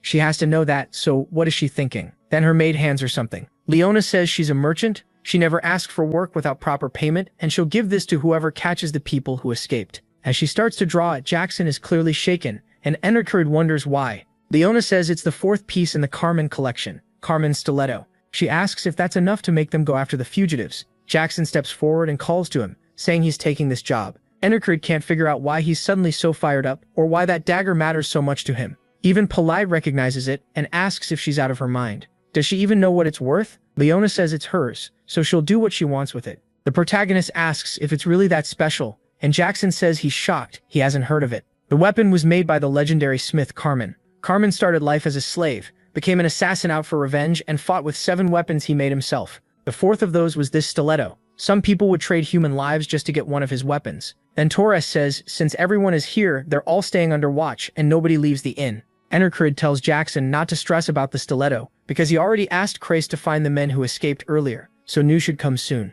Polide gets angry, while the man with the rapier turns and looks toward MC. Aniclimax turns too, and once again their eyes meet. This time it feels like the man finally acknowledges him before looking away. He keeps watching him go. That night, Polide says if this gets traced back to them, they'll be in trouble. The man guiding him says they can't act against the border guards, so they just have to wait. If neither side can settle who becomes the heir, the investors will decide, and that's what they need to use. Polide says that's fine because he already sent word. He promised rewards to anyone who backs him as successor, and if even half agree, he wins. The man with the rapier looks out the window and sees Aniclimax doing planks with stones stacked on his back. It's clearly rough, but the protagonist keeps at it. After finishing his training, Torres asks why he bothers with such dull exercises. MC asks what Torres wants, and Torres says this seems like the perfect chance to rest. Aniclimax says that would make sense, only if everyone's time had equal value. For geniuses and people like him, it doesn't. What they learn in a week takes him a month, sometimes even a year, so he has no time to waste. Then he picks the stones back up and starts curling them, saying he'll use every day he has to build a stronger base for the future. One of Torres's men says he is really strange, or maybe they're just lazy. Torres thinks about that for a moment, then gets up and tells Enricrud to stop obsessing over getting stronger. He's already strong enough. Their last match was only a draw because Torres didn't expect that much from him. So what does the protagonist think would happen now? MC looks at him, then smiles and nods. That means they're about to fight again. Soon people are cheering as Torres launches in, and both men stop with their blades just short of the other's throat. Still, Torres would have won. The crowd cheers that it's his 7th win, and Torres says that's how it should be. Though they remind him Enricrud has beaten him 4 times too. He tells him to go again. Torres asks if he's seriously not tired yet, calling him a monster since they've already fought 11 times. One of Torres's men says he wants a turn, and another joins in too. They all start yelling that they need to take the protagonist down, while Paulette watches and calls them barbarians for doing this so late. The next man steps in and throws Enricrud to the ground, and the moment he lands, the rapier user is shown watching very closely. MC asks what that move was and tells him to do it again. The man calls him insane. The rapier user notes that losing doesn't wound his pride. Instead, he looks like a kid who found a new toy, and even when facing someone much stronger, he shows open hostility without hesitation. Still, after Enricrud gets dropped again, the man says he keeps falling for the same move 3 or 4 times. He really has no natural talent for fighting. This time though, the protagonist knocks the man's hand aside and copies the throw, slamming him into the ground the exact same way. Torres cheers loudly, and the others do too, asking who's up next. The ferry commander watches and says Enricrud is charming everyone around him, which makes him a bad man. Leona asks if they're dating. The ferry commander says no, so Leona asks if it was a joke, but then the ferry commander says they're married. Leona is stunned. The ferry commander adds that they never had a ceremony, but she thinks there's a child too. That only confuses Leona more, and MC wishes she'd just gone back inside. Then the rapier man speaks up and asks whether it would be alright if he joined them. Enricrud turns and sees the guy ready to jump in. Torres wonders what he's up to, and the man admits his talent isn't anything special, but he still wants to teach him and can't stop himself. The one who taught the protagonist the throw says the rapier user is on another level and should just watch. MC refuses, saying he's been waiting for this. The man looks at him and realizes Enricrud gets it, then smiles while Jackson watches from above. He says that even if the only thing in that man's hand is a wooden stick, he's still incredibly dangerous. He grips his blade and says he has to be ready. Enricrud raises his own stick as the rapier man takes his stance. The two lock eyes, then the man lifts his wooden sword. He says the pressure is spreading through his whole body like he's back on a battlefield. Then the man thrusts, and Enricrud sharpens his focus. By fixing his eyes on one point, he can trace the attack's line. There's a tiny feint in it, but it's aimed at his neck. He tries to shut down that path and strike first, but then it feels like his throat gets pierced, catching him off guard. Enricrud couldn't move in time, and it's not just him, everyone else is shocked too. The man tells him he read it right, but he's too slow. The protagonist admits the swift sword lives up to its name. It's far faster than he thought. He believed he'd grown a lot stronger, but not enough. That man's level is so high, it feels crushing. As the man starts to leave, Enricrud laughs and calls after him, asking for one more round. The man smiles and says his spirit is remarkable. MC keeps losing again and again until Torres and the others fall asleep. The ferry commander still watches closely, clearly enjoying it. Enricrud stumbles, and the rapier man says anyone who has used a sword knows the despair of meeting someone they can't beat. He drops to the ground and coughs, while the man says he's shown him a gap he can't cross. Yet the protagonist still won't quit. MC gets up again, and Jackson says his reactions are too slow to track and dodge everything. At this pace, he'll never break through that wall. So Jackson decides he'll have to teach him more about speed. The man says that's enough. They should get some sleep since Enricrud is spent. Covered in sweat, he tells him he's amazing, and one day he'll learn the swift sword too. The man laughs and says the protagonist impresses him even more. Too bad he's just missing a little more talent. Later, Crazy calls out to Enricrud and Torres, saying they caught the runaway mercenaries. The men are lying beaten on the ground in front of them. MC nods and tells him good work. Crazy brushes it off, saying it was just tracking down a couple of hidden men. Leona says they must be his squad and thanks him again. His armor is still torn from protecting her before. Torres asks who hired them and presses for names. Polite immediately tenses up, and one of the mercenaries answers, saying it was Aspen. He says a merchant group from there wanted to spread into the disputed lands. He doesn't know which one, he only got a letter, and payment was promised after the job. Leona says that may be true, but the border guards will decide what happens next. Torres says she seems happy with that, then asks if she wasn't hoping the ugly fool was behind it. She says of course she was, enough to offer her precious stiletto as a reward. Torres says crushing these bastards is their job, and the rope-fried people are free to leave. As everyone starts to head out, Jackson pulls out the stiletto. Enricrud tells him not to wave it around in public, amazed by how excited he is like a kid. Krisa warns the protagonist not to fall for Leona because she's scary. He says he isn't, and asks if Krisa's even listening. Then Krisa says something feels off. No matter how he looks at it, those men were hired by Polite, but they claimed it was Aspen. He had a run-in yesterday after they found them. In that flashback, a man enters the room with the mercenaries and asks if he's Chris from the 444th Squad. He says he serves Leona, which leaves Chris confused. Crace explains to Encred that they already knew where the mercenaries were and had the Gilfin Guild under watch. They planned to pay the army to release them and made them give that story. MC asks why, pointing out this puts Leona at a disadvantage. If Polite was exposed, that would have helped her more. Right then, Leona says she's relieved he wasn't behind it, because that would stain the last leader's record. Encred realizes she did it out of loyalty to the former leader. She says he probably doesn't care much for matters like that. He asks if she'll really be okay, since she won't have their protection once she leaves the border. And if Polite attacks again, she'll be in danger. She tells him it's already handled, so he doesn't need to worry. A large group of troops is waiting at the gate. At their front stands a knightly man with his unit behind him. He introduces himself as Mattis, commander of the Rope-Fried Merchant Association Guard Corps, and says he has come to escort their new leader, Leona. They all bow to her. Encred realizes she stalled them on purpose while getting the shareholders to vote. She has loyalty, quick judgment, and information. She's truly a frightening woman. Leona says asking again would be beneath her, so she won't tell him to come with her, but people naturally end up cheering for him. She hopes they meet again someday as friends. Encred looks at her hand and shakes it, saying, of course. Polite jumps from his carriage and demands to know what Mattis is doing, calling him a traitor and asking if he forgot how kind his father was. Mattis tells him to stop shaming his family name and flat out calls him an idiot. That scares Polite badly. The puppeteer says the plan was a failure, and the rapier man replies they still gained something. At least now they know the new head of Rope Fried is very cunning. He adds that he also found out about an unusual soldier. In a flashback, the rapier man tells Encred to lower his sword. He says he respects the protagonist's effort and strength, but without talent it's just painful to watch. MC says he hasn't heard that in a while, but he never listened to it in the past either, and he got this far by pushing through. The rapier man can only wonder where that drive comes from as he walks away. The next day in the city, Encred tells Rem to get up. Rem grumbles that he only wakes him to go train with that cat-like jerk, but the protagonist says he needs Rem's help. Rem instantly lights up and Encred starts practicing the swift sword with him. He says the first step is choosing the best line. Focusing on one point, he prepares his thrust and says the second step is mastering explosive movement. Every strike has to be efficient. Then he draws blood from Rem's neck and MC is shocked as it runs down. Rem looks at it, surprised too. Encred realizes that with this he's now faster than Rem, his repeated basics, flexibility and muscle strength all working together to make this new power. Rem says that caught him off guard and he finally learned how to swing fast. Now it's Rem's turn to speed up for the first time in a while. Encred wonders what he means, but barely blocks Rem's next attack and knows he was serious. The impact is heavy enough to make his hands sting. Then he sees an axe flying straight at his head and barely ducks under it, realizing Rem was always fast, but now he's even faster. Rem comes in with another swing and Encred charges in to meet it head-on, knowing he still has a long way to go. That night he keeps training and senses something intercepting an attack from Jackson's dagger. Jackson tells him his eyes and ears are doing well now, so he doesn't need more training there. Encred asks if he came all this way just to say that. As Jackson walks off, he only says, for now. The protagonist sighs and says that's why Rem calls him a cat-like jerk. Then Jackson suddenly appears behind him and cuts his throat. MC grabs at it with a scream, but Jackson is already far away, saying that's called murderous intent. It's the killing will a person gives off. If Encred can't read attacks with sight or hearing, then he'll have to sense them. That means detecting something beyond the five senses, the sixth sense. Jackson says he'll teach it to him as thanks for the stiletto. He is thrilled there's still more to learn and says even more fun is waiting for him.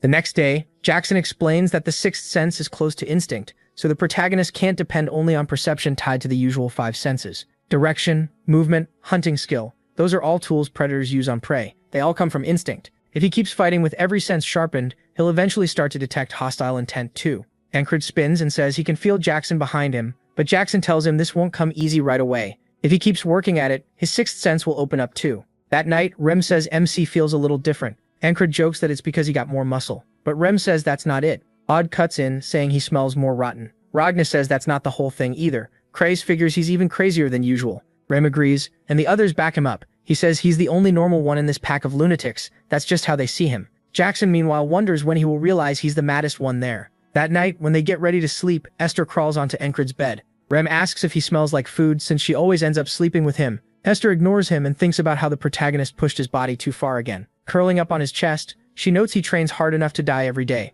Without her magic, he would have fallen apart already. And if he dies, she'll never break her curse. So she sets a paw on his armor and fills it with her magic. The next morning, Encred stretches and says that just like these repeated loops, he'll keep training again and again. He'll never get sick of it, and just knowing it makes him stronger is reward enough. Then he feels someone turn and says Jackson is over there, but he's wrong. He tries again and is wrong again, and the others all watch him. They all seem to be thinking the same thing. Rem says he wants to take back what he said before. Encred hasn't changed at all. Odd says it only felt strange because MC got so much better in one day. Ragna says he thought that made him a genius too, but maybe not. Jackson says if he still doesn't improve after all this practice, then sure. but Rem argues that nothing beats real experience, since the Aspens will be quiet for a while. He says the protagonist should take a beast hunting job or something like that. The next day, Encred stands in front of the request board and says all 4 of them are pushing him toward real combat like they're testing him. Still, he gets it. He's stalled out. Then a man says if MC can't find anything good, he could handle this one for him, and hands over a paper. It says he wants someone to inspect a shoemaker's basement.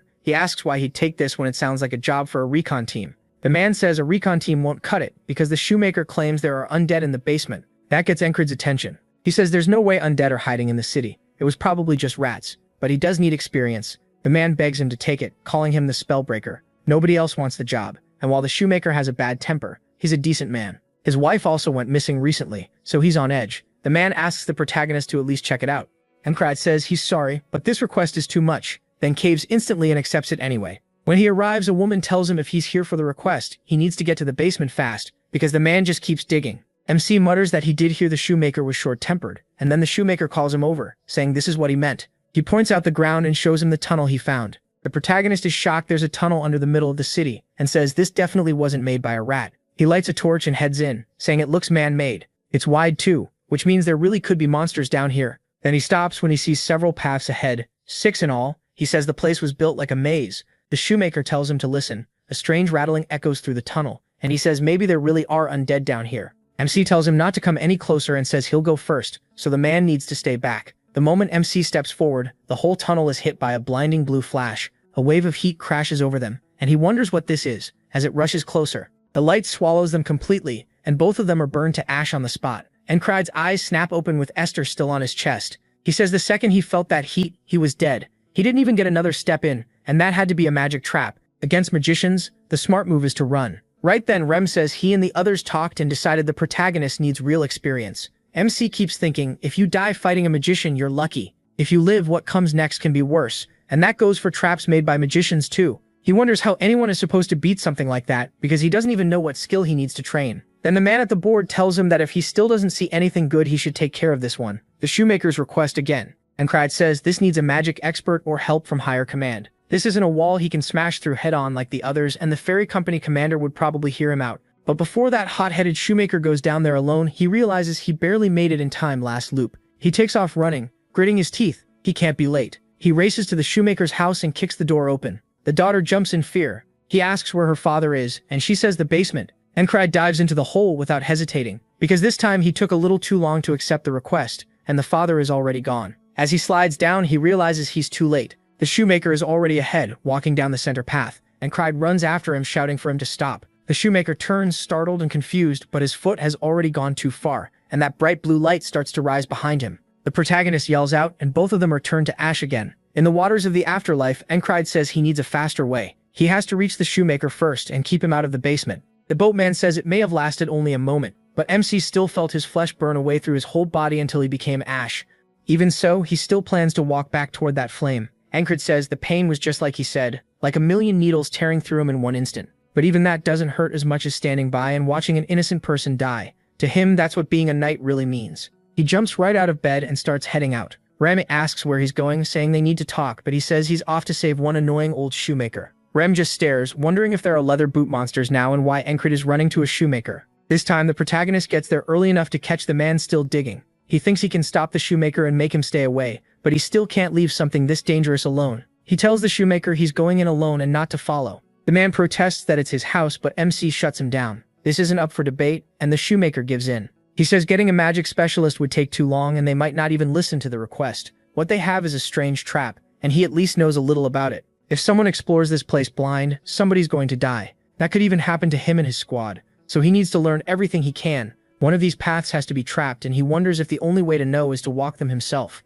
Then he says relying on repeated loops alone is the easy way out. There has to be a better method. If he can find even one clue that tells him where the trap is, he might be able to solve this. Then he starts wondering how many times he's died and what he felt each time. He thinks about every helpless moment, when a blade cut his throat, when an enemy knocked away his sword, even when he first met that pervert, and could feel a killer's intent on instinct. Jackson's words echo in his mind. It's the presence of something that wants nothing but your death. Something glints in the dark and rushes toward Encred, and this time he senses it. He stops dead and says he actually did it. Then he steps forward saying he really felt it just now, right before the trap slices clean through him. The cut is so perfect, his blood is still spraying before his body even falls apart. Even while dying, he grins. He really did sense the trap's killing intent. The next day, he heads straight back to the shoemaker's place and says, "Today's wall is learning to detect the trap's murderous intent." Standing before the entrances, he says he can't just rush in. Instead, he needs to move back and forth until he gets a real feel for it. With each slow step, he stays focused, saying he still hasn't placed his foot on this path, and he doesn't feel anything yet.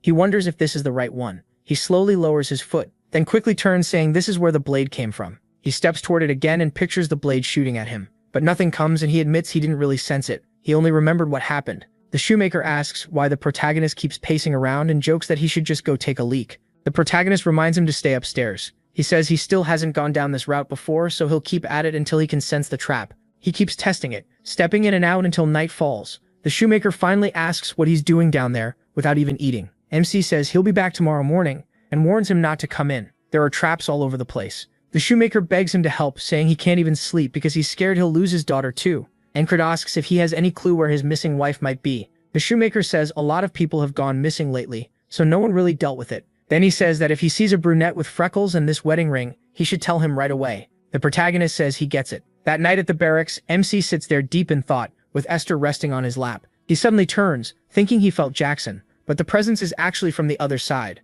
Raim says he's acting weird after spending time with that idiot shoemaker. He tells him to get some sleep. He then realizes this is the first loop he's ended without dying. He starts wondering what happens if the day just ends normally. Will it move on to the next day or reset anyway? He figures he'll find out soon enough. Then he takes one more step back into the boatman's realm, the waters of the afterlife, and wakes up the next day. Remsam then mentions they talked it over yesterday and think the protagonist needs more experience. That's when the protagonist realizes he's back on the same day and starts wondering what happens if he doesn't sleep at all. So he stays up watching the moon sink while the sun rises. His eyes grow heavy and he starts drifting off only to wake up in bed again. He says he only blinked, but somehow he's back in his room. Rem repeats that he needs more experience, and Completes realizes he can't get past this loop without breaking through that wall. Still, he's fine with that. He was never planning to face it before he was ready. 10 days pass, then 20. Encred says this isn't just plain fear. He has to truly feel it. As he lowers his foot toward the path, he says that brush with death is something he needs to get used to. He keeps lowering his foot little by little. By now, it's been 40 days. He tosses the torch aside, and by day 50, he's still at it. On day 60, he starts getting closer. By the 70th day, he sees hands from buried corpses reaching up through the ground, grabbing at his clothes and trying to drag him under. He stops before taking the next step and smiles. Now he finally has a rough idea of what the trap should feel like. That night, Jackson launches a surprise attack, but Encred dodges it. He turns toward Jackson, and Jackson asks if he really figured it out in only a few days. Now it's day 72, and MC has his whistle daggers and all his gear ready for battle. Rem asks if he's seriously going to war at the shoemaker's house, and Encred says he won't be back until he's cut through 10 boots. Rem has no idea what that means, while Esther watches closely. He says there are 6 paths, and he first thought one of them had to be safe. But whoever made this tunnel is twisted. Every single path is trapped. There was never a safe choice to begin with. Even so, there is still a way forward. He just has to avoid setting the traps off. On the first path, one bad step turns you to ash. He lets out a deep breath and lifts his foot, moving ahead slowly. The moment he feels the trap start to react, he stops just before touching down. He realizes this is how he'll need to move the whole way through. Keeping his foot in the air, he starts sliding it to the side, then plants it down with confidence. This time, the trap doesn't react at all. He stays completely focused, trusting his senses and telling himself one step at a time is enough. He just has to keep that slow rhythm, tiny steps, full focus, no mistakes. As his senses sharpen, he starts to feel the safe route open up ahead and moves forward as naturally as breathing, guided by that sixth sense. Then he steps into a lit area. When he opens his eyes, he sees torches ahead and says he's broken through another wall. A ghoul lunges at him, but Encred cuts it clean in half and sends part of it flying. He grins and thanks this cycle for the amazing gift it's given him. As more ghouls rush in, the protagonist says their claws carry a strong poison. Even a small scratch can turn serious. Usually it takes several soldiers to bring down one ghoul, but Encred charges straight in, slicing through a whole pack. He spins through the motion, driving with his hips like a baseball swing, and cuts the group in front of him in half too. And he's still not finished, gritting his teeth. He drops his blade and brings it down in a huge overhead slash, carving through more ghouls. Then he leaps with his sword pulled back and slashes forward, splitting one ghoul in half and taking the head off another behind it. When he lands, the bodies start dropping. Now he's breathing hard. He says he fought pretty well just now, and his squad should have seen it after the way they've treated him lately. Then he hears barking and more creatures rushing his way. One look over, and the things are pure nightmare fuel. He first calls it a demon wolf, then notices it's mixed with other beasts and monsters, making him wonder what's waiting deeper ahead. At the same time, Esther moves from roof to roof, saying Encred seemed off today. She wonders why he would visit a shoemaker while carrying so many weapons, and figures it'll be bad if he gets himself killed doing something reckless. Then she feels an energy coming from the shoemaker's house and says it smells like a spell. Even she looks cautious about getting closer. Back with Encred, he drives his sword into one of the wolves and stands there panting. Then he hears strange breathing from deeper in the cave. It's weak, like it could stop at any moment. He wonders if it's another demon or the one who dug this tunnel. But what he finds next stuns him. The area is packed with corpses. He looks over them and says he's spent enough time on battlefields that normal dead bodies don't shake him. But this is nothing like that. Then he hears a woman begging someone to give her peace. She begs him to kill her, and then he notices the wedding ring on her finger. It's the shoemaker's wife. He remembers being told she was a brunette with freckles, and Encred is instantly furious. A man speaks up saying he heard noise and looks like he just got fresh new material. He doesn't know how MC got here, but that's fine. Now he can make a friend for Bamillo. He asks if all these corpses are his work, and the man says who else would it be? Then he says those bodies are just failures, while the child behind him is Bamillo, his true art. He adds that he'll make something beautiful out of Encred too. The protagonist realizes the man is a magician, and his instincts scream at him to run. He knows fighting a mage is bad enough if you die, but surviving can be even worse. Even so, MC is beyond caring. He says he'll kill this man, no matter if it takes tens of thousands of lives. He pulls out a whistle dagger and throws it first, aiming right for the man's head, but it bounces off a barrier. Encred rushes in at once, sword pulled back, but then something slams under his arm and into his side, blasting him backward like he'd been hit by a bullet made of air. He lands safely, never taking his eyes off the mage. From the corner, Esther watches and says she knew it. He really is fighting a magician. She hasn't gathered much power yet, but if she pulls everything together, a nobody like that won't matter. The man lifts his fingers, aims at Encred, and fires another air bullet. That thing moves faster than sound. He dodges at the last second, though it still tears his clothes. He says he can't see or hear it, but he can feel it.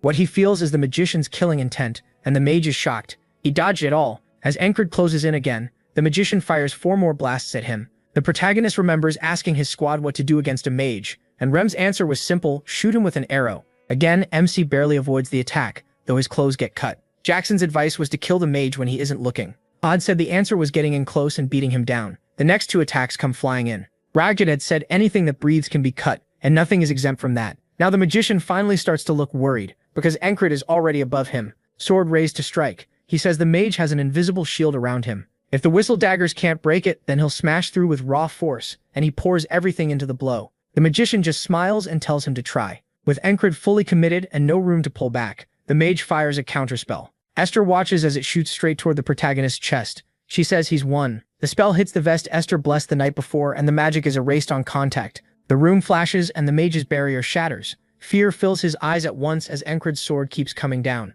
The mage tries to block with his arm, but it does nothing. He's cut clean in half. The strike has so much force that MC's blade keeps going straight into the floor. What a beast. Encred starts breathing hard. Then his sword chips and he mutters that at least only the blade took damage. That hit was strong enough to rip him apart, so he can't figure out why he's still fine. For a second he wonders if his armor is really that good. Then he looks back at the shoemaker's wife. She's not moving anymore, her weak breathing has stopped. Even after sharpening his 6th sense and killing a magician, all he feels is bitter inside.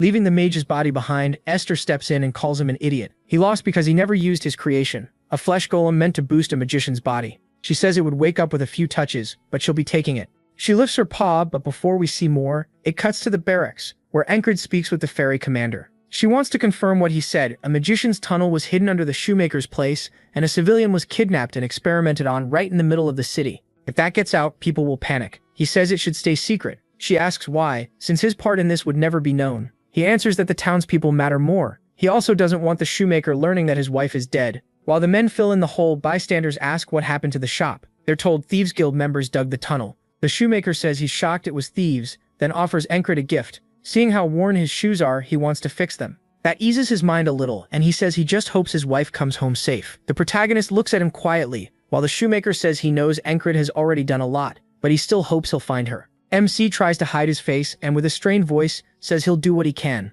Later, as he watches the sun come up, he wonders if lying to the shoemaker was wrong. Maybe the truth would have been better, even if it crushed him. He thinks that if he becomes a knight, maybe he can stop things like this, though he's still not sure. He plants his sword in the ground and walks off, leaving it like a gravestone for the man's wife and a reminder of a regret he won't forget. Sometime later, demon dogs rush the group. They cut them down easily, holding a shield wall while the men inside finish off the wolves. Ancred says that right after killing the magician, they took a monster hunt job. But compared to what he's used to, the fight feels slow, with the wolves going down one by one at a crawl. It's so dull Rem is almost falling asleep, and Ancred says this won't make him any stronger. He figures this is normal for everyone else and says maybe he should have gone alone. Rem can tell that's bothering him, and says he'll fix that. He pulls out his weapons, drops the shield, and runs ahead while the others stare like he's lost it. Rem starts shredding wolves with ease, and one soldier tells the spellbreaker to control his men. Too late, Ancred's already gone, and they grumble that his squad of maniacs rubbed off on him. He charges in with his sword drawn back for a heavy strike, then cuts through 2 wolves at once. Remom says they've got it backward. They're the ones who picked up his madness. Ancred asks if the craziest one there should really be saying that, and Rem wonders why he's catching the insult. The protagonist grips his sword tighter, and he and Rem start tearing through the monsters together. The other soldiers can only say neither of them is right in the head. After the fight, MC wipes down his blade, and the men admit that crazy or not, they're amazing at the job. Even so, Ancred still looks unsatisfied, and Rem points it out. The soldiers tell him that if he wants real action, he should join the armored units. He asks if they're facing strong monsters, and one says they went after a whole herd. Then the scene shifts to chaos as soldiers scream for the archers to help, but nothing comes. Something suddenly swoops in from off-screen, and one man looks up in horror to see a harpy diving at them. The soldiers get snatched up one after another, forced into a circle, as the harpies lift them into the air and drop them, killing some and badly wounding others. Robert just says that looks painful. Ancred spots the harpies and remembers that, back when he was a mercenary, his group was wiped out by them, people he truly cared about. He starts drawing his sword, swearing he won't let anyone else die today.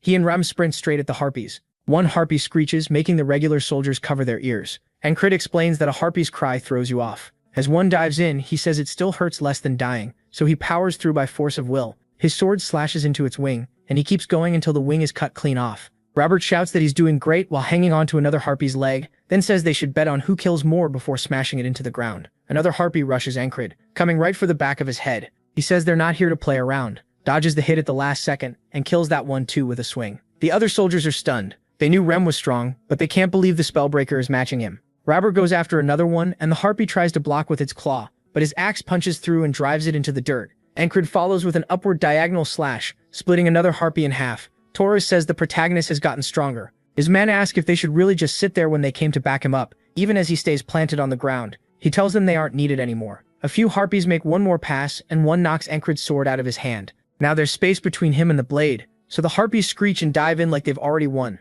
A whistle dagger suddenly buries itself in one harpy's forehead. With only one left, it charges while Ancred rushes too. Now it's a race to reach his sword before the attack lands. Right when the harpy is on him, he grabs the weapon, then swings up and splits the creature in two. Only then do they notice the last harpies screeching, circling overhead, and retreating. The soldiers can't believe the harpies fled, and say that if these two scared monsters away, then they must be monsters too. Ancred says these aren't the same harpies that killed his mercenary group. He remembers a man saying those people died saving him because he was weak, that it was all his fault. Those words stayed with him, and now he says he'll be the one saving others. Torres says the harpies are gone and asks if they should head back. His men argue that returning empty-handed would look bad, so they should at least kill some dogs. MC and Rem are told support has arrived and they can leave. Robert asks MC what he wants to do, and he says it's too early to go back. At that point, Torres and all his men decide he's completely insane. Back at camp, people are talking about how he helped the heavy armored corps. While the protagonist does his lunge squats, they keep talking about how much he's changed and how hard he trains, enough to make them think they should do the same.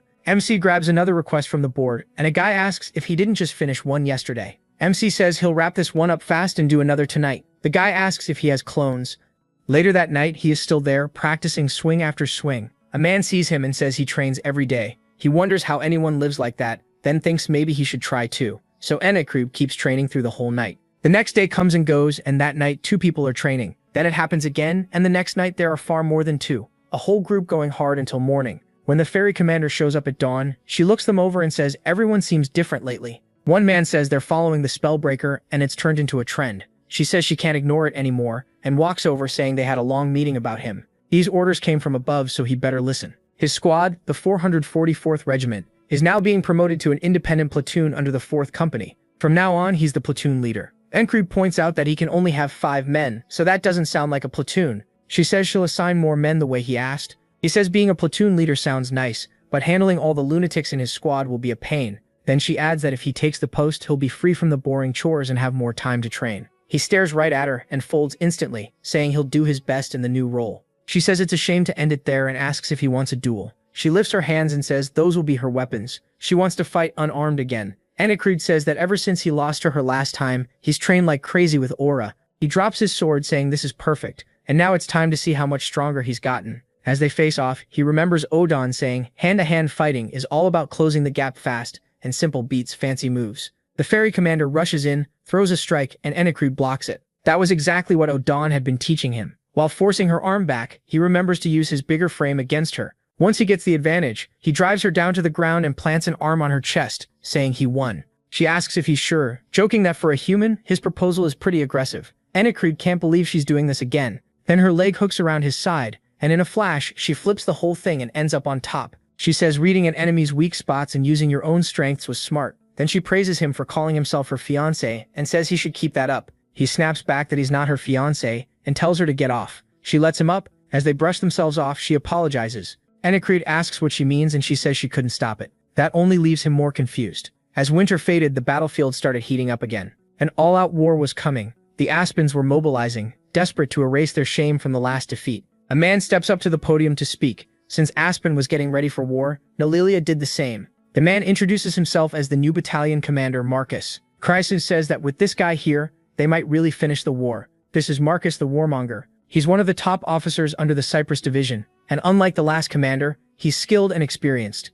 Marcus thinks the Aspens aren't weak at all. The real problem is that his own army is full of weaklings, aside from the heavy armored corps and the border guards. Out of everyone else, the only one who caught his eye was that platoon leader, the Spellbreaker. After all the things he did in the last battle, Marcus wants to know if it was luck or real talent. Now Ancred has to prove he's worth using. Later, Rem asks if they're really being sent to scout near the Pennine River, and if the order came straight from the battalion commander. The protagonist says this must be what the ferry commander meant. Crace starts talking about the area, but a familiar voice cuts in. Henri. He says it's near Crossguard, Aspen's fortress city. It was built for military use, much like the border guards. Good thing Henri managed to join them. He adds that if they head out now, then Crazy finishes it for him. They're only going to gather intel. Robert says MC shouldn't go, but MC reminds him he can't refuse the commander's order. Robert sighs and says he'll get ready too. Then another familiar voice shows up. Andrew. He says the battalion commander ordered them to follow the new squad leader's commands. Mac is right there with him too. Robert walks up and slowly licks his blade like a total maniac, asking why there's an insect among them.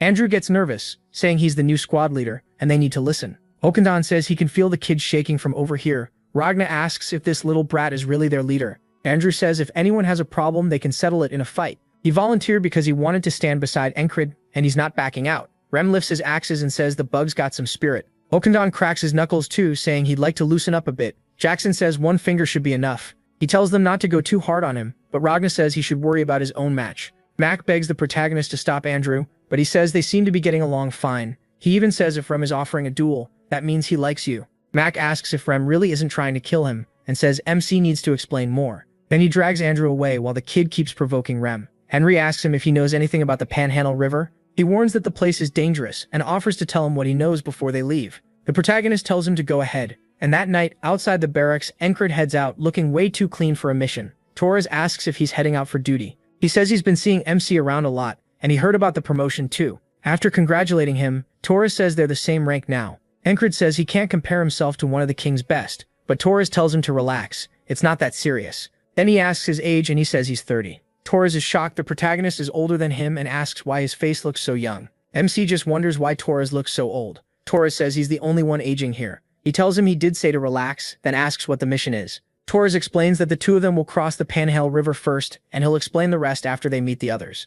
But the boatman still isn't here, so they'll just have to wait. Encred says fine, then instantly draws his sword and starts training. Torres tells him to rest, but the protagonist says this is rest. Torres says MC really never stops. He trains hard, people respect him. He looks young, he's handsome, and on top of that, he's humble. At this rate, Torres might just drown him. Encred feels the killing intent and turns, only to find Torres tearing up. He asks why he's making that face. Torres lets out a sigh and asks if the final score was 14-6, saying at least he's still the better fighter. Encred reminds him that was a long time ago. Torres says he's not the only one getting stronger, and he says he's glad to hear it. Torres swings first. The protagonist blocks it, then fires back with a deflection. The two start trading blows on the spot. Torres says he noticed it back when Encred fought the Harpies. MC has become way stronger than before. Gritting his teeth, Torres bears down and slams his sword toward the ground. Right after that, he pulls back his fist and punches at Encred's face. The protagonist keeps watching carefully and notices a hidden blade under it, so he slips aside just in time. Even so, blood flicks from the blade. Seeing the cut on his cheek, MC asks where Torres got that weapon. Torres says it's his secret hidden knife. Ancred is left speechless, and Torres asks if he's about to complain that it's unfair. Instead, he says it's awesome, and asks how to use it. Torres says he's even crazier than he thought. He tells the protagonist to practice with flat stones first and use a quick snap of the wrist while showing him, though he's a terrible teacher and can only explain it as a bam kind of motion. Then the bosun finally shows up and asks if they're crossing or not. On the way over, Torres keeps teaching him the whole ride. Once they reach the other side, Ancred asks where the meeting point is since they're supposed to link up with the recon platoon there. Torres says they should wash up first. No point starting like this while covered in sweat. MC takes a sniff and admits he's probably right. They strip down and jump into the river. Torres warns him the water's freezing and tells him to hurry in, only for something to leave him completely stunned. He calls him greedy and says he's lost the will to compete. He says he still wants to fight, but Torres groans that he doesn't mean with fists and calls him an idiot. A woman shows up and says they came looking because the two were late, but instead they're wasting time bathing. The protagonist is shocked and wonders how long she's been there, since he never sensed her. She says they need to get near Crossguard by today, so they should get out now. Torres asks how they're supposed to do that, while she's watching, and she says there's nothing worth seeing anyway. Ancred steps out of the water, and her expression changes in surprise. She quickly says she takes that back. Torres says her stare is way too dirty. She answers that she's only looking at MC's abs. Torres protests that he has great abs too, and she introduces herself as Pin, captain of the recon platoon. Pin says she leads the recon platoon. She shakes Ancred's hand while Torres stares down at his own body, suddenly losing confidence.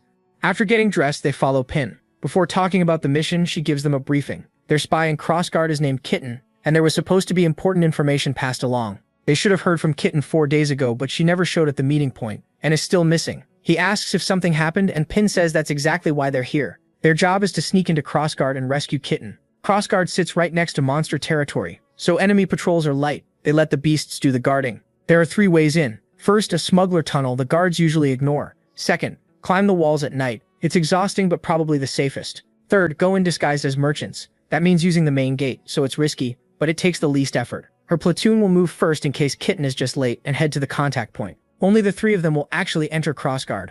No matter what route they choose, it'll be tough, so she leaves the choice to them. Ancred says she makes it sound easy, even though she knows better than anyone how hard this will be. Torres says she should decide since she knows the area best, and Pin replies, in that case, they decide to move out tomorrow and use the first route, the tunnel. That night, while everyone rests under a rock ledge, the protagonist keeps practicing a wrist flick. He uses small stones, so he doesn't mess up his hand. It goes terribly, and Torres asks how someone this bad at it even fights with a sword. Still, Torres says he'll get it eventually, and should keep practicing. Pin walks over, asks why they skipped dinner, and wants to know what Ancred is doing. He says it's training, and she hands him some food. Pin tells him to eat first. One of her squad mates wants to be a chef, and the food is actually really good. Once they try it, both of them admit it's amazing. Pin says they can have more, and adds that the cook's parents run a shop in Border Guard, so they should visit sometime. Then she points near a tree and tells Ancred not to train there. Before she can explain why, MC says there's a viper under it. That catches her off guard. She asks how he knew, and he says a hunter in his platoon taught him.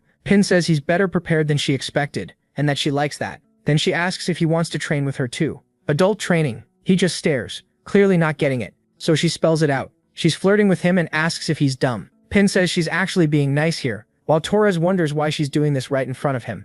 Ancred flat out turns her down. She asks if he's already seeing someone, then says she did hear rumors about him. The rumors are apparently everywhere. As Pin starts to leave, she points at Torres and says if the protagonist talks casually with him, he can do the same with her. He says that's fine if she wants. She tells them they're heading to Crossguard tomorrow, so they should sleep. Torres only gets acknowledged at the very end. Ancred falls asleep, and deep in that sleep, the boatman appears again with his lantern. MC snaps his eyes open at once and says he hasn't seen that guy in a while. He figures the boatman is trying to warn him about something. Then he remembers the ferry commander, apologizing. Ancred smiles, even as a chill runs through him. This mission is going to be rough. The next day, they start moving out. As they near the tunnel by the town, he says he can already feel this is going to be another huge wall to climb. Torres asks why they're moving in daylight when night would be safer. Pin calls him an idiot. The guards may ignore this place, but they still know what goes on here. Ancred agrees they'll be less ready for people coming through in the daytime. Pin says she expected someone handsome to get it. Torres just wonders why he keeps catching stray shots. Pin says she'll take point now, that's a ranger's job.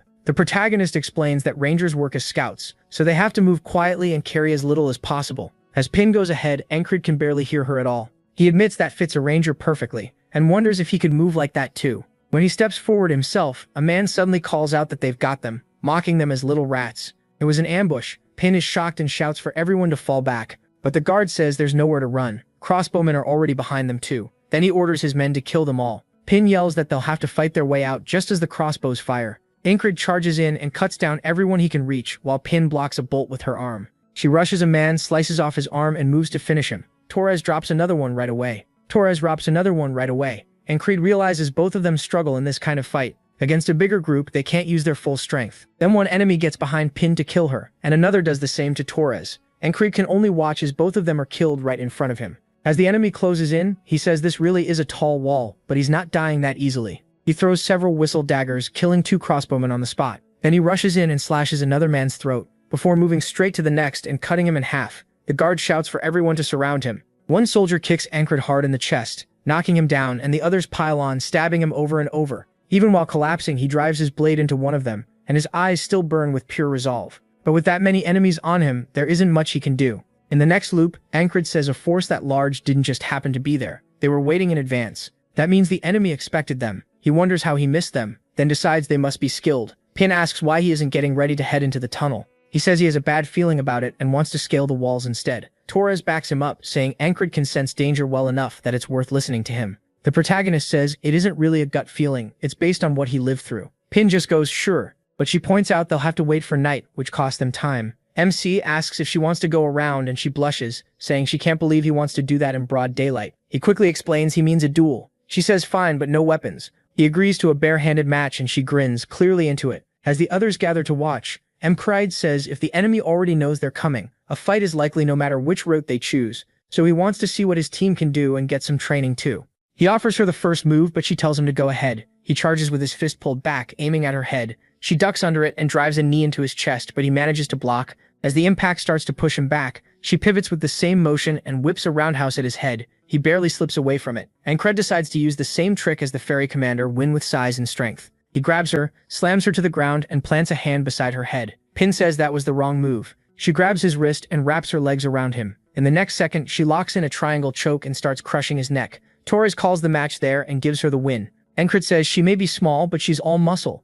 and now he gets why she likes fighting barehanded more than with swords. She asks if he understands he lost. He says she's exactly the kind of person he needs to train with, and asks for another round. She smiles and starts blushing, so Ancred quickly says he means sparring. She asks how he knew what she was thinking, and Torres tells them to quit doing that in front of him. As night falls, Pin asks the protagonist if he's really climbing like that. He asks what's wrong. She says he's carrying too many weapons and will collapse from exhaustion before getting halfway up. Torres asks about him, and she gives him one look and says he can do whatever he wants. He starts whining that his feelings are getting hurt. Ancred says he can handle the climb with this much gear. Pin just sighs and calls him naive. They aren't only climbing a wall. First, they have to scale a huge mountain just to reach it. Torres says that's insanely high. MC admits the climb alone will be hard, but none of his walls have ever been easy. Before they start climbing, Ancred recalls that after coming back from the magician's tunnel under the shopkeeper's house, he sold the loot he picked up to buy a new sword after his old one broke. Carissa was shocked by the magic tools, saying even one of them was worth enough to buy a full new set of gear. He told him to bring the best swords he had. To someone who lives and dies by the blade, their sword is their lifeline, so going out without one was never an option. With that in mind, he starts climbing. At the top, Pin reminds him she told him to leave the sword behind, even if he dropped everything else. That blade alone would wear him out. Ancred admits it really is dragging him down, but he keeps climbing anyway, saying worked muscles only get stronger. To him, this is just more training, as he keeps pushing upward. He's already hit and broken through countless limits. By the time he nears the top, he says this still isn't enough to stop him. He finally pulls himself up and lets out a long, exhausted breath. Pin says he's only making things harder on himself, and Torres wonders why he was so stubborn about bringing the sword. He guesses maybe it was for training, then decides Ancred can't possibly be that crazy. Then wolves start howling, and they look down to spot a whole pack. But these aren't normal wolves, they're werewolves. The protagonist calls them lycanthropes. Torres says it's rare to see so many moving together. Pin says that means they need to stay sharp, and then she spots the wall in the distance. Hiding nearby, she says there's barely any cover as the guards make their rounds. She explains that with 2 full moons out, it's so bright the guards have gotten lazy. The moment one guard turns away, she says now, and they sprint forward straight for the wall. When they get close, the guard turns and looks down, but they're already out of his sight. They've made it directly below him, and Pin says that's why nights like this are easier. Ancred thinks he made eye contact with the guard and wonders if he imagined it. Pin rubs ash on her hands and says the slums are right past these walls. If they hide there, no one will find them. Before they go up, she tells MC to drop the sword. This wall will be even harder than the mountain. He refuses. Without extra weight, it doesn't count as training. Torres just sighs. He knew Ancred was nuts. While climbing, he admits she picked the safest path. If they get over the wall, sneaking into crossguard should be easy. That is, if the wall itself doesn't stop them first. He remembers the greyhounds in the tunnels and figures there's a good chance another ambush is waiting on top. Pen reaches the top first, and the protagonist asks himself what's going to block them this time. Then someone steps up, and a woman says they worked hard coming here so late, but now it's time to rest. She snaps her fingers and vines burst out of the ground at them. Pen shouts for everyone to duck. They barely slip under the vines. She orders them to run back down to the base of the wall, then throws her axe. The magician stops it with vines and crushes it to pieces. Encred didn't expect a magician here. He admits it's one heck of a trap. MC rushes in, trying to get close, but a vine shoots up from the ground and blocks his attack. He tells himself he beat a magician once before by trusting his sixth sense, so he lines up a thrust and strikes. The blade flies at her, and he thinks he has her, but she keeps staring right at the sword tip. Then he remembers Jackson's warning. Trust your senses, but don't rely on them too much. Strong enemies, especially magicians, can fool them. Her vines slam into him, throwing him into the air and wrapping him up tight. Halfway down the wall, Pen and Torres see it. Pen curses him out, calling him an idiot for staying up there. The vines creep down the wall, then pierce Pen and Torres through the chest, killing them instantly. And Crid struggles to break free, but the vines are too thick. He can't escape. The magician praises him for having the nerve not to run. He only grits his teeth and glares at her. She names herself Richa of the Rose Vines and lifts her hand. Her fist tightens, and Encrid knows this life is over. Then a huge magical blast erupts inside the vines. The protagonist realizes magicians aren't all the same, just like soldiers. He got cocky. He let his new strength go to his head, and rushed in without reading his enemy. The boatman asks if he understands his place now. He calls Encrid a freak, someone using loops to grow stronger instead of suffering properly. Against a wall this huge, he's just an ant. MC thanks him, saying that speech lit the fire in him again. This is exactly the kind of wall he needed. The boatman says he's already looking forward to the third wall. Later, Pen asks if he really wants to sneak in disguised as merchants. He says the other routes feel wrong. She agrees and says they'll enter with the regular traders. He asks when, and she says tomorrow morning. That makes Encrid pause. If it's tomorrow, how does that work when he can't let the day pass without clearing the wall? He wonders what happens then. Torres says they'll just wait another day, while Pen says they should use the time and enjoy it. She tells one of her men to bring out everything they have, and the protagonist wonders what she means. Then they haul out piles of meat and alcohol. Encrid can't believe she brought drinks out this close to the enemy and asks if she's crazy. He says relaxing this much is dangerous, but she argues that being too tense is worse. If he stays wound up, he'll miss the bigger picture. She tells him to drink too. His shoulders are stiff as a board. MC admits he's always pushed himself past his limits and thought that was the best answer, but she's right. He got tunnel vision and started thinking the only way past the wall was head on. He steps forward and says he wants to think this through calmly. Drawing his sword, he says forcing his way through isn't the only answer. He decides this moment will become part of him and starts training. Pen asks why he's working instead of resting, and Torres says this is rest for Encrid. She watches with interest as he starts sweating from all the swings. Pen jokes that he's nice to look at. Torres calls that harassment, and she shoots back that it only counts if she's ugly. As the two moons overlap and night settles in, they camp out. Encrid says he had a big realization today, and that alone made the day worth it. By now they would have reached the wall. The greyhounds are in the tunnels. A magician waits on top of the wall, and he wonders what's coming for them this time. Then the lycanthropes start howling, the same ones they saw below the cliffs before. Pen is stunned, and Torres is too.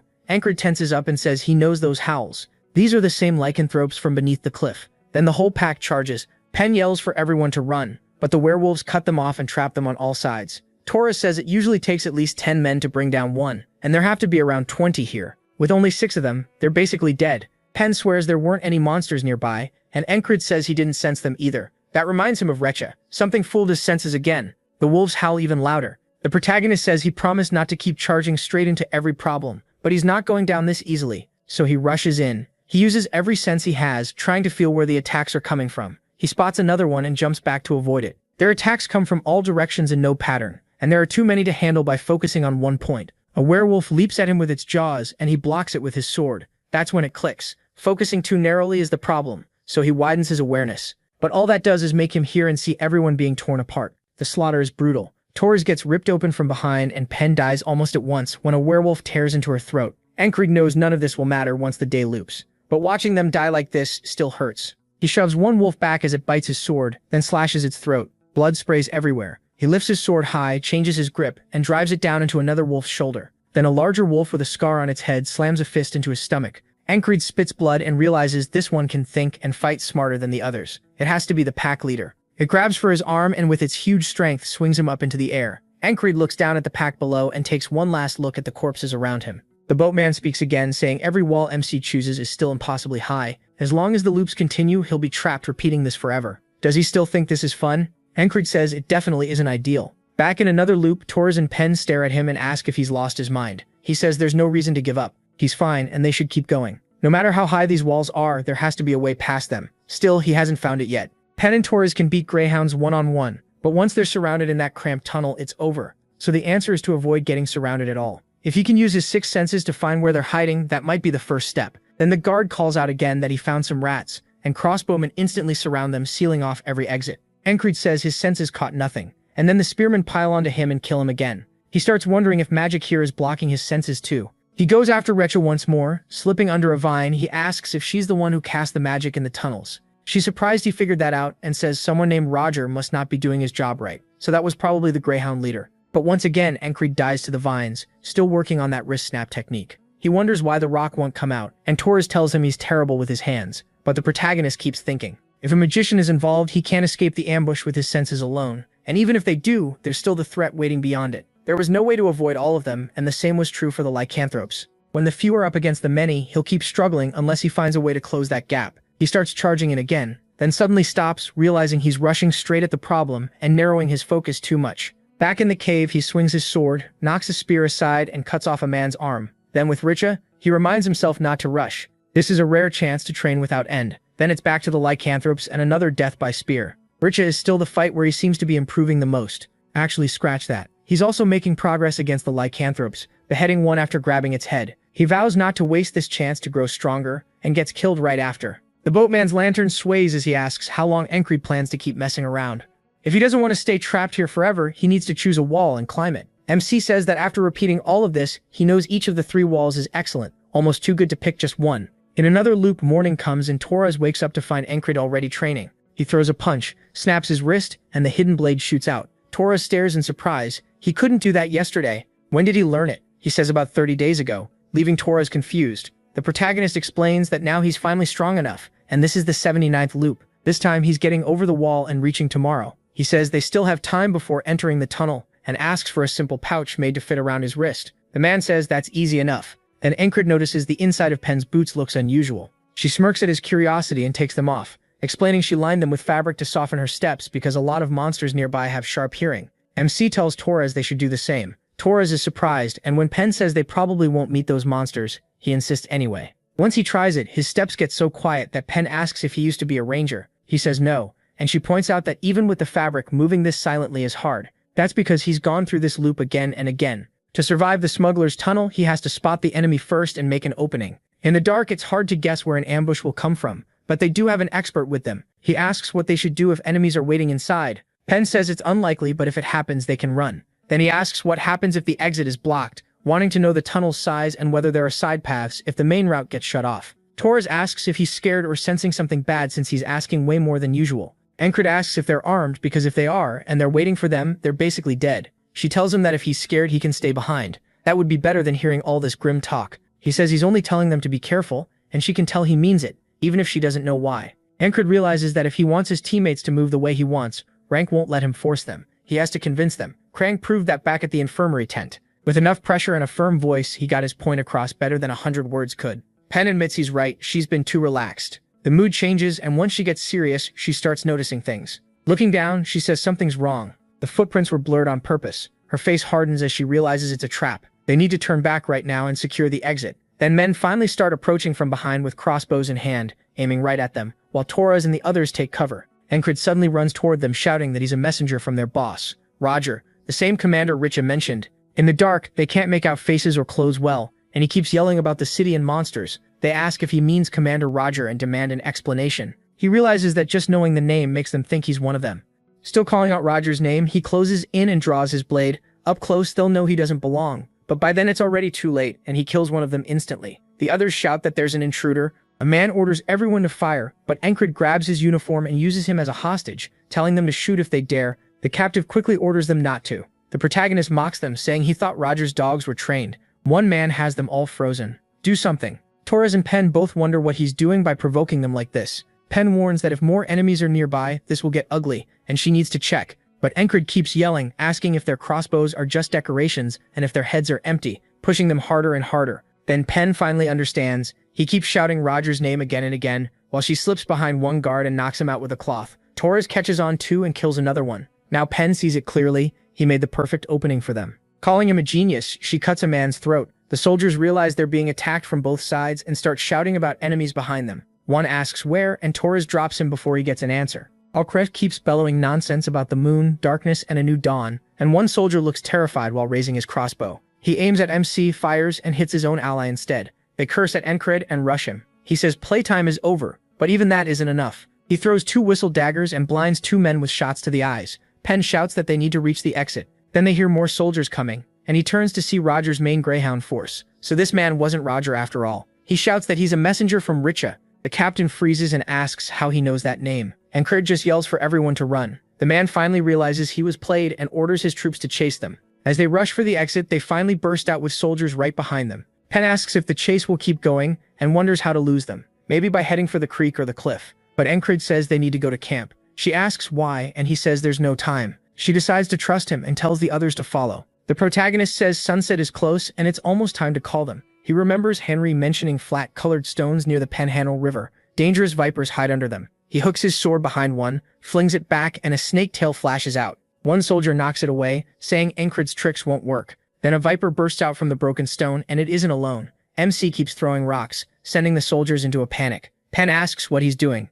If they make this much noise, the monsters will hear them. Encred says that's exactly the point. With ears that sharp, they won't miss it. As they keep running uphill, he says night belongs to monsters. Soon the werewolves start howling below them. He says monsters don't care who's in front of them. They only want flesh. And then he tells Torres and Penn to keep going without him. They ask if he's seriously telling them to leave him behind. They refuse. He shouts that they have to play. He has a plan, and if they stay, they'll just get in the way. Then he cuts his speed and turns back toward the guards. The captain orders his men to split up and go after them. Encred thinks that with the Greyhounds and the Lycanthropes all in one place, he can make them tear each other apart. This is the turning point, and he has to draw all their attention so Torres and Penn can escape. He lets out a killing intent so heavy that no one can focus on anything else. A red aura pouring off him. The captain instantly turns toward him, a chill running through him, and the werewolf Alpha reacts too. The captain grits his teeth knowing what has to happen, and orders his men to kill Encred first. The werewolves start climbing the cliff below, leaping up behind him while the soldiers close in from the front. Encred turns, uses his senses, and slips past the attack, saying friend or enemy doesn't matter anymore.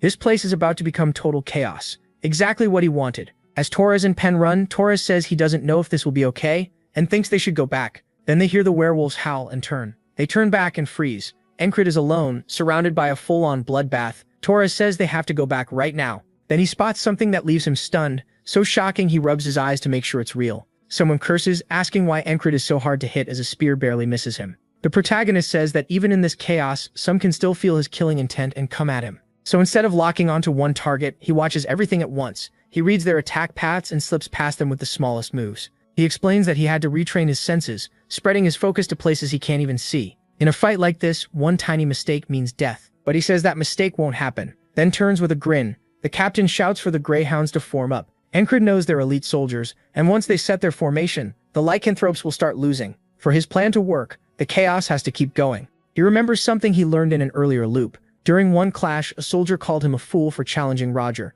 the man who never removes his helmet. So the captain's name is Roger. Encred keeps wondering why Roger hides his face, so he decides to find out and knocks the helmet away. As the helmet hits the ground, the soldiers suddenly look uneasy. Now MC sees why Roger never took it off. He says there's nothing shameful about being bald, but Roger is furious. Encred has figured out that he's deeply embarrassed by it, so he loudly tells Roger to take the helmet off for real, mocking him and saying he should reveal that empty scalp. Roger tries to keep his cool, telling himself not to fall for such childish bait. Then Encred runs his fingers through his own thick hair, making the insult even worse. Looking down at Roger, he asks if this is the hair he wishes he had. Torres is speechless, and Penn mutters that the protagonist has lost it. Roger takes the bait completely and charges, swearing MC won't die easily. Encred just smiles and tells him to try. Their blades crash, and he knocks Roger's sword aside. Roger instantly follows up, but the protagonist catches it with his own blade. Then Encred thrusts for Roger's eye, and Roger barely slips away.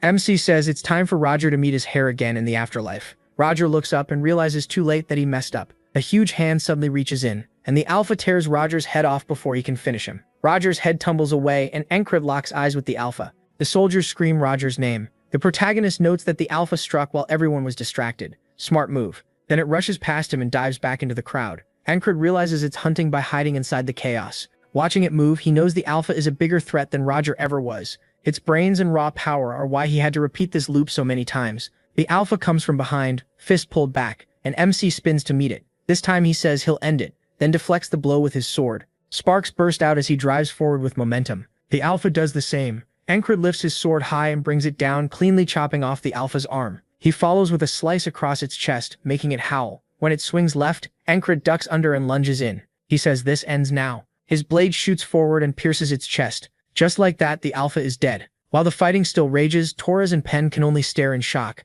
They almost feel bad for the werewolf as it drops dead. The win was way too one-sided. Encred finally exhales. He's done what he came to do. Pen says they should go to him, and both start calling out. When he glances over, she yells that he needs to get out of there. He runs for them as the soldiers shout for the others to chase him. But the werewolves don't let them move at all. They're too busy getting overwhelmed. Pen asks if he planned this and knew the werewolves would show up. Encred says he just got lucky. Torres says fine, but when did he get this strong and how did he know the enemy leader was Roger? The protagonist can tell they're confused. They don't know about the loops and he can't explain that now. Instead, he says something more important matters. The mission still isn't over. He looks up at the cliffs and says they need to climb the wall. At the top is Recap, the final obstacle in this run. A moment later, they're already climbing. Encred still has the pouch strapped under his wrist, and as they watch him move, Pen asks if he really isn't a ranger. Torres says he isn't, which only makes her ask how he's this good. MC says he doesn't even know what he's supposed to be anymore. He was meant to become a knight, but right now his instincts aren't focused on Regia herself. He already knows where she'll be. She never changed that in any of the loops. Once he reaches the top and ducks behind cover, he gives them signals to warn them. There's an enemy ahead. He'll go first, leaving Pen confused as he sprints along the wall. Regia turns in surprise just as his sword shoots for her throat. She summons vines that coil around his arm and fling him back. He cuts through part of them and she demands to know how he got here when her children were already moving. Encred says they're busy fighting the greyhounds and adds that maybe she didn't train them well enough. Furious, she sends more vines at him. He dodges what he can and bats away the rest. Encred says that as long as he keeps up this rhythm, that's all he needs to do. Some vines start spinning, so he focuses on cutting the thin whip-like ones while pushing forward. Pen can't believe he's fighting a mage this well. Torres wonders if they should help, but she says they'd only get in his way. More greyhounds arrive, shouting that they need to help Regia. One of them is dropped at once, and Pen says she won't let any of them get near Encred. Regia grows angrier, and roses begin sprouting from her vines. Calling them worthless, she fires the roses at him. He says he's already figured out how to beat her. In the end, she's still human. Stab her or cut her and she dies. He just needs one opening, and he has exactly the tool for that in his pouch. He charges again, fully focused, dodging the projectiles and cutting through the vines as before. When he slices through the ones shielding her directly, she hesitates. She starts raising a barrier, and he thrusts his fist right in front of her face. He says his trump card was fixed using the hidden knife. Earlier, when Kryze asked what to do with the leftover magic tools and whether they should be sold, and Kryze said to keep them, they'd be useful someday. Now the pouch opens, and with a flick of his wrist, he sends one straight at her face. He reveals they're the magic devices from the cave, and they burst with a blinding blue light, bright as sunrise. Even Pen and Torres have to cover their eyes. Down in the slums, people look up and see only that intense light shining from the wall. Rakia screams in pain, and Kryze swings, cutting through her vines and across her side. He says that once he learned to relax his shoulders, he realized he didn't need to choose just one direction. All three walls had something worth learning from. As Regia collapses onto the stone, Encred lets out a long breath and says he built his own style by combining all three. Torres cuts down one of the soldiers. When Pen starts to ask what just happened, Torres cuts her off. They can ask later. First, they need to leave before more people come running to that light. Soon, guards are moving through the slums with torches, searching everywhere. Encred says they've made it into Crossguard. If they save Kitten and escape like planned, this loop can finally end. Pen leads them to a house and says this was the last place Kitten stayed before disappearing. Inside, the signs of torture make it clear the enemy learned Kitten was a spy. Pen says that settles it. Kitten must be dead. Encred says the enemy is already coming and the informant they were meant to meet is gone. That means the whole plan was an aspen trap. The letter from Kitten about urgent information was probably fake, made to lure them in and kill them. Torres realizes they were set up just as nearby guards ask each other if they found anything. One says no, but they still need to keep searching. Pen says they should escape now, but Torres warns it's a huge risk with guards everywhere and asks if there's any way to distract them. Encred says he knows a method that already worked before and asks if they want to try it. One of the houses suddenly catches fire. Soldiers rush over to put it out, and the protagonist says nothing pulls attention better than a blaze. He's done this enough times to learn a few tricks at this rate. He jokes, he'll become an arsonist instead of a knight. That's why he plans to train with his sword even harder once he gets back. The group finally gets over the walls and ditches their robes. Now they just need to head back to Border Guard. From above the wrecked house, one man watches the scene. Another reports that the intruders escaped after starting the fire. The man says every trap failed, they took a serious hit, and he can't believe Richo died that easily. The plan should have wiped out their rangers and spies while crushing morale. Still, he decides it's not over. There are plenty of moves left, so he tells the soldier to leave. It's time to prepare for the next step, and this is Aspen's genius strategist, Abner. Later, they ride back by boat. Pen and Torres are out of breath while Encred looks fine. He even says he wants one more duel after they get off. Torres calls him insane. They already fought more than 10 times on the trip. Even the boatman wonders why they're always sweating. Soon the boat reaches the dock. Torres says the mission is over and they should rest, then remembers this somehow counts as rest for Encred. MC asks Pen for another round and she shuts him down, saying his charm won't work on her. At the gate, a man is begging to see the platoon of lunatics. Torres asks what that bald guy wants. He says they should report in first since he knows him, and it turns out to be Gilfin.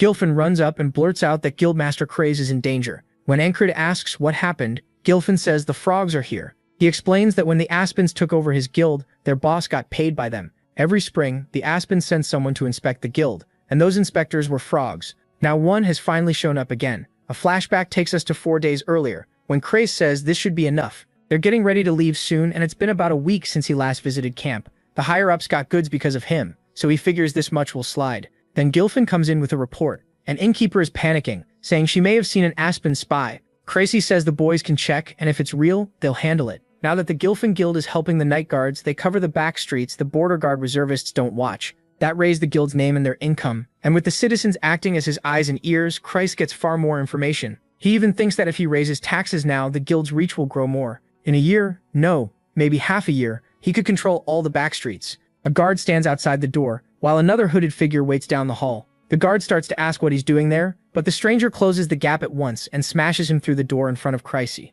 From the silhouette alone, it's clear this isn't human. Cricey freezes, and Gilfin realizes the guest has already arrived. Cricey mutters that it's a frog. The figure pulls back the hood, showing its face. Cricey notices the frog didn't kill his men, which means he can still talk this out. Even so, he gets nervous and politely asks the frog to come this way. The frog finds that funny and starts laughing. He says that's an interesting reaction and asks who Christ thinks he is. Christ dodges the question and asks if he's eaten yet. The frog says that's not what matters right now. Then he backhands Gilfin and instantly closes in with an uppercut for Christ. Christ is launched into the air, and as Gilfin drops to the floor, the frog grabs Christ by the clothes. He says humans only listen after getting beaten first. That's what he's learned. Christ says he would have answered either way and asks what the frog wants to know so badly. The frog laughs at him for still smiling and asks where the last guildmaster went and where Christ came from. Christ answers that the former guildmaster is dead. The frog asks who killed him, and Christ says it was the border guard reservists. Then the frog asks for a name. After thinking it over, Christ gives him Ragna's name.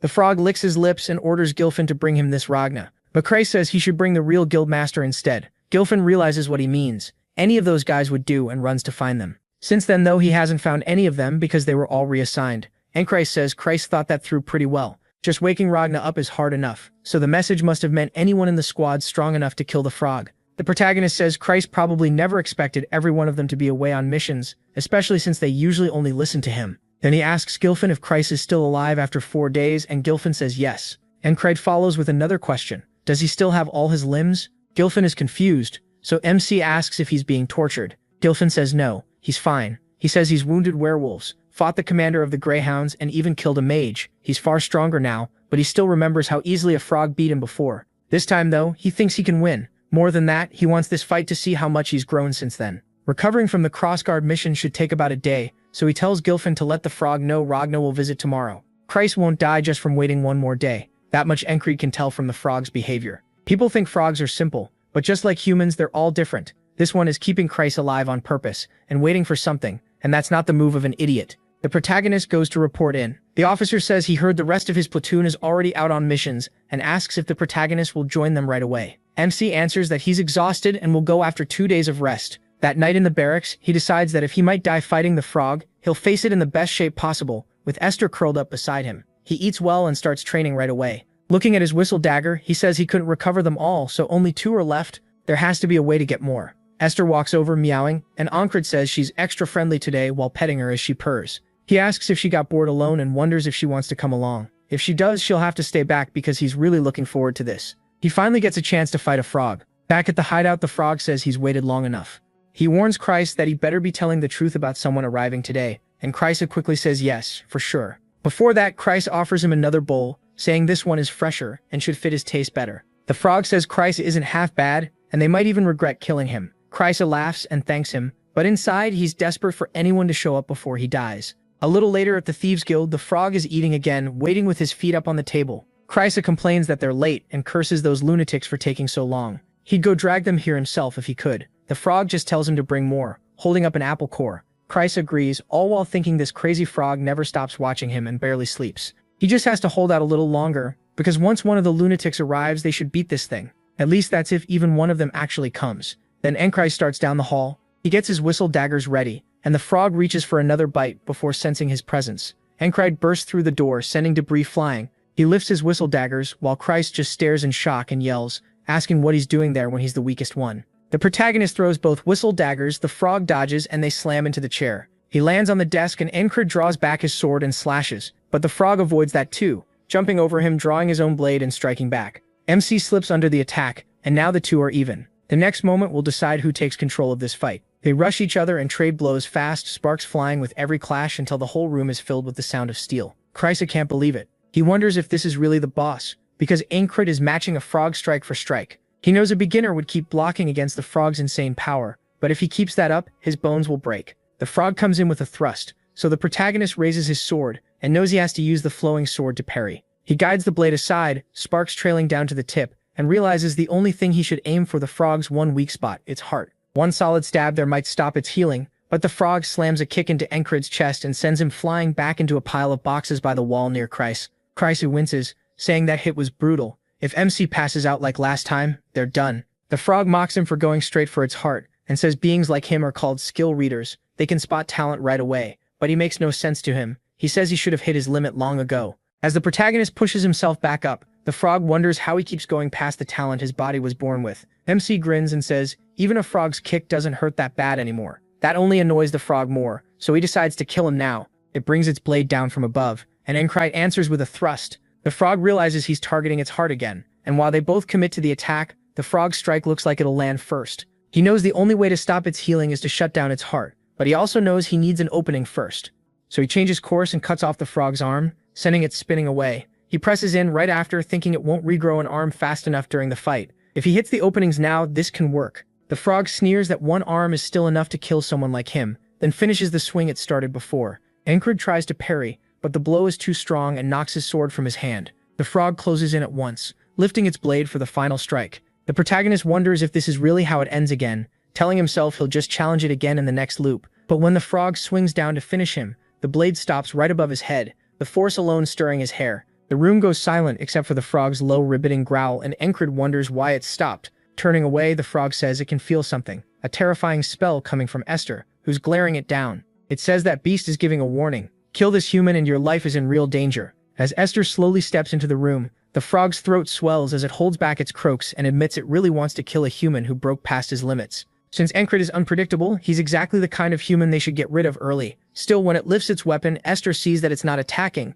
it's putting the blade away. Staying alive matters more. Before leaving, it tells Enkrai to remember this. Then we learn its name is Merlun, and next time he plans to kill him. MC honestly wanted to keep fighting, but Merlun walks out. The moment he's gone, Chris starts getting up and asks if it's really over. He says they survived and thought for sure he was dead. He can't believe he got strong enough to fight a frog like that, but he says he still wasn't enough. The frog's last blow hit his wrist and made him drop his sword. It's already badly swollen. He tightens his fist and says 3 more loops would have been enough. Then Merlun would have died. As they head into town, Croesus says none of the others showed up. He never thought all those lunatics would willingly be off on missions. The protagonist says that surprised him too. Croesus is just glad the frog left, but the protagonist can't stop thinking about why, because Merlun could have killed both of them any time. He looks down at Esther and asks if she's the reason. She meows and Croesus stares, asking if he's really talking to animals now. Then the first company commander runs over, asking where he's been, and notices the bandages on his arm. Enkrai says he got into a fight. She says the timing is awful, but they don't need him fighting right now.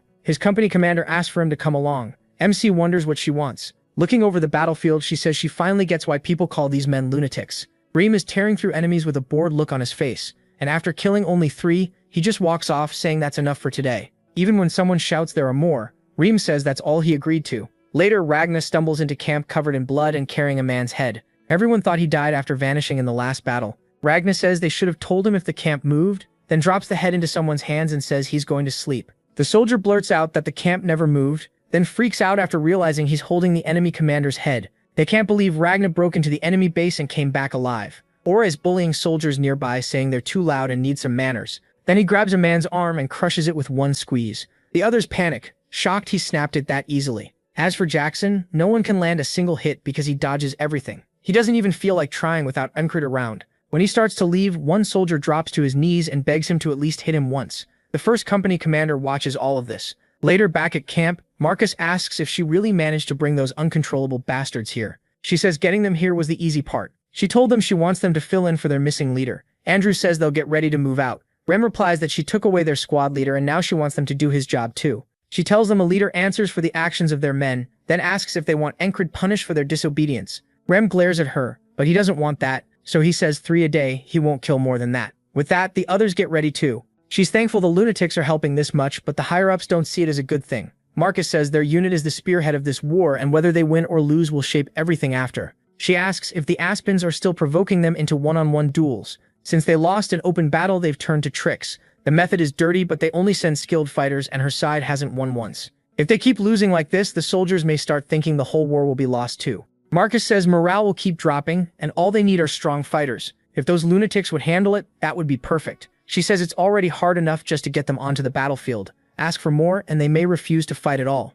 Marcus says men that skilled are far too disobedient, but throwing them away would be a waste. As she leaves his tent, Marcus mutters that those Aspen bastards are getting crafty. They were never this clever before, but lately there have been reports of a young genius strategist in Aspen, and Marcus thinks this is his work. That night in the barracks, Andrew talks with the others and says he's the man who will rebuild his house someday, but right now he's leading a bunch of lunatics and trying to keep them under control, while Encred is gone. Henry asks about his eye and tells him to stop dueling Rem for a while. Andrew asks who else is supposed to handle Ram's killing urges, saying Rem would paint the ground red with their own men's blood. Besides, every fight with him feels like dancing closer to death, and somehow that makes Andrew stronger. Mac admits it's annoying, but it really does help. He got beat up too. Henri says at least the other lunatics mostly keep to themselves and don't start fights. Right then a man is yelling at Rem to do his job properly, saying everyone here is risking their lives and asking if Rem thinks this is a joke. Andrew says that's the new platoon commander, and wonders if the guy wants to die. Andrew steps in front of Rem and says only their own commander can order the independent platoon around. The man snaps back, asking if they're really going to slack off in plain sight and calling them bastards. Ramin says he'd feel better if he tore the guy's guts out, and his killing intent starts spilling out. Andrew decides he has to save this idiot, and tells the commander that if he's got a problem, they should settle it in a fight, and whoever wins gets obeyed. Then he asks if the man is scared. The commander gets angry, saying a squad leader dares challenge him, and drags Andrew off to crush him. Rum watches them go and sighs, saying this is boring. He was about to rip that asshole apart, but the kid took him away, and now there's nothing fun left to do. Back at his tent, he looks at his bed and starts thinking about quitting the army altogether. And he's not the only one. Aura and Ragna look just as down. Ragna says there's still no news about Encred and wonders if he's dead. Aura says maybe he's gone back to the Earth, and without him, there's no point staying. Jackson says staying would just be inefficient. He's already gotten what he wanted from the army, so there's no reason left. They all agree if Encred doesn't return by day's end, they'll leave and accept that he's dead. But of course he's not. He is already walking through camp. The first company commander says it's time for her fiancé to return to his platoon. Right behind him, Andrew is still fighting that platoon leader. Then the protagonist walks into camp while Andrew is busy with the guy. He faces the group and tells the boys he's back. Ramin starts to call him boss, but Andrew rushes into the tent, already crying. He shouts at Encred, asking why he took so long, then grabs his waist and says he's been waiting forever while dealing with non-stop crap. That makes Rem grin, and he lets out a small laugh, asking why Andrew is cutting in front of him. Soon the others pile on too, saying Encred is late and calling him boss. He starts to answer, and the whole thing turns into a warm reunion. Later that night, MC says after looking around, it's clear they brought him here to handle these lunatics, so they should listen to their superior once in a while. Rem answers that he'll do that only when he feels like it, but he replies it's not like he can really force them anyway. Ramin says that's beside the point. What matters is this: did he get stronger? Ragna also taps his sword on the floor, saying he wants a duel too. Kryzy tells them to calm down and points out that Encred's wrist is hurt. Even so, Rum and Ragna start arguing over who gets to fight him first. Odan laughs and tells them not to brawl over it. Since it's been a while, he says they should warm up first. Encred tells everyone to quit making noise, and Krace says it's about time he made them settle down. But the protagonist, being a total battle addict, says he'll fight each of them one by one. Krace protests that he's injured, yet MC says the wrist isn't broken and can still move a little. Jackson cuts in, saying even small injuries matter and wants to see it so he can put medicine on it. He admits he can't put full power into it, but he thinks he can still hold a sword. After fighting the frog and the one from Crossguard, he knows he's grown again enough to face Merloon and hold his ground.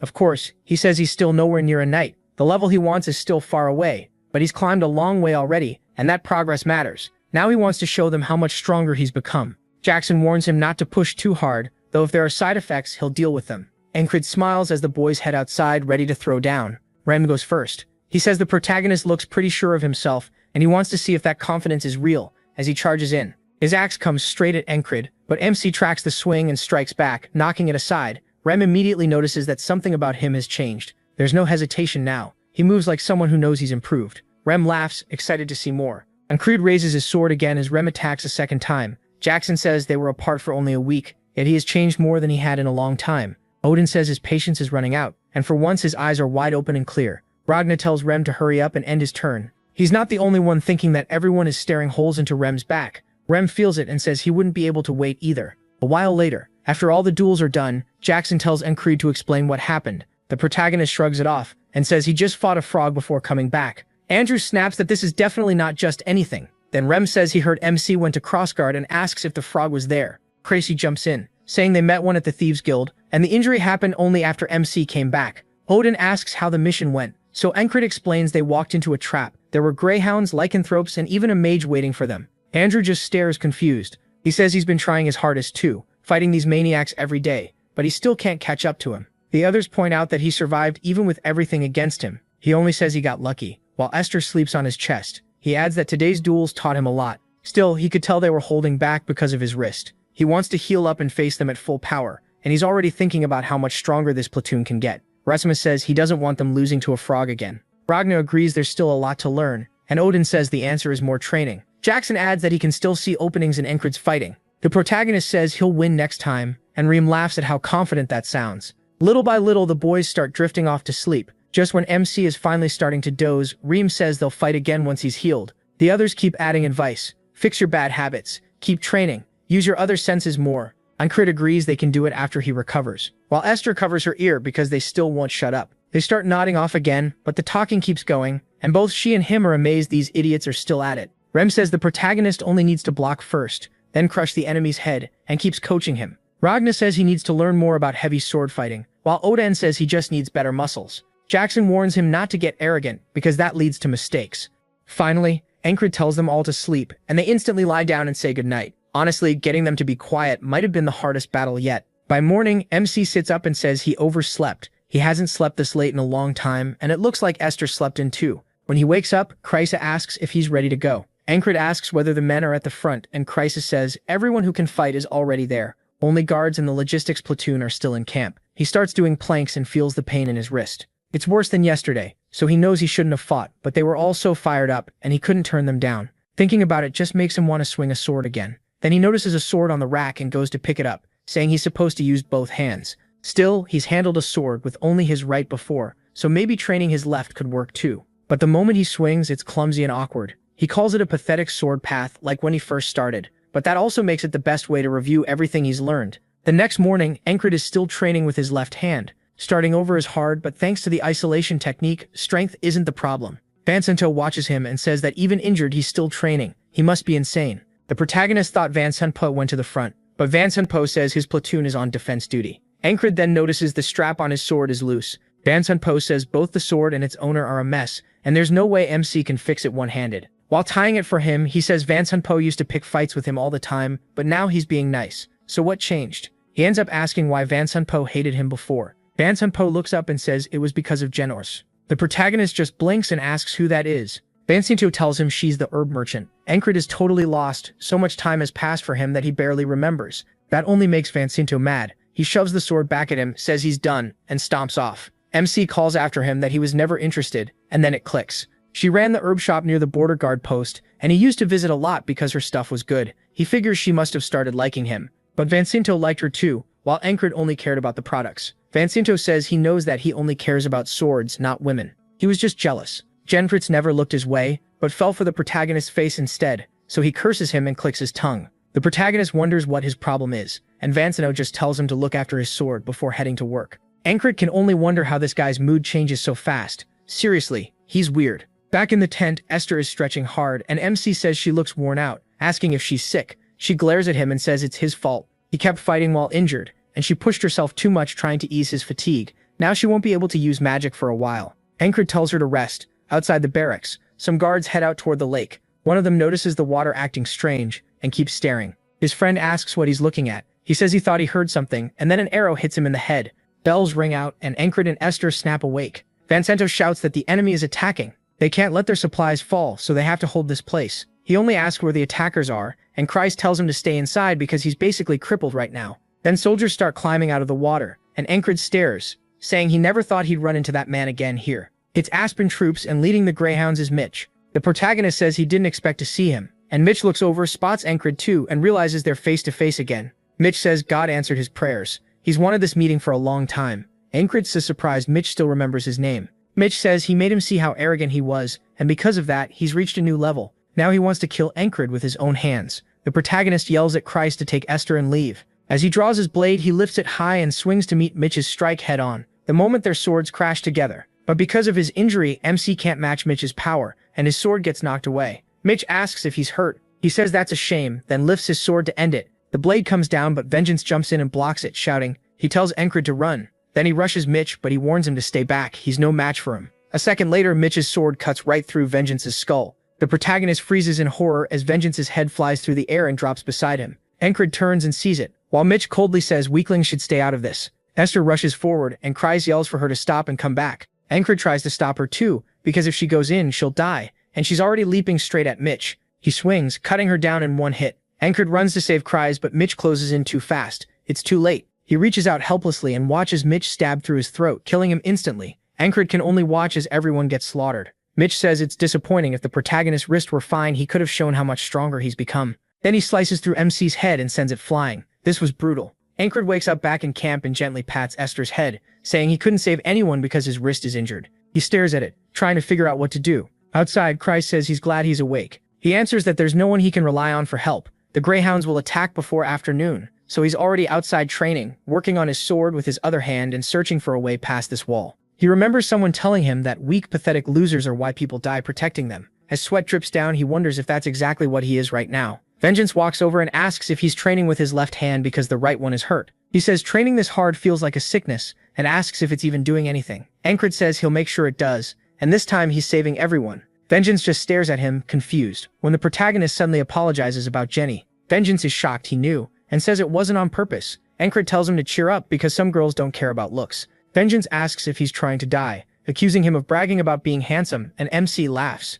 Then the bells start ringing, and when the enemy attacks the camp, he steps forward, more ready than before. He faces Mitch, who glares at him. Ancred knows Mitch is strong, always above a special-ranked soldier, and now he's sharper than ever. Mitch blocks the opening strike and drives the protagonist back, taking advantage of the injury. Ancred jumps away, realizing he's lacking power because he can't use both hands. Mitch lunges with a thrust, and Ancred tries to knock it aside with his sword, but he doesn't have enough force. Mitch breaks through and slashes his throat. He drops, coughing. Mitch asks about his hand. The protagonist admits it's hurt, and Mitch calls that a shame. As he raises his sword, he says he wanted to fight him at full strength before driving the blade into his chest. Ancred realizes that no matter how much stronger he gets, there's only one answer now. He has to build up his left side. That means fixing everything. His grip, swing, stance, all of it. From the basics he learned as a kid, to Ragnar's heavy sword, to the core of every style he studied, he starts rebuilding it all with his other arm. Mitch shows up again, and Ancred loses again. Still, he keeps training, saying he's already walked this road once with his right side. Again, he loses. He keeps drilling on a dummy, cutting through it, but Mitch still handles him easily and stabs him through the chest. Ancred keeps practicing, saying at least he learns fast. Maybe this time that's actually true, since he's done it before. But even after 40 loops, his left-hand swing is still off. He wonders why, while Vengeance watches him train. Something clicks for him, and he calls out, asking Ancred for a duel. MC notes this never happened in the earlier loops and wonders what changed. Still, one look at Vengeance tells him he's completely serious, so he accepts. They take their stances, and Vengeance rushes in, warning he won't hold back. He brings his sword down, and Ancred blocks, thinking Vengeance is still a platoon leader, strong enough that taking him head-on with just his left is tough. The protagonist redirects the blade, then sweeps his legs out. Vengeance crashes forward and eats dirt. MC says he won. Vengeance admits he didn't expect him to fight left-handed, and MC says that's exactly why he's been training it. Then he asks why Vengeance wanted the duel. Vengeance says he doesn't know. Watching him made his blood boil. He says he's only been doing the basics, but Vengeance says that's the point. Watching the protagonist reminds him of when he first picked up a sword, the drive to get stronger, the thrill of every swing. But when he looks at Ancred now, something about his sword feels strange. MC asks what he means, and Vengeance says it feels like a dead man's sword. He asks what that means, but Vengeance says it's hard to explain. The protagonist starts wondering what he could mean. Maybe he's still not strong enough. but Vengeance snaps, asking if he's even listening. Then Encred figures it out himself. He's been copying the path of his right-hand swings without thinking, even though the left and right sides work completely differently. So he decides to test that idea, saying he needs to find a path that fits his left hand. When he swings again, the dummy's arm comes off cleanly. The cut feels right, and even the sound is different from before. He smiles, thanks Vengeance, and says he finally found a way forward. And Encred says he needs to wake up that feeling in his left arm. That's the key. So he starts by changing his habits. While eating with his left hand, Craze asks if he's always done that. MC says his right arm needs rest. Craze says he's taking it too far, especially when he drops food and even hits Esther with it. But Encred says eating, dressing, training, he'll use his left arm for everything. After training, he plants his sword and says that to speed things up, he'll also practice the move Torres taught him as well. He flicks his wrist to throw the hidden knife, but it just drops to the ground. Even so, he says that knife could be a huge help in the fight. This is already his 50th loop when Vengeance asks if he wants another duel, and then sends him crashing to the ground. Vengeance says Encred fights well with his left arm now, but his sword still feels off. The protagonist agrees he still has that dead sword, so he'll keep going until it's gone. In the next loop, he and Vengeance duel again. MC blocks the sword. Then the loops start flying by, past 60, then 70. By the 80th loop, he can knock Vengeance back with ease, and now he's also practicing the hidden knife. This time the wrist flick is perfect, and later he knocks Vengeance's sword from his hands, sending it spinning into the ground. Vengeance can't believe how well Encred fights with his left arm now. He notices him staring and asks what he's thinking so hard about. Vengeance says once he gets out of here, he's going to train harder than ever. The protagonist notices he doesn't talk about the dead sword anymore, so he tells him to keep it up. Maybe Jenny will finally notice him soon. That instantly pisses Vengeance off. He demands another fight and says he'll beat MC's ass. MC laughs at how easy he is to rile up and says he still has to live long enough to confess to Jenny. To make that happen, he heads to the lake alone. There, he reflects on talent, realizing it isn't something simple. Training the body is one part, but true focus without getting thrown off is part of it too. He thinks back to learning swordsmanship as a kid, falling in love with the blade one swing at a time. Now gripping his sword in his left hand, he draws it. For the first time, Encred feels what talent might be like. In just 100 days, all that left arm training has stacked up enough to catch the 30 years he built on his right. This is now the 112th loop. Mitch rises from the water, and the protagonist is set on breaking past this wall, named Mitch. Vengeance shouts for everyone to defend the camp and drive the enemy back. Craze tries to pull Encred back while holding Esther so she can't rush in, but MC keeps walking forward. Mitch thanks him, saying he wanted to meet him again. He says he felt the same, and Mitch says the protagonist woke him up from his slump. Now he'll destroy him and climb even higher. Encred admits he almost feels bad because he's already seen Mitch at his best over and over, and he knows he can't beat him in a straight sword fight. So when he charges, his opening move catches Mitch off guard, but Mitch still manages to block it. As he slides back, Mitch plants his feet and starts forcing Encred back with raw strength. MC grabs the hand holding the sword and snaps Mitch's thumb, making him drop the blade with a scream. Mitch answers with a kick to Encred's chest. He jams his sword down to keep from falling. And with Mitch's weapon on the ground, Mitch curses him for fighting so dirty. The protagonist says that through all these loops he's only beaten Mitch with the sword, but his left arm won't get any better by repeating this again and again. The blade duel was fun, but now he has to go past it. Mitch says this won't save him anyway. He picks the sword up with his left hand and warns that he can fight with either arm. Encred says he can too. That's exactly what he trained for. Still, if he wants to beat the next wall, a sword alone won't be enough. He has to use the move he saved for a desperate moment. It's the peak of the veil and mercenary sword style. Pulling his arm back, Encred hurls his sword as hard as he can. Mitch blocks it with his own, confused, but MC rushes in and grabs his throat, saying the only way through is an all-out brawl. He throws a punch, and Mitch barely slips past it. Mitch calls him a bastard and tries to bring his sword in, but Encred gives him no room. He grabs his waist and drives him down. He just needs to get close, no matter what. Both crash to the floor. He pins Mitch's wrist with his knees so he can't use the blade, swearing he'll win no matter what, even if he has to bite through flesh. From the mount, he raises his fist and starts pounding Mitch's face. He says victory means using every method he has. Mitch reels from one hit and Encred slams in another. This is what a real brawl looks like. Mitch sees the next strike and knows what to do. He kicks up and flips the protagonist over him. MC hits the ground and Mitch charges, shouting for him to fight seriously and use his sword like a man. He wants a real duel. He brings his blade down and Encred doesn't dodge. He takes it on his shoulder. Mitch is stunned, but he had armor there for exactly this. The protagonist tells him he is dead serious. Mitch attacks again, but Encred slips in the hidden blade technique and slices across his face while dodging the punch. The strike catches Mitch's left eye, and blood pours down half his face from the hidden blade. Mitch lets out a wild scream and shoves down with all his strength, cutting through the shoulder plate into MC's shoulder. Then he follows with another swing, carving a deep wound. Encred thinks his wrist was bad enough, and now his shoulder's hit too. If this keeps going, he loses. So before Mitch adjusts to fighting with one eye, he has to use that opening. Mitch charges in, furious, and the protagonist flicks his wrist, sending the hidden dagger flying at him. Mitch lifts his sword to block, but the dagger drives right into his hand and Encred rushes in for another tackle. He uses that opening, and as they crash down, Mitch's sword is knocked free and skids away from them. Mitch spits out another curse, and MC grabs his leg, locks the ankle, and snaps it in one move. Mitch screams and starts punching, trying to force him off. Encred switches to the other leg and breaks that ankle too. Mitch realizes he's crippled now and lets out another raw scream from the top of his lungs. Everyone around them is left wondering what just happened. They remember Mitch as the lazy genius, a man blessed with talent but content with what he had. But after returning from the last battlefield, that fire came back to his eyes. He stayed on the training grounds until his talent and hard work finally made his sword shine. Still, it ends like this, crawling toward his sword with both legs broken. He can't understand how it came to this. Encred reaches the sword first and stands in front of it. Mitch looks up and calls to him, while he looks down, not fully happy with this either. Even so, he says Mitch was a huge wall, and both times they met he gave Encred a harsh wake-up call. Mitch says this isn't the kind of fight he wanted. As that wall starts to break, Mitch crawls forward and begs for a proper fight. He only wanted a real clash of blades, and reaches out toward the protagonist. Encred picks up the sword and tells him he wanted that too, but this is a battlefield. In the end, it's war. Then he drives the sword through Mitch's neck, killing him and pinning him to the ground. Even as Encred says this, he doesn't feel good about it. He's a swordsman too, and he truly respected Mitch. Mitch's men start rushing over, shouting his name, while Vengeance yells for his soldiers to fire and wipe out the Aspen troops. They get pushed back and can't reach Mitch's body. Encred gives him one last look, knowing that wall is finally gone. He takes a few deep breaths, his eyes already set on the next wall. Then he tells Mitch it was fun. It didn't end the way either of them wanted, but Encred will use this to push past his limits and climb higher. Back in the barracks, Kratos says it would have been a disaster if they lost this place, and headquarters saved them by sending archers just in case. Vengeance walks in and says he only made it back because MC bought them time. Then he tosses over a sword he found, telling him not to leave it lying out there. Kratos says he thought Encred already had his sword, but when the protagonist checks it, he draws the blade and says it's Mitch's, the enemy he just fought. Vengeance says it's a fine sword, and Kratos wants to inspect it. The blade shines light blue in the light, so Kratos says it must be made from steel from Demp.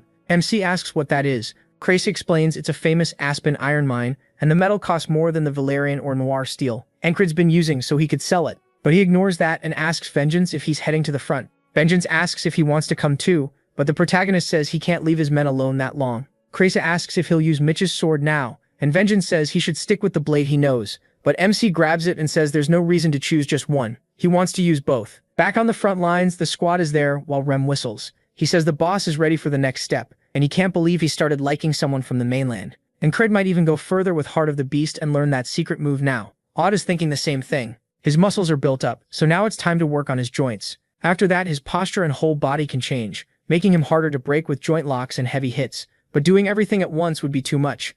Better to build him up step by step. Lost in thought, Odd suddenly slows down and Rem walks right into his back. Holding his head, Rem complains, while Odd turns around and Rem asks what happened to his feet. He needs to keep moving. Odd says it looks like Rem still hasn't grown much, and the two are about to start fighting when Ragna steps between them with a yawn. Odd says laziness isn't a reason to cut between them, and both of them call him nuts. Ragna says Encred needs to start training his body to fit the sword. He wants the protagonist to swing more freely and control the tip like it's part of his body. But first, he needs sleep. Then Auden adds that teaching MC how to walk better could help. He won't move like an assassin, but he can waste less motion and fight more efficiently. Still, Auden wonders why he's even bothering with all this. While he's looking over the squad, Rem grabs Ragna to stop him from wandering off, calling him an idiot for always getting lost. Ragna shoots back that he's still more normal than Rem, and as they start yelling, Auden says he can't let Encred turn into idiots like them. He'll keep him on track. The ferry commander is there too, and she notices something, then tells everyone to stop. A moment later, Aspen soldiers step out from the bushes.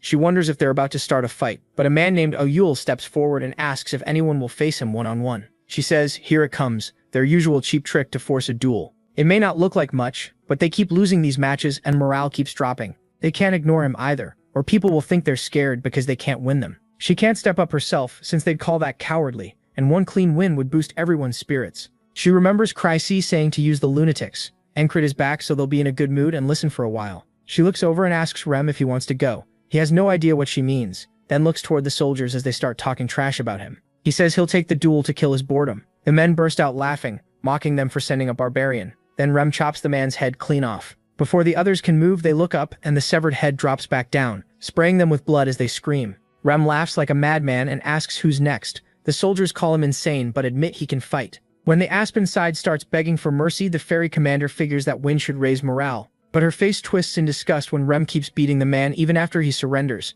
He doesn't stop, and even their own soldiers turn away because it's too brutal. She finally orders him to stop. One Aspen soldier begs Rem to quit, but by then he's already hacking at a corpse with his axe and gets called a monster. Rem ignores him and keeps mutilating the body. He just laughs and says he can't hear him. Everyone watches in horror, saying they don't even want to share a side with him. The ferry commander sighs that morale dropped all over again, so the whole thing was pointless. The only person who can rein them in is Encred, and he's on his way. After camp is set, he finally arrives. Jackson asks how he got even more hurt after being told to rest, and Rem says he's not allowed to fight until he's healed.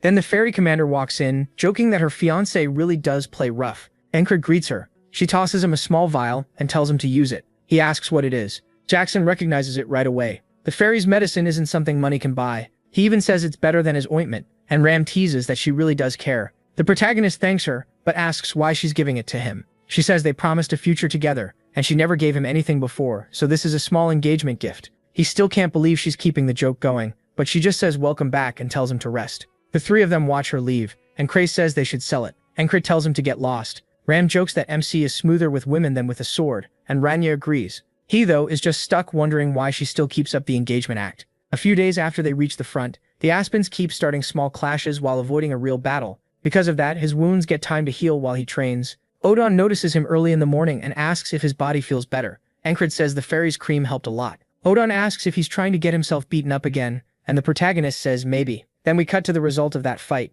Odin checks him over, his right wrist, shoulder, and bruises all across his body. He says Encred shouldn't be pushing himself like this yet, but if battle starts, he'll join anyway, right? MC answers that if he can still move, then yes. Odin glances around to make sure no one is watching, then calls him closer. He asks what he wants, when a warm feeling suddenly spreads through his body. Odin begins glowing with a bright golden light that runs through Encred. The protagonist realizes this is divinity. As Odin keeps working on him, a huge beam of golden light falls over both of them. Then Odin pulls his hand back. The light fades and Encred stares in shock. Odin warns him not to tell anyone. He promises to stay silent too, and swears it on their lord's name. MC understands he must have his reasons, so he agrees. Odin walks off, saying the morning fog is God's blessing. Divinity is the mark of clerics who serve God, and miracles like this can heal the wounded. Even though Odin always prayed, he'd never used divinity before, so no one knew for sure if he was really a cleric. Now he's begging his lord for forgiveness. Encred figures there must be some rule against it, because it felt like Odin broke one to heal him. As Odin leaves, he thanks him. Odin says that if anyone learns he used divinity, the Inquisitors will come. He left the church under heavy restrictions, and they bound his body so he couldn't use divine power. Even with the pain stabbing through his chest, he couldn't leave Encred like that. Odin says the Lord always watches over them, but never answers. After meeting the protagonist, though, he started to believe those words live on through people, and he'll do what he thinks is right. After the meal, Kreis asks MC if he needs help with his wound again, and offers to apply more ointment, but he says he's fine. It's not fully healed, but close enough. He also can't let the others see if he wants to keep Odin's secret, so he has to be careful in battle. Then he asks when the real fighting will start, and Kreis says both sides are still testing each other. Marcus leads their vanguard, keeping the enemy from circling around while the main force waits at the Green Pearl. Since the Aspens broke the usual rules before by bringing in sorcerers and casters, both sides are likely ready for full war now with whole night orders prepared. Rem complains they should have been there, and these little one-on-one duels are boring. Kreis says this can't go on much longer. Soon enough, things change. The troops start moving, war horns sound, and both armies line up against each other. Encred and the whole squad are there too. Their commander stands with the ferry, while three enemy men step forward and start insulting them like a bunch of spoiled brats. Rem wonders why they keep yapping and asks if their swords are only good for cooking. Kreis explains this is a war of words. Without a night-level force to tip the balance, both sides are evenly matched, so the Aspens are trying to win the mental fight first. One arrow could kill those loudmouths, but their morale is already shaky. If they attack first, they'll lose more. Meanwhile, the Aspen side keeps mocking them, saying they'll die before ever touching a woman. Kreis says their commander isn't moving because he knows that too. Marcus says he had a plan, but can't use it here. Sending the lunatics to win that duel only made things worse.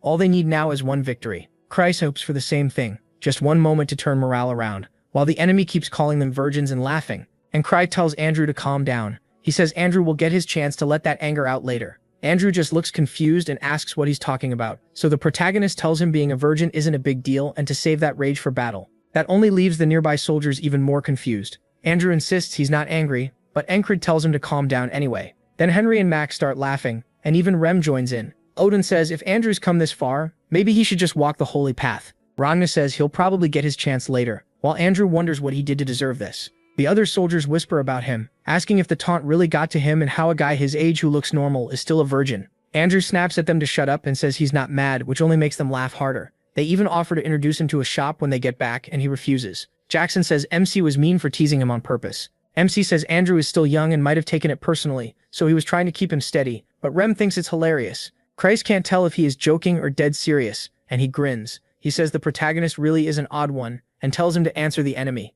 MC says he has nothing to say, but Christ offers to feed him a few lines, and Christ says that won't be necessary and steps forward. Christ says his sharp tongue can lift their morale, and whatever he starts will spread through the ranks. The protagonist walks up, and the enemy immediately notices him and shouts that he's coming out. Christ is sure this will lead them to victory. He told Encred to show Nerve Walk into the enemy archer's range and provoke them. Vancento asks what he's doing up there. MC says Vancento has bad luck if he's still stuck in the vanguard after coming back. Vancento tells him to shut up and warns that if he keeps walking up without fear, arrows will fly. Then he demands to know what he is trying to do. The Aspen soldiers sneer, saying they can't believe another loser walked up. Encred stares at them and remembers Craze telling him to just get closer first, since he never knows what to say until the moment comes. That kind of trash talk just comes naturally to him. So the protagonist asks one of them what's wrong with his face, why his head looks like a ghoul's. The man instantly gets mad and demands to know what he means. The others start laughing and Vancento realizes Encred did it on purpose. The insulted soldier tries to defend himself, saying he knows he's handsome. MC says he's right, he judged too fast. After all, maybe only his mother was a ghoul. That sends the guy into a screaming rage. Odin says God will punish Encred for that, but Rem laughs so hard he cries. Even Ragna wonders if that guy is human with a face like that. Andrew joins in too, saying no woman would want him looking like that, so he has no right to taunt anyone. Mac figures this must have bothered the guy for a long time. The furious soldier screams for him to come closer so he can cut out his tongue. The protagonist figures if the enemy took the bait and wants a duel, then all he has to do is beat him badly. He reaches for his sword, but Rem blocks him with his axe, and even Ragna steps in. They're not letting him go. Jackson reminds him his wound still hasn't fully healed. Encred knows he can't reveal that Odin already treated him, so they just exchange a look. Rem says Andrew should handle it and finish the guy off. Andrew says he spent his whole life living for his family, so he never cared about pride or shame. Still getting mocked and called a virgin really makes his blood boil, and he pulls out his sword, swearing he'll make that ugly bastard pay. Ghoul refuses the match. He wants the one who insulted his face and asks if Encred is scared. Andrew snaps at him to shut his mouth because he's about to rip that ugly jaw apart. He rushes in with the first strike, but Ghoul slips aside. Marcus warns that the Aspen troops who stepped up first are veterans, the kind who can carry a whole line, not easy opponents. Then Ghoul swings and knocks Andrew's blade offline, catching him a little by surprise. For a moment it looks like Ghoul has the upper hand, but Rem says Andrew isn't losing this. Andrew roars and charges again, forcing Ghoul back on defense with a hard swing. He sets up the next attack, working himself up as he goes. Then he starts shouting his full name. He, Andrew Gardner. No matter how hard things got, no matter what stood in his way, always got back up for his family. As he drives forward, his blade pierces Ghoul's throat, ending the duel. Andrew says a guy like this is nothing compared to his resolve. Maddie says Andrew was always gifted, it just stayed hidden because of the people around him. Then the soldiers start yelling about the virgin. Encred says he can tell Andrew's one of the crazies, and the others pick it up too. Now he's Andrew the lunatic, and he lets out a huge victory scream. He yells for everyone to admit they saw that like he finally proved himself. Mac cringes while Rem laughs so hard he can barely breathe. He calls Andrew lame, but Odin and Ragna still clap for him. Even Encred cracks a small laugh. Chryse says MC didn't fight, but things still worked out for them. Marcus says that's enough and orders his men to break the Aspen formation. Then Torres and his squad come in from above, cutting down the soldiers right in front of them. The Aspens turn and realize the border guards are hitting them from the side, but by then it's already too late. They start getting ripped apart. With the enemy busy dealing with the flank, Marcus orders the archers to get ready and fire. A wave of arrows fills the air. Encred and the others charge in under that cover. Just like that, the battle starts turning. Marcus calls the Aspen soldiers dogs and says no cheap mind games matter if you can't win the actual fight. Even as the others finally move in, they still keep Encred out of it. Then the enemy commander is brought up too. It's the leader of the Greyhound Company, the Grey Dog. He says their preparations are done and they can begin. The commander smiles and says finally, since the Aspens are retreating, it looks like the fight is theirs. Chryse doesn't buy it. This feels way too easy. Even Marcus senses something is off. His men want to chase them, but he says they'll hold position because the enemy is clearly planning something. That night, the Grey Dog heads to a tent where the commander is waiting with two others. The commander asks if he passed along the order, and he says yes, but they still can't show themselves. They're staying far off, and they doubled the old one guerrilla 100-men setup. The commander says Nalea fights the same way as always, border guards to disrupt, heavy infantry to break through, but Abner's plan is different. The knights already proved that a small elite unit can control the battlefield, but that kind of force doesn't have to be made of knights. This time the Aspens will win. The next day at the camp, a coin flips through the air. It's Creus. saying they've been stuck waiting 2 days since coming back from the field. He expected another battle right away, but this feels like the quiet before something big. The Aspens only have 2 choices now: pull back or bring in another force. The commander said he was ready for another spellcaster, and even after doubling the scouts they found nothing. Kreese can't figure out what the enemy is planning or why everyone else seems so calm. And Kreese is stretching with Jackson and Ragna nearby. The ferry commander asks if he's ready to move already.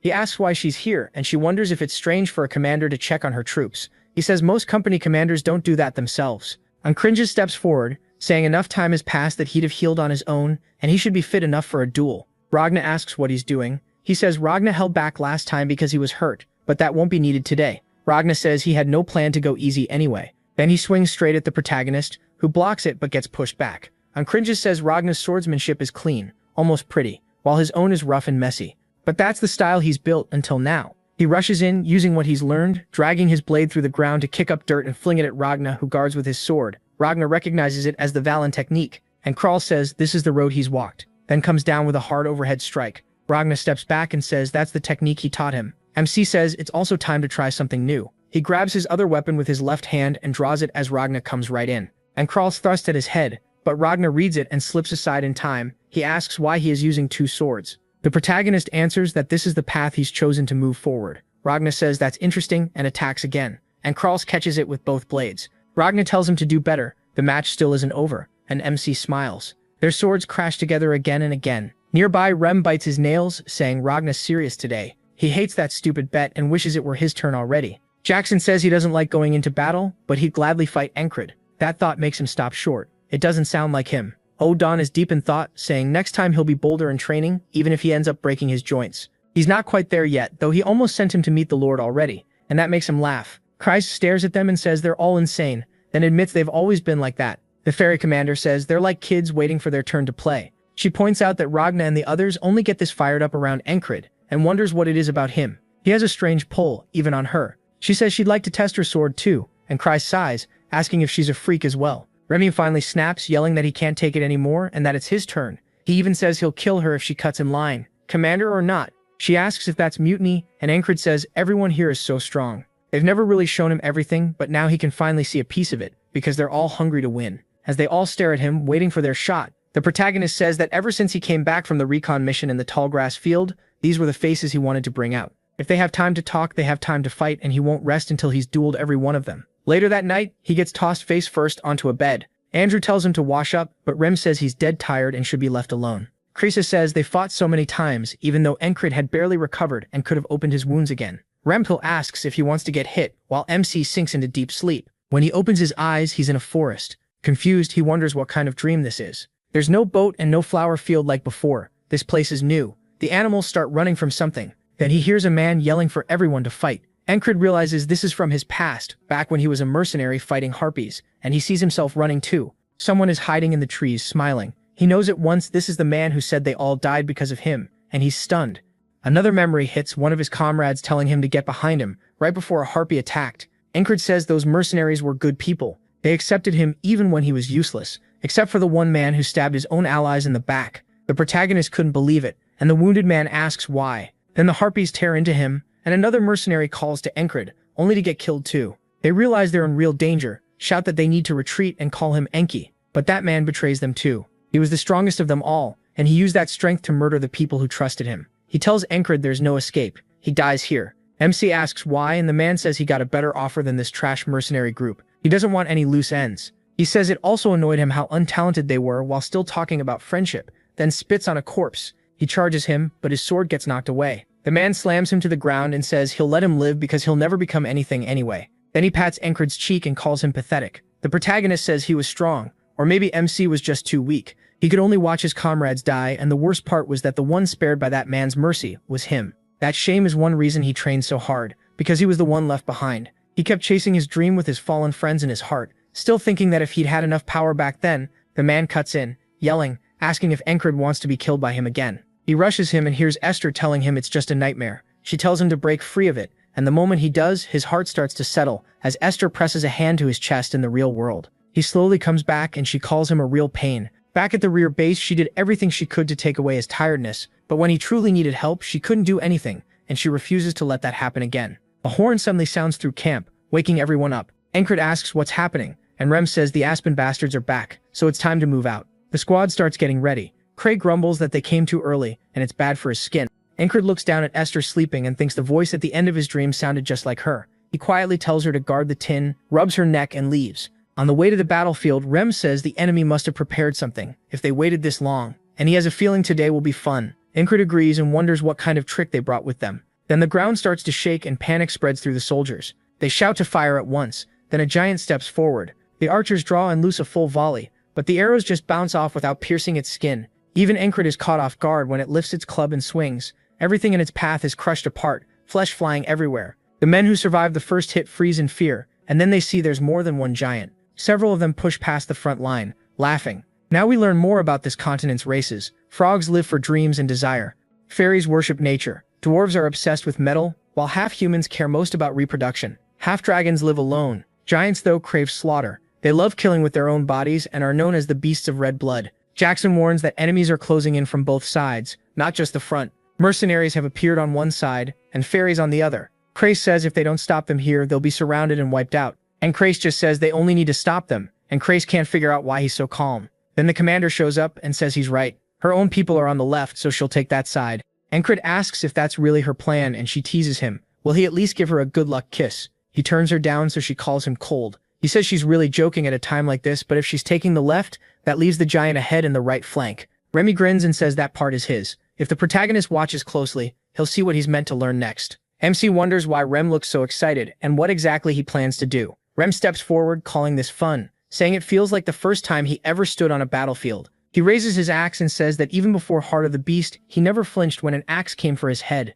That's why he trained with it. It has its own use. His heartbeat starts pounding, as he says he can force it faster than normal, sending blood racing through his body. Meanwhile, the soldiers panic and ask where the retreat order is. Just then the giant leaps in, and Rem bursts straight at it, heart still pounding like a war drum. The giant comes down with a crushing blow, and Rem jumps in front of the soldiers to catch it with his axe. He slides back, but he holds the strike. He explains that as his heart pounds harder, his blood vessels open up and his muscles swell and tighten. This technique, starting from the heart, powers his whole body. Then he shouts for Encred to remember this. Step by step, Rem forces the giant back, roaring that this is the heart of a superhuman. He pushes with everything he has, and his axe heads shatter free, but it's enough. The giant's arm is blasted back too, and the clash sends a shockwave across the whole field. It even rips helmets off nearby soldiers, leaving one of them too stunned to move. Rem rushes in with his one remaining axe. The giant snarls, calls him an insect, and swings again. Rem runs up its knee to its head, grabs its mustache, and drives his axe into the side of its skull. The giant screams and lashes out. Rem avoids the hit, but the rest of his axe is destroyed. Looking at the broken weapon, he curses how flimsy these things are. Now his last good axe is stuck in the giant's head. A spear suddenly flies toward him, and he catches it without even looking. When he glances back, a soldier yells that he has to win. Rem laughs and says that's not bad at all. Before charging again, the men start shouting that they'll win if they back up the lunatic, so they begin hurling spears at the giant to keep Rem armed. Watching all this, Encred realizes Rem is fighting the giant as an equal. No, with the advantage in raw strength, its power no normal human should reach. If this is what he's meant to learn next, he can't help smiling. Ragna tells him he's seen enough. Ram is just playing with it now. Craze reminds him the company commander went left, and since Ram is handling the giant, they only need to crush the right flank to beat the Aspens. Encred agrees. The rest of the squad has already split off to do their own jobs, so he asks Ragna what he'll do. Ragna says he's coming too. Just watching is boring. He tells himself now isn't the time to get excited about learning some new skill. First, they need to win this battle. Nearby, his men are apologizing, but Vincento snaps at them to shut up and stay back. A man laughs, mocking their loyalty, then charges in, asking how long Vincento thinks he can hold out. Encred instantly closes the distance and knocks the attack away with one swing. He tells Vincento he looks awful, and Vincento answers that these are wounds of honor. The protagonist just stares at him, while the attacker hears his name, stops, and pulls down his hood. The second Encred sees his face, he knows exactly who it is. The man smiles and says it's been a long time, surely Encred hasn't forgotten his friend. Ragna asks if that's really his friend, and Encred says back when he had to bow before that man's strength, maybe he couldn't deny it. Not anymore. A man who murders his own comrades is nothing compared to those who risk their lives to protect theirs. Then MC says he does remember his name. Was it bitch? The man flares up and he says right, that was only the nickname. His real name is piece of shit. Furious, the man charges, shouting that Encred needs to remember his place. The protagonist meets the blade with ease and says he couldn't do that the last time they met. Then he strikes back, sending the man's sword flying. As the traitor stares in shock, Encred tells him this is revenge for his friends. The man laughs and says he always wondered how a weakling like MC survived, so this must be why. Kraze rushes in, asking if he's fighting again. Another mercenary sneers that he will die too. Their whole group couldn't beat their leader, so one soldier has no chance. Ragna studies them and says their stances and weapons show they've learned the murderous blades, a style honed in real combat. The leader says he kept moving forward with his life, while Enki stayed trapped in revenge. He attacks and boasts that after this battle, he's been promised a lordship. He'll rise so high he won't even see his own feet. Encred just looks at him and asks if that's all. That answer enrages him, and he jumps in, shouting that he always hated Encred's stare. He thrusts, but the protagonist slips past it. MC notes that the blade is thin as a needle and bends like the Eastern Kai sword. As he raises his own weapon, he remembers the man saying that even if he lived, he'd never amount to anything. Encred charges while those old memories flood back. The traitor lunges and says he'll kill him this time, calling him Enki again as the blade starts twisting. Kraze Almond shouts that the protagonist won't be able to read that attack and calls out to him, but Enki keeps rushing in, eyes locked on the blade. Then we learn Ragna already taught him how to beat this style. MC drives under the attack as Ragna's advice echoes in his mind: trust his own way and put weight behind every move. No matter how deadly the murderous blade users are, if they don't trim away wasted motion, they leave openings. Ragna says he already knows that. Then Encred swings and cuts the man clean in half. Blood spills from his mouth as the protagonist corrects him. He was never important enough to become MC's life goal. Encred's blade follows all the way through, fully severing him, and he says he's not the same he who could only watch his friends die, and he won't let this man keep haunting his dreams. Looking up, the protagonist says he can't hear the dead answer, but he hopes his friends can enjoy this. Ragna's sheath drags along the ground as he walks up, takes it off and says that was good. Now it's Ragna's turn to step in. One mercenary starts mouthing off, asking who he thinks he is, but Ragna lifts his sword and flashes past him, taking his head in one clean strike. The head hits the ground and the other mercs freeze. Ragna coolly asks if he was saying something. Kraze points out that's hard to answer after getting beheaded. The rest rush him at once. Ragna takes one step, slips past an attack, and cuts off another man's head. Then he drives his blade into the next one and in the same smooth motion stabs another right through the throat. It all happens in a blink. Encred notes that Ragna only took a few steps and used the smallest moves needed to kill them. Once again, he's amazed by how strong his squad is. 3 more mercs charge, saying they'll take him down together this time. Ragna tells MC to watch closely. This is something he needs to learn. He raises his sword and lowers his stance while the men rush in. He lets out a breath. His eyes lock on the target, and with one step he's behind all 3 men, their torsos already cut through. Encred is left speechless, like a wall just rose up in front of him. Ragna says he just came up with a name for that move, Scission. He just stares at him, then asks if that's really the best name he had. The war keeps raging, and the Aspens feel safe with a giant on their side. The Nalalia soldiers start to panic, until Ora looms behind them. He swings his clubs and smashes through the front line. Now the Aspens are the ones panicking, shouting about why the enemy has a giant too. Ora laughs and says he's just an ordinary human. They call that a lie. He's way too huge. Then he says he'll give them a little time to save themselves. Confused, they ask what he means, and he starts walking forward, counting down from 5. Each second brings him closer. A commander screams for the troops to form up. They charge when he reaches 3, but Ora keeps counting until 1. Then he stomps and the force alone sends soldiers flying and breaks their weapons. He'd actually rushed in with both weapons crossed. Blood drips from them as he says he called on the war god today and promised to send a few souls up. That line goes hard. The soldiers start running in fear, yelling that they have to kill him. But Ora comes again, plowing through them and launching bodies through the air, killing some on the spot. Their screams rise, but Ora just laughs louder and says he'll send them all to meet God. On the left flank, the fairy commander faces one of her own kind.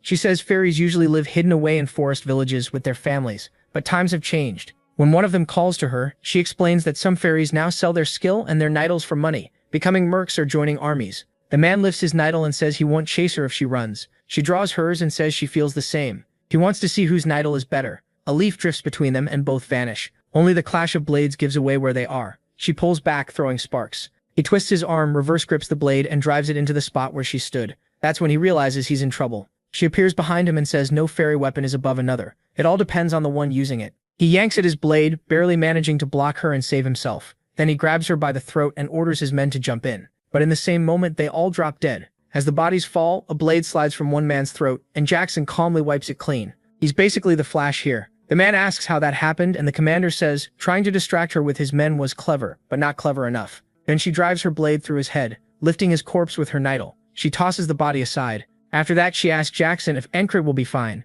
Jackson says if this could kill him, he'd have died a long time ago. She takes that as trust in him. Jackson agrees, but says they have the advantage now. She says Commander Marcus actually knows how to fight, unlike the useless one from before, so they can't waste this chance. Marcus orders the heavy turtle infantry to move out. The Aspen soldiers recognize them and start backing away in fear. Andrew charges in, shouting that they're not going anywhere. They recognize him as Andrew the Virgin and panic, saying they'll end up like the ghoul if they stay. That sets him off, and he leaps at them the same wild way Rem would. Even Mac notices and says the lunatics are rubbing off on him. There's mana in the spring air, and it feels like that air is spreading across the whole battlefield, covering everything. As everyone regroups with Encred, that spring breeze seems to mark the start of something new. The enemy commanders begin to run, and Marcus orders his men to alert the border guard. It's their turn now. He's broken the enemy's plan and turned the battle around, all because of one squad of lunatics. Craze says their platoon would never have fought this hard before, but Encred changed that. One man's influence shaped the whole battle. The ferry commander looks over the group and says they all seem drunk on spring mana. Then Marcus yells for everyone to shout the heroes' names, and the chant for the lunatics erupts. A few even yell for the Virgin. Poor Andrew. Craze says he's not sure this is right, but if Encred's happy with it, that's enough. He raises his fist, and the shouting gets even louder. The Aspen commanders keep retreating. One says Lord Abner's plan wasn't bad, they just never expected someone strong enough to beat a giant. He wonders if Marcus saw this coming or not. The Greyhound is there too, furious, saying that bastard keeps ruining everything and even took out Mitch. Then 3 daggers slam into his horse's rear, making it scream and throw him off. He shouts for the other commander to go. It's the border guard. The soldiers turn toward the cavalry rushing in. A flail swings straight at the Greyhound, but he blocks it before the border guard commander drops on him. This commander says the Greyhounds always act like equals, but now they're worn down after fighting the rear line. Their troops start getting cut down fast. The Greyhound admits too many died backing Mitch, and they can't fight the border guard now. The other commander glances back and just goes, oh crap, and that distraction is enough for Torres to rush in and give him the haircut he needed. The Greyhound sees it, swings hard, and knocks the commander off him. He orders his men to retreat. Torres asks his commander if they should chase, but the answer is no. They'll be thrown away like the dogs they are, and the ones left are just strays. It's a huge win against the Aspens, but this battle was only the start. The real war still waits in the tall grass fields. Back in the tent, Croesus says they're moving camp tomorrow. They'll wait near Crossguard and keep pressuring the Aspens. Encred points out there's no booze or party for the win, but there are rewards for the ones who helped most. Rem says their reward is not having to help with the move, which is great, and that's thanks to the protagonist beating the giant. Aura says he crushed a lot of enemy soldiers, and Ragna adds that the murderous blade users would have caused trouble if he hadn't stepped in. Rem snaps at them for bragging and asks who told them to butt in. Jackson watches the whole thing and calls them idiots. Encred says that's enough. If they want to fight, they can duel him instead. Jackson says he never misses a chance. Andrew is thrilled, saying it's his first time feeling anything like this. Hearing everyone shout their name felt amazing. Rem says that's because he's young and still calls him a virgin. Andrew tells him to quit it, and Rem asks if he wants to fight. Encred sighs, then looks outside and notices Henri sitting alone. Henri doesn't look happy. MC asks what's wrong, and when he startles, the MC sits beside him and asks what's bothering him. Maybe the widowed florist again. Henri laughs and blushes. He says he heard back in the grass fields that Henri wants to marry her, but that can't happen if he stays here fighting. So does he want to go back? Henri admits he does, but says it feels wrong to leave while everyone else is still battling. Henri reminds him they've escaped death more than once because of his skill as a hunter. He helped them survive the grass fields and warned them about the snakes under the stones. He's great with a bow too. Then the protagonist stands and starts to walk off, while Henri calls after him. Encred says he carries his sword for a dream, and Henri needs to live for his dream too. Henri is left wondering what that meant. The next morning, in the ferry commander's tent, she tells Henri he's been given a special discharge. She tells him to get on the wagon with the wounded because it leaves soon. Confused, he asks what she means, and she says his platoon commander asked for this as thanks. Henri is speechless, then goes to pack. Rem asks if he's really leaving. Aura gives him his blessing, and Ragna says now he can sleep as much as he wants. Kreisha Allman tells him he did well with them,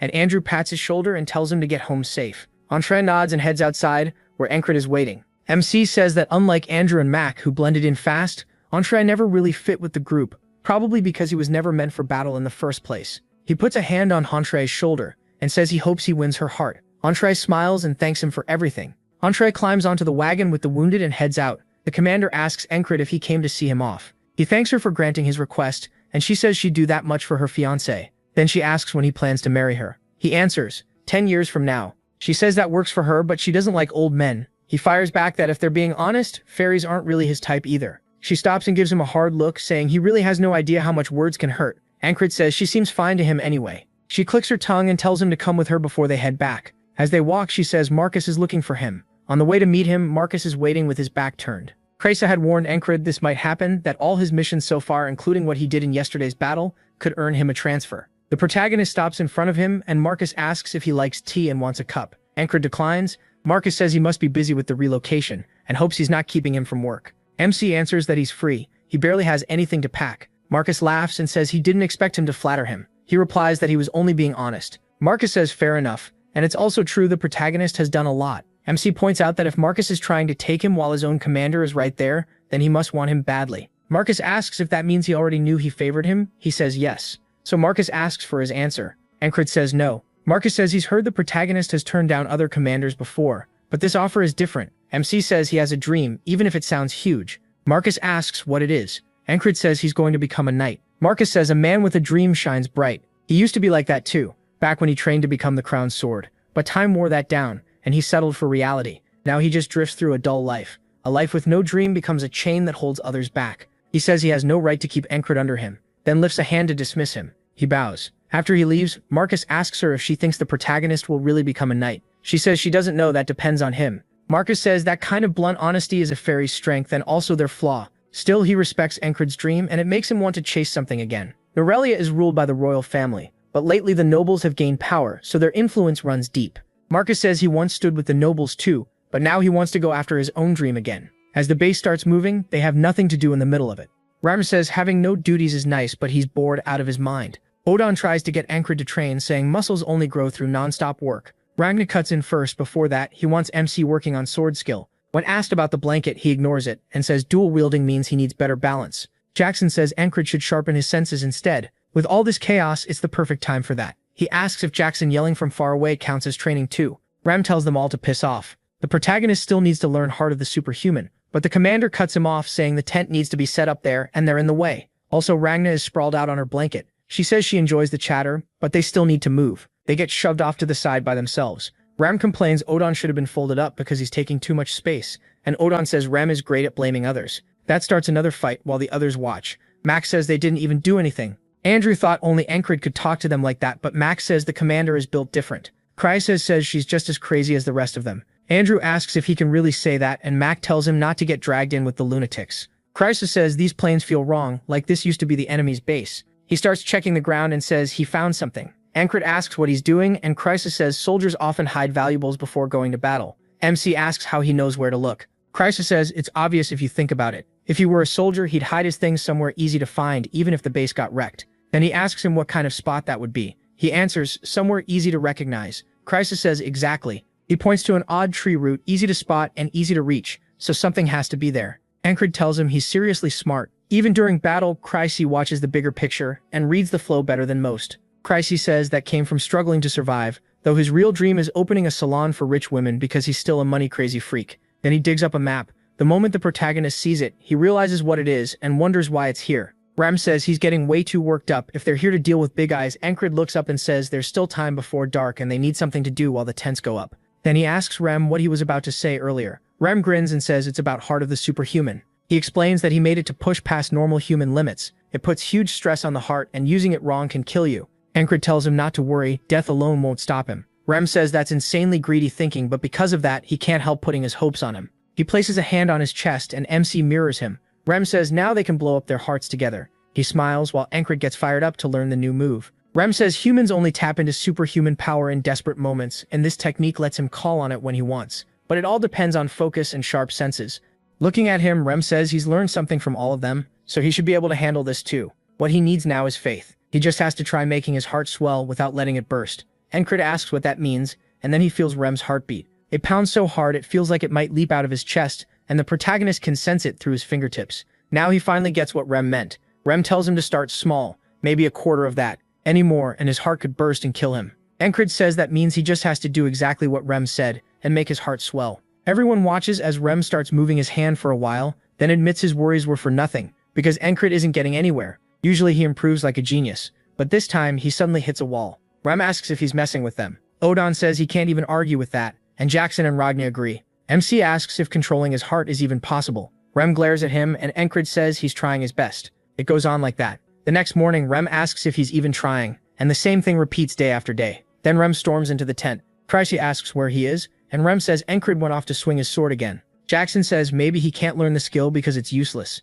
and he'd be better off training with him instead. Rem tells him to wait his turn. Ragna adds that if it isn't a problem with motivation, then maybe the teacher is the issue. Rem snaps back that there's no way he's worse than Ragna. While they keep arguing, Rem thinks it through. He says this technique came from changing his tribe's old methods. Usually a spell gives you the first feel for it, and after that you learn control on your own. No matter how much Encred tries, he just can't catch it yet, and Rem figures even the casters in his village didn't get it on the first try. Even when they did, most almost died by accident, so he knows rushing this won't help. He remembers how long it took the protagonist to learn Heart of the Beast. Encred wants it badly, so all he can do is keep trying, and if there's truly no hope, then quit. That thought still pisses Rem off, so he tries to sleep it off. But that night, MC is still training. Working alone, he's trying to figure out how to copy that feeling by tomorrow. The next day, they're back at it again, and Rem sighs. He says they should stop for today, because it doesn't look like it's happening yet. Encred grabs his hand and tells him to keep going. Rem says he knows he's trying, but there's no point if nothing's changing. He tells him to push his heart harder.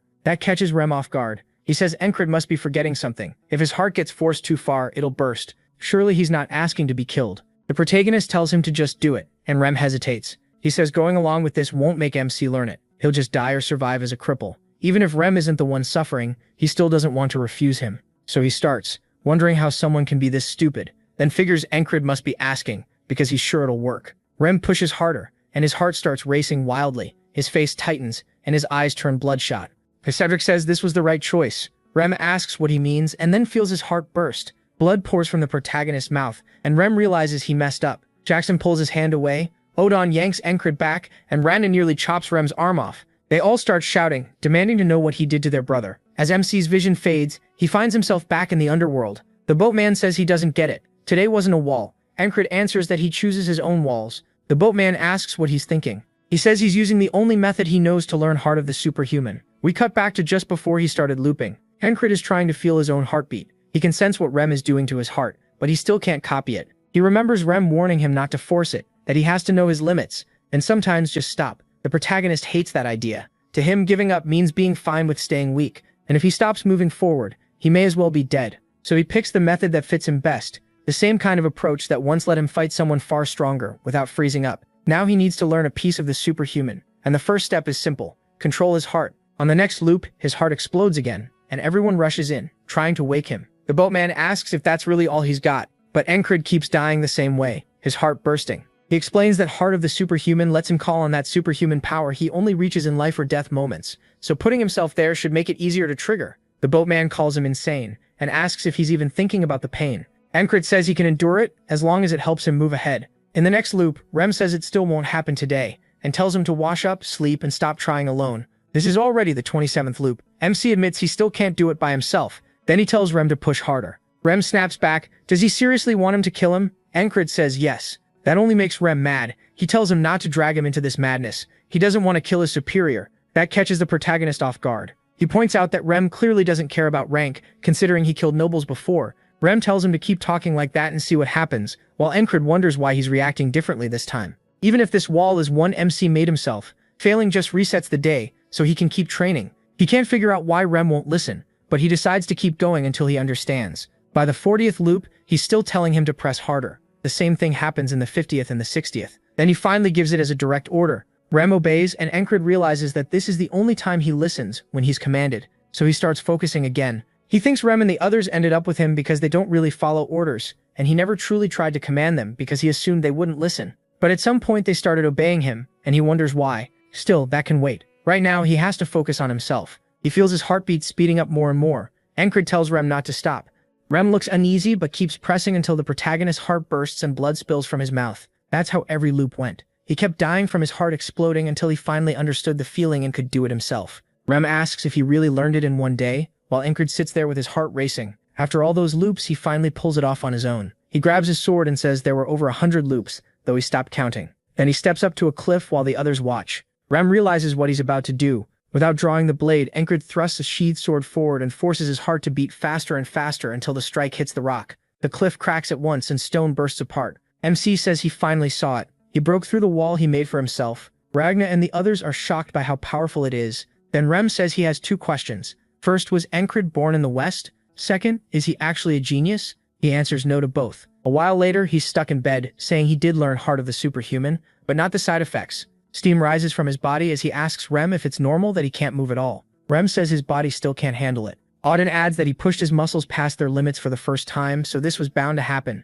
Even so, Encred still tries to move, saying that as awful as this feels, Heart of the Superhuman is amazing. It lets him go past human limits, even if it wrecks his body afterward. He can feel that damage clearly. Still, he thinks knights already stand beyond normal humans. They may look human, but they have giant-like strength, frog-like movement, and fairy-like control. That's what a real knight is, so he still has a long way to go. Odin tells him to rest for at least a full day. He says he'll help him recover with some blood, sweat, and tears. Encred asks what that even means, and then Odin grabs his calf and starts a brutal massage. The protagonist screams into his pillow, saying this is going to kill him, and it feels like a wall the boatman made himself. Odin tells him to remember the points he's pressing, because this technique loosens tight muscles. Its real name is the Bala-style massage. Encred says then he should learn it too, since it'll be useful, and he'll endure it even as tears fill his eyes. As he starts seeing the boatman again, Rem tells Odin to stop before he actually kills him. The next morning, MC says Odin almost sent him back to the boatman, but his muscles do feel better. He was told to rest and do nothing, but it feels like wasted time. At the very least, he figures he can maintain his weapon. But Odin suddenly appears behind him and scares him, saying he's not doing anything. He already said not to move a muscle. And Kretz says he was only going to clean it, and Kretz says he'll handle it. He points out he never works for free. Kretz grins and says good catch, 20 coppers. They haggle, and when Kretz asks if he's joking, Kretz drops it to 17. Final offer. The protagonist wants to know why it's so pricey, and Crazy says that sword is huge and high quality, so it needs careful work. Then asks for the second one too, since MC uses 2 blades. He says he did say he'd dual wield, but everyone's acting way too casual about it. He thought at least one of them would try to stop him. Even strong swordsmen usually avoid it. Most say it's harder and riskier than it's worth. Without proper training, you can't support both swords right, and your swings lose power compared to using one. Still curious, he asks why none of them are stopping him. They just stare at him like the answer is obvious. Alden asks why he thinks they wouldn't. Jackson says it's because he's stubborn. When Encred questions that, Alden says he's proving it right now by refusing to accept their answer. The protagonist says he's not doing it on purpose, and Ragna asks if there's even a reason for using 2 swords. MC says yes, he wants to try it because it felt good to him. It's the same reason he wanted to become a knight. Back when he was a mercenary, he heard a story about a knight called the Peacemaker, the one meant to end wars, and it lit a fire in him. Then some guy kicked him and said hearing a song like that would never make him a knight, calling him pathetic. Even when everyone laughed and said he'd never make it, and Creed kept chasing what he wanted and loved. So he won't give up on becoming a knight, and he won't give up on using 2 swords either, no matter what anyone says. Ram can see how different Encred is from him, a man who had everything and threw it away. He started with just 1 sword and still keeps pushing ahead. Ram laughs, saying that's exactly why he likes him. Ragna says he always knew Ram had weird taste, and Ram tells him not to worry, he hates the rest of them. Ragna says he doesn't like them either, and Jackson agrees. Odin says God tells people to love all creation, but he's only human, and he doesn't like them either. Rem says Odin is just as bad and talks too much. Encred comments that they really do get along. Then Jackson walks over and says if the protagonist's tired of sitting around, they should train. MC reminds him Odin ordered him to stay still, but Jackson says he can still train. Just use his eyes. He wants to teach him dodging sense next. Then outside, Crace is cleaning Encred's blade and says it'll look brand new. He overhears soldiers saying the main battle is lasting longer than expected because neither side is backing off, so he keeps listening as they pass by. Apparently the enemy has a new unit, made up of the ones who ran after fighting them. Christ knows that's bad news, but he needs more details. If the Aspens are changing tactics, he has to know how. While Avner starts working on a plan, Jackson explains that dodging means seeing what to avoid and pushing your reflexes to the limit, but that also takes sharp eyesight. So he'll throw stones with letters written on them and tell Encred to read them. He tosses one past him, and the protagonist just looks confused. Jackson sighs and says, again. So they repeat it over and over, with Jackson telling him to focus. In the middle of that, Alden keeps working him through pain and recovery, finally saying Encred can start moving again. But when he tries to sit up, a rock whips past his face. Jackson asks what letters were on the stone. Then he asks if MC waited for his guard to drop on purpose, adding that a real battle won't wait for him.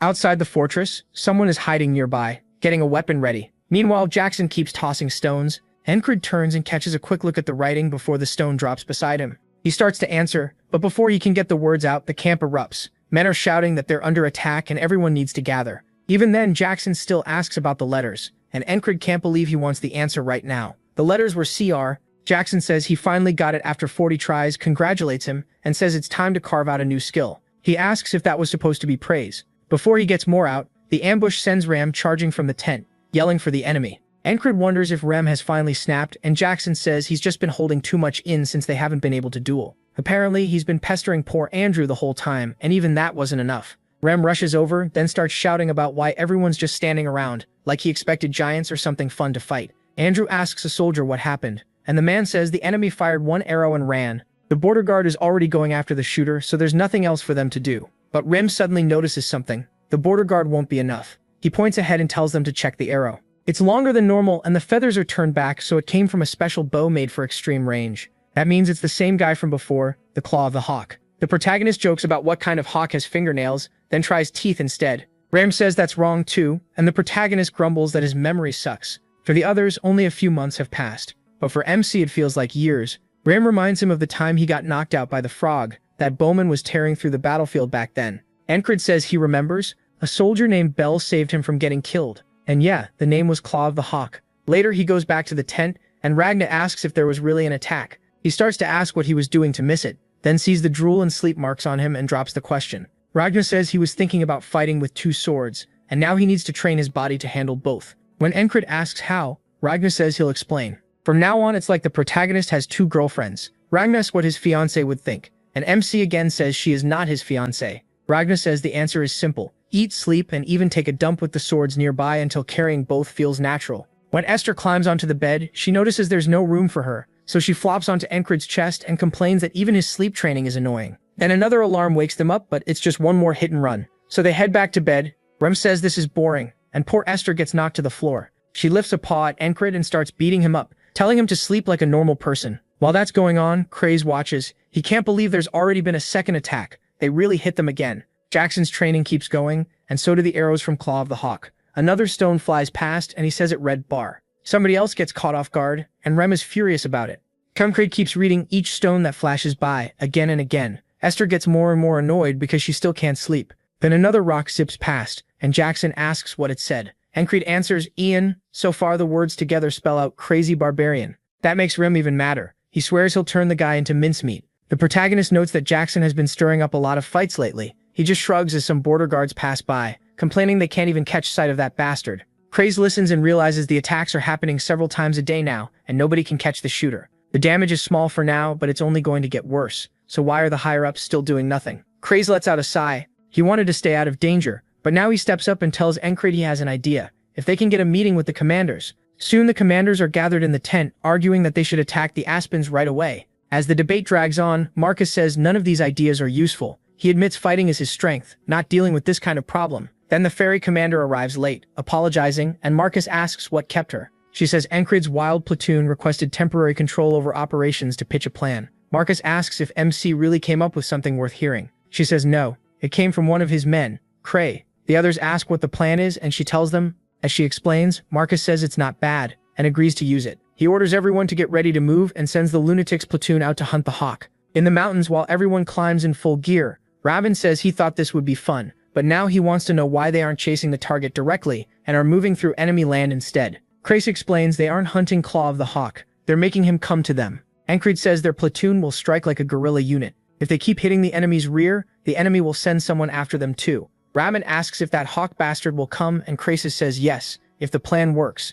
Even if he doesn't, they'll still hurt the enemy. Rem calls the plan way too complicated, but Crace says he knows Rem is dumb and this is the best option. Rem tells him to say that again and gets right in his face, but Encred cuts it off. Rem says Crace should feel lucky, and Crace admits he nearly messed himself. He asks if they're close to the target, and the one answering is Pen. She says she thinks she can see it. The protagonist explains that the whole plan depends on moving fast enough to strike and pull back. For that, they needed a skilled ranger who knows safe routes, so he asks Command for help, and Pen joined them as a new squad leader. Encred asks why she had to join the platoon fully, when a temporary assignment should have been enough. She says she has her reasons. He wonders what those reasons are, and she only says joining them has put her in an awkward spot. MC thanks her, and she says he can pay her back later. Make it a good one when they're alone next time. He asks if she's really still on that, and Rem warns him to be careful, since he has a fiancée. Encred reminds them again that he's not with the ferry commander.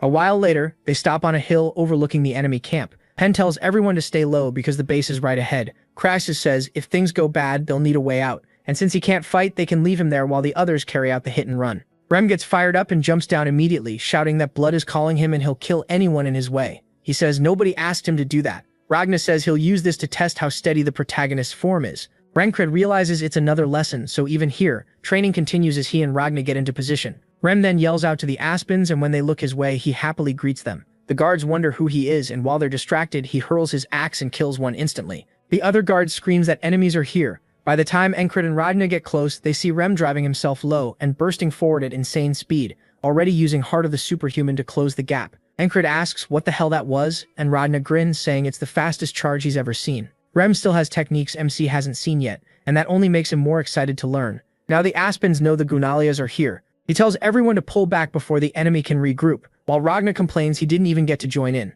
The protagonist says Rem also needs to read the room, because it wasn't his turn either. Rem threatens to attack him next if he's upset, and the protagonist tells both of them to shut up. They're still in a fight, and there'll be more chances later. A few hours later, Jackson and Odan are with them. The Aspens are ready this time and throw a dagger trying to stop them from breaking through again. Encred remembers Jackson's lesson, use his eyes, read the path, and dodge. He does it cleanly. Jackson says it took him 0.4 seconds to notice and avoid it, but he needs to react even faster before he can say. Encred has truly mastered dodging sense. Still, he's improving. MC asks if Jackson was seriously counting. Odin says training is nice, but they need to focus, the enemy is coming. He says good, that means it's time to leave. They lure the pursuers deeper into the forest, with Andrew and Mac running too. Kras is being carried by Odon and says he had doubts these lunatics could pull off the mission, but now he has nothing to worry about. As they move farther into the woods, Rem asks why they don't just turn around and grind these idiots down. Ancred refuses, then yanks Ragna back when he starts drifting off. Even after Ragna insists it's a shortcut, the protagonist still says no.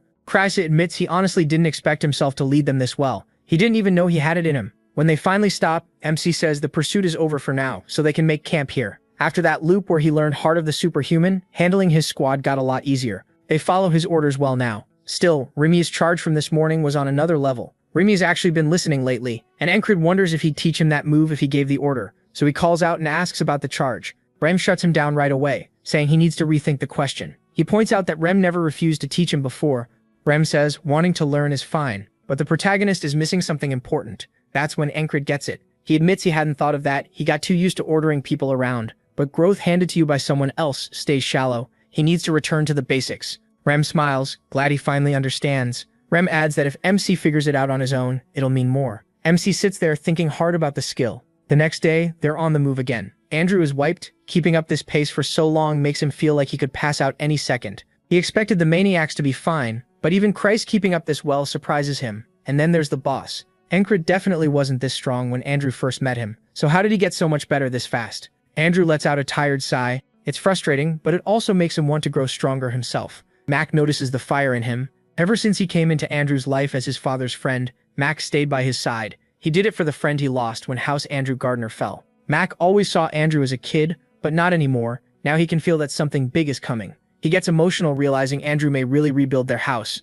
Encred then tells Rem he thinks he figured out the charge. It used Heart of the Superhuman to boost the leg muscles and burst forward. Rem says that's good, so he really can work things out if he thinks. Now he should test it himself, and he agrees. Then Penn tells everyone to stop and look ahead. The next base sits between two cliffs. That means their escape can be cut off fast, but it's also the perfect place for an ambush. Encred says it's obviously a trap. Kryzy agrees, they're probably hoping the group avoids this route. Then they can push them onto another path and kill them there. But the moment Kryzy mentions the Claw of the Hawk, the others perk up. He can only stare, amazed they're ignoring the danger again. The protagonist wonders if they should play along. Ragna says they should just crush the enemy already. It's annoying, and he wants sleep. He says he's thinking the same. Still, if the trap fails, the Hawk will arrive even sooner. Since there are a lot of armed soldiers inside, they should all go in together. Kryzy asks if that includes him, but MC tells him no. He'll stay back with Penn, Andrew, and Mac as guards. They agree, and Kryzy is clearly relieved. Encred tells the rest to get ready, and they move in. Inside, a familiar face appears, the Greyhound. This is the last chance he's been given. His job is to help the Claw of the Hawk hunt down the guerrilla force, wrecking their rear bases. For the famed Aspen elites, having to support one soldier is humiliating, but he has to accept it if he wants to rise again. Then his men shout that the guerrillas are here. He can't believe they really walked into such an obvious trap. Then he spots Encred, and is stunned to learn he's part of the guerrilla force. He just looks confused. He asks Rem if he knows the guy. Rem shoots back, asking why he'd ask him. The protagonist says he doesn't remember that face at all, and Rem tells him his memory sucks. The Greyhound calls him insolent and says it doesn't matter. Remember him or not, Encred is dying here. He'll be the stepping stone for the Greyhound's return. The Greyhound rushes in, and MC draws one blade and catches the attack. The Greyhound recognizes it at once. It's Mitch's sword. Then Encred remembers, this was the man guarding the flag in the fog of annihilation. The Greyhound says that memory won't save him, and slashes from the side. He knocks it away, forcing the man's arm back. He remembers a time when this was someone he could only run from. Now he wants to test himself against him and see how much stronger he's become. Another man steps up and says they've got history, but it won't matter once they wipe them all out. He walks toward Rem and the others and gets ignored so hard it makes him snap. He charges, but Rem stops the blow cold. Rem tells him to shut up. They're watching something. The greyhound thrusts straight at Encred's head. The protagonist reads it, sidesteps, and cuts open his back. Jackson notes the dodge came 0.1 seconds after the attack was read, barely acceptable. Jackson says that reaction time is passable, but only just. Using his momentum, the greyhound turns right back in. Encred draws his second sword and blocks with both blades. Ragna points out that he drew and blocked at the same time. Little by little, MC is learning to fight with two swords, but with both hands on one weapon, the greyhound still has more raw power. He overpowers Encred and sends one sword flying. Odon says that'll be another stone added to his training. He didn't have the strength to stop it one-handed. The protagonist regains his footing, just as the greyhound charges again, mocking him for trying to use two swords. MC barely hears him. His heart is pounding too fast, and Rem grins. This is what he was waiting for. Heart of the superhuman. Encred pushes it higher, throws his arms up to cut the wind, and bursts forward like Rem did so fast the greyhound never saw it coming. He can't counter it, so he's forced to block. But the moment their weapons meet, his blade starts to chip, and while he only has one sword, Encred has two. He drives the second one straight through the man's throat. The greyhound falls backward and bleeds out on the ground. His soldiers can only stare. Their commander just lost. Rem bursts out laughing, saying he knew Heart of the Superhuman fit Encred perfectly. Raja and Odon admit that was actually impressive. Jackson, of course, says nothing. Ram lifts his axe and says it's time to finish the rest. His weapon wants to celebrate with blood. The soldiers rush in, shouting that they'll show what the greyhounds can do. One swings an iron club down and Odon blocks it with his bare arm. He says the man's bravery earned him a direct trip to God. Then he brings his hammer down on the soldier's skull, crushing the helmet and killing him on the spot. Andrew watches in shock. He can't believe Odon blocked that with his body. What is this guy made of? Penn says he's exactly her type, and clearly more than capable. Rem raises his axe and swings at a soldier's hammer, but Ragna cuts in with a wide slash, forcing Rem to dodge. Rem curses him out, asking if he was trying to hit him too. While they bicker, the soldier tries to finish it, but Ragna dodges and drives his blade through the man's shoulder and throat, saying it's too bad he missed the first time. Rem says Ragna will pay for that, but another soldier leaps at him from behind, and Rem instantly chops off the man's arm and head, saying he'll deal with Ragna soon enough. Ragna asks if he's too scared to do it now. Rem tells Odon to warn his god that a new friend is coming soon. Odon says God doesn't want him, and Kreese tells them this is not the time. The soldiers try to surround them while they're distracted, but before they can move, blades are already leaving their throats. Jackson drops 8 men in a flash, then calls them idiots. And Kreese says there's no need to kill everyone. Most of them already can't fight. Then something stirs in the bushes. Jackson notices it first, just as an arrow shoots in. He knocks it aside with his dagger. When it lands, they recognize the arrow. It came from the claw of the hawk. Encred asks if he's finally here, and Jackson says yes. Rem asks if he knows the difference between a sharpshooter and a hunter. A hunter is way more fun, especially if the hunt is with an axe. The protagonist asks what he's getting at. Rem says they got a gift, so now it's time to return one. Then he starts climbing the cliff like a wild animal. Penn asks if they really let him do stuff like this. Crazy says he probably won't die, so just leave him. Andrew says they need to move. If the enemy sends more men, staying here will get them targeted. Encred agrees. They can distract whoever's left, then pull out. So they set the camp on fire. MC says this is becoming a habit. Penn asks what he means, and the answer is obvious. He's turning into a little arsonist. From the cliff above, the claw of the hawk says the smoke is blocking his view. One soldier says the enemy is out of sight now and asks what they should do. The answer is simple: chase them. As the group edges sideways along the cliff, Encred thinks Rem's move was unexpected, but not a bad plan. Since Rem is going after the claw and the claw is chasing them too, they decide to use themselves as bait and pull his focus. The terrain could give away what they're planning, but they pick this spot because it's hard to shoot into from any angle. While the group waits pressed against the cliff, Ragna finds a crack to curl up in and he tells Rem to hunt however he wants. Out in the forest, Rem does just that, saying it brings back old memories. He used to be a great hunter, and his tribe expected big things from him. He left and can never go back, but this is enough to stir up those memories again. And ever since he first met him, the claw has been nothing but prey. As Rem sneaks up behind the group, he casually talks to himself about those old days, and then one man's head suddenly goes flying. The others realize too late that it's a trap, and they shout as they scatter in every direction. Rem ignores all of that. His only target is his prey, and he cuts down anyone in his way. He hacks through one soldier's side, and before that body even drops, takes another man's head. The soldier nearest the claw starts screaming, and all the claw hears is his man getting torn apart. He grits his teeth, shocked he never even heard that barbarian coming. But by then, Rem is already closed in and swings.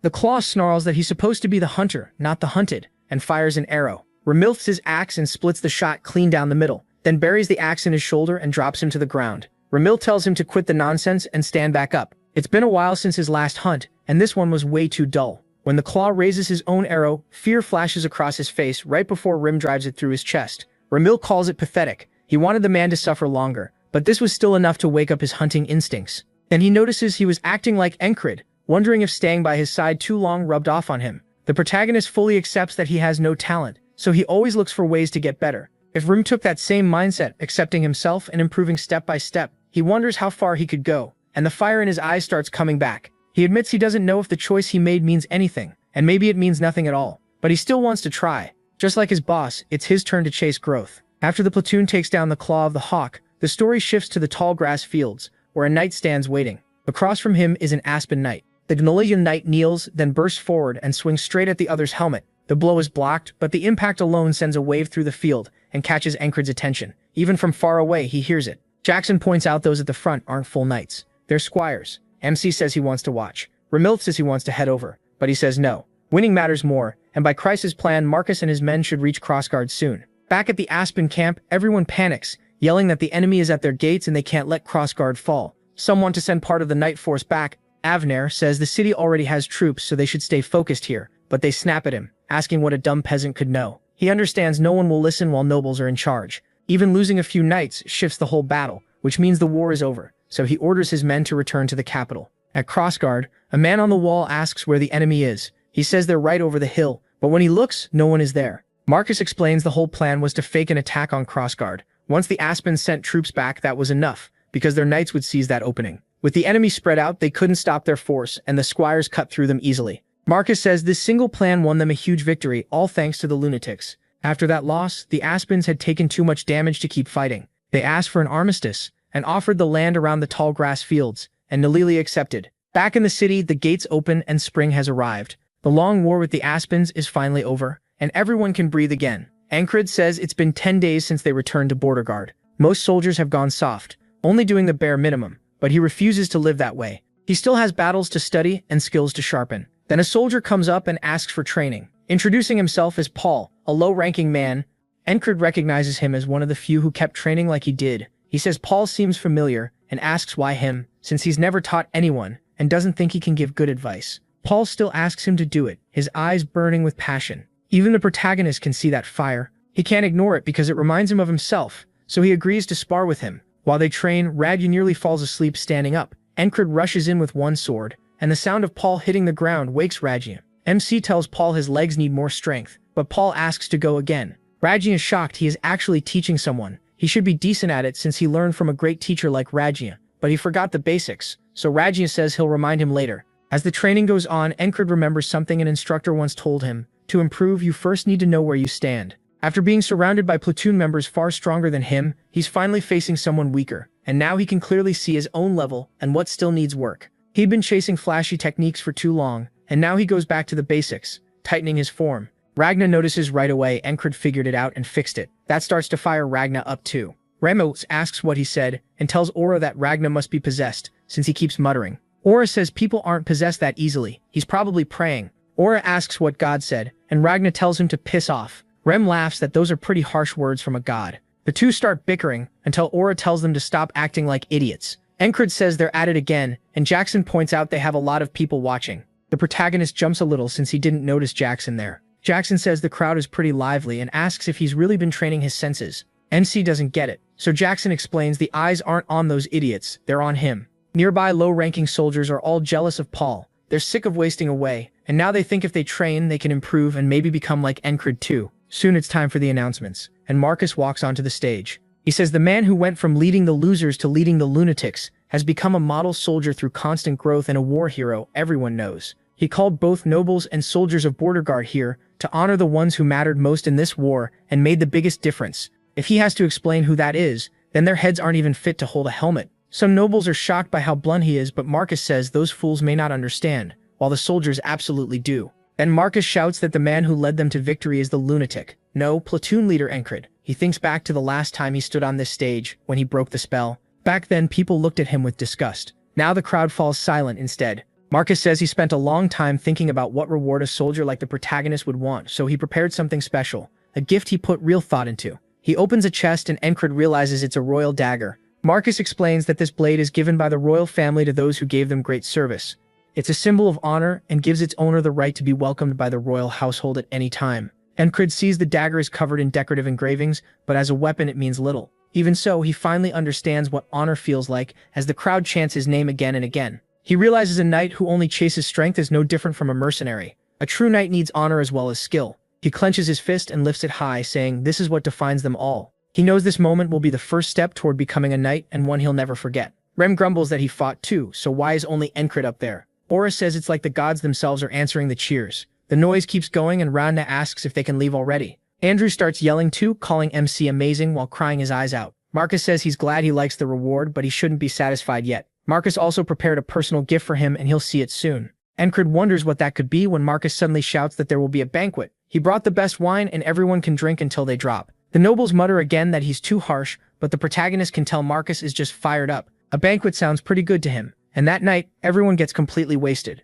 Rem is having the time of his life. Encred asks Ragna why he's not drinking, and Ragna says his taste is too refined for this. Rem splashes beer at him and tells him to quit whining and drink. Ragna fires back that he won't touch anything. A filthy barbarian likes. Then Odon dumps a whole keg over both of them and tells them to behave. Rem says they should just toss Ragna into the barrel already, while Ragna only complains about being sticky. Encred jokes that if the wine were bad, he'd crack some skulls, but everyone's having a great time. Then he realizes Jackson is nowhere around, though this kind of party never seemed like his thing anyway. When Esther climbs onto him, MC says he'd rather be training with his sword than sitting at a feast. Pen walks up and asks if he's thinking about training again. She tells him to relax for once and have a drink with her. Then the ferry commander shows up. She heads straight for Encred without stopping. With a teasing smile, she says he's got another woman making her heart race. What a terrible man. He tells her to go to hell and everyone instantly shouts at him for being so cold. Her eyes even look hurt so much that even Pen is shocked. Encred defends himself, saying he didn't do anything and her eyes just sparkle like that.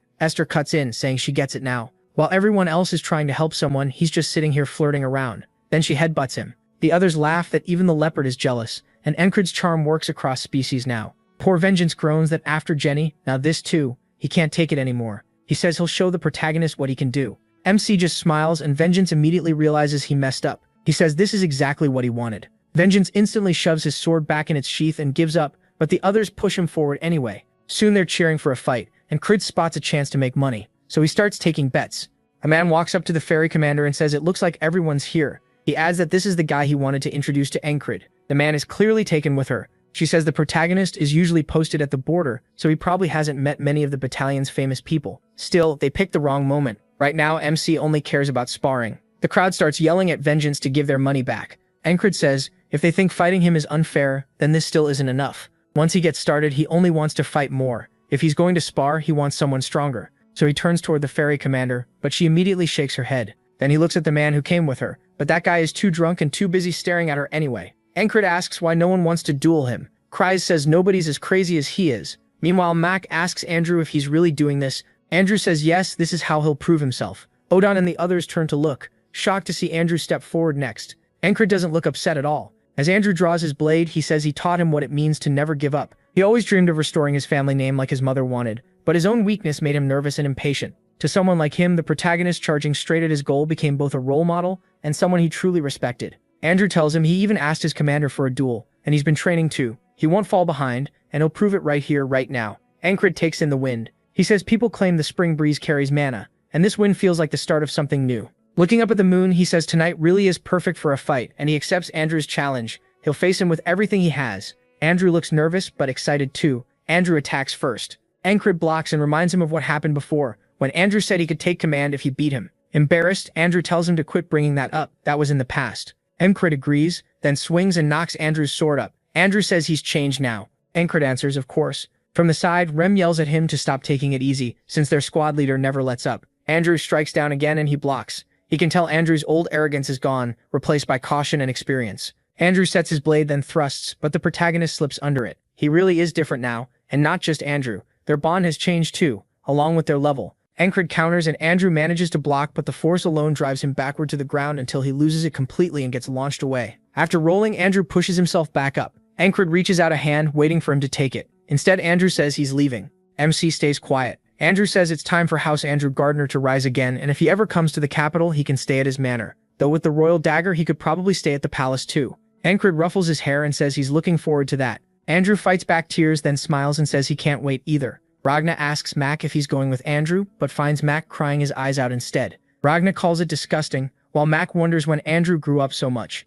Odon tells Mac to wipe his tears, then grabs Rem's hair, which grosses Ragna out and makes Rem mad. Andrew tells Rem not to bully Mac, but Rem snaps back that he's the one getting messed with. Encred says the party will keep going all night with no regrets. He tells Andrew and Mac to enjoy their last night hanging out with the boys like this. By sunrise, Andrew and Mac climb onto a wagon bound for the capital. They look wrecked after the whole platoon messed with them all night, and both cried plenty. Still, next time they meet, Andrew will be a noble house head, so it wasn't a bad send-off. Even after the feast, Encred doesn't skip morning training. It's a promise to himself and part of his path to becoming a knight. Marcus finds him there and says he really does come out every morning. The protagonist greets him, then notices who's behind him, the frog and the squire who fought on the front lines. Marcus reminds him he promised a personal gift and tells him to watch. The squire immediately lowers herself, settling into a sprinter's stance. Encred realizes what's about to happen just as she bursts forward. Trailing a red aura, she jumps straight at him. MC blocks her strike while the frog begins studying the fight. The squire is impressed he stopped it and says she wants to see what else he can do.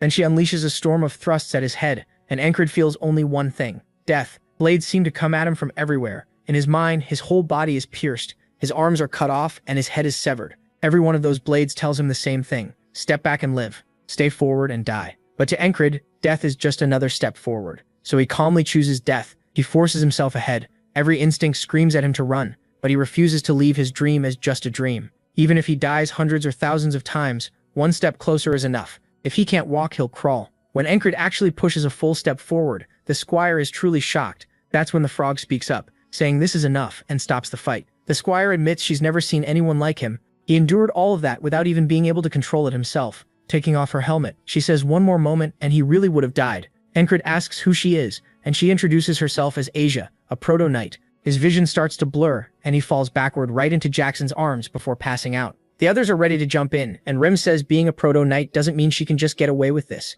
Asia only asks who they are as she stares them down. The frog is just as surprised, wondering how people like them are here. The barbarian in front, the quiet one, and the big idiot, they're all incredibly gifted. She's especially interested in the swordsman at the back, saying the blonde hair and red eyes make him look like he might be from the north. He seems half asleep, but the way he holds his sword excites her enough to start ribbiting. Marcus tells them to calm down because it's not what they think. Asia realizes these are the lunatics, and says the name fits. Rem asks what the hell they're talking about. Then Marcus asks the frog if Encred can become a knight, shocking everyone.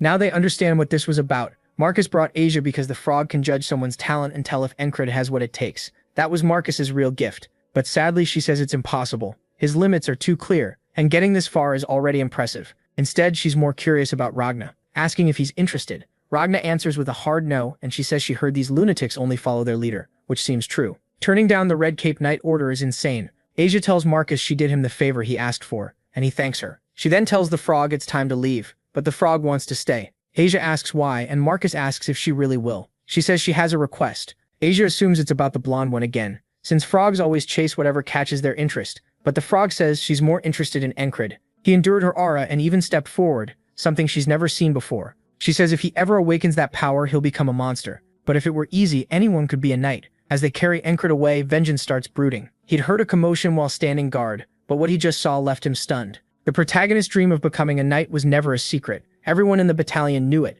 That's what bothers vengeance. MC always held his head high no matter what people said, but hearing impossible from someone who already became a knight even for Encred, that had to hit hard. Vengeance decides to check on him. So he heads to the barracks and knocks. Rem greets him with, "Ugly, what are you doing here?" Vengeance snaps back, asking if he has to call him that. Rem shrugs and asks what he wants. Then Vengeance freezes when he spots the frog sitting next to Encred. She asks what he wants, and he's too confused to answer. Everyone's acting way too normal. Their leader's dream, the one all of them followed him for, had just been crushed. He thought him would be devastated. Then the protagonist starts waking up. He asks where he is, and the frog says it's about time. Robert bluntly tells him they said he'd never become a knight, not even if hell froze over. Vengeance quickly covers Rem's mouth and tells him to stop. Encred just asks if that's really what happened. Vengeance says MC doesn't need to pretend he's fine, but he cuts in, asking what he's even talking about. Robert gets mad about having his mouth covered. Encred says he's heading out to train, and Rem stares at him. Right now, the protagonist says he can't waste time. He already missed morning training because he passed out.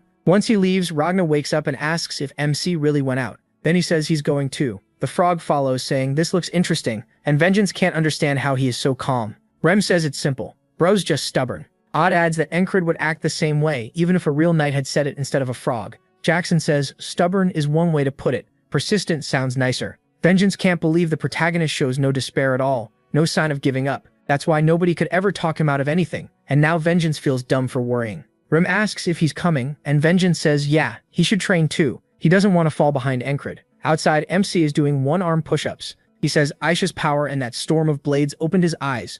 That wasn't normal killing intent, it was something else. The frog asks if he wants to know what Aisha used. Encred guesses it's intimidation, and asks if that's the name for it. Ragna starts walking forward and asks what separates knights from the rest of them. Many people break past their limits and dream of knighthood, but they can never become knights until they understand this power. Only 1 in 10,000 can learn it. It's a strange power that doesn't work for everyone. The frog warns that hearing all this might make him give up, but Encred only asks what the power actually is. She's surprised he's still this interested. He says he has to know, and the frog explains that Aisha's intimidation was one part of it. Ragna says the general name for the powers knights use to go beyond human limits is will. He says will is the strength of one's own mind. You could call it willpower, but it's humanity's greatest ability. To use it, a person has to reach their limits, break past them, and truly grasp how it works. Then he stops, saying the protagonist will have to find the rest himself. The protagonist asks what he means, but Ragna says he can't explain yet. When MC asks if that means he doesn't know, the frog says will appears differently in each person. The way to awaken it is unique for everyone. Still, none of that matters until he breaks past his own limits. Ragna says that's the point, so the protagonist asks what he has to do. The frog says only he can answer that. A person can't know their limit until they reach it, but there is one thing he can do now. Before she can finish, Encred grabs his sword and says he gets it. He'll keep doing what he's been doing until he drops dead. The frog gets excited and says, in her opinion, that still won't work. A frog's talent sensing is almost instinct, sharpened by experience. She's seen countless humans, and she says no frog is better than her at judging talent. She looks at 2 things. First, whether someone has real talent. Second, whether they have the drive to keep going. Usually the second doesn't matter if the first one is missing. But with Encred, no matter how many times she checks, his will is stronger than anyone else's. His conviction is on another level. He's a mystery. Maybe he's will itself in human form. Then she says, frogs live to chase their deepest urges. Some spend their lives seeking pure strength. Others chase love. What she wants most is to study the unknown, so she tells Encred she'll stay with him. He holds out a hand and asks for her name. She says it's Lua Garnet, and she can't help being drawn to someone as strange as him. That night, in the mess hall, people at every table keep staring, because the lunatics now have a frog with them. Vengeance asks if she really decided to stay, and his men crowd around asking what is going on and why a frog is eating with them. They all swarm him until he tells them to back off. Rem calls them uncultured, and Jackson says that's funny coming from him. Rem tries to stab him with a fork, but Jackson dodges. That kicks off a utensil fight, and Kreese calls both of them uncultured. Luagarn says she's already judged all of them. Every one of the 4 is insanely gifted. They've all gone past their limits. If they awakened their will, they could have become knights too, but luck matters as well.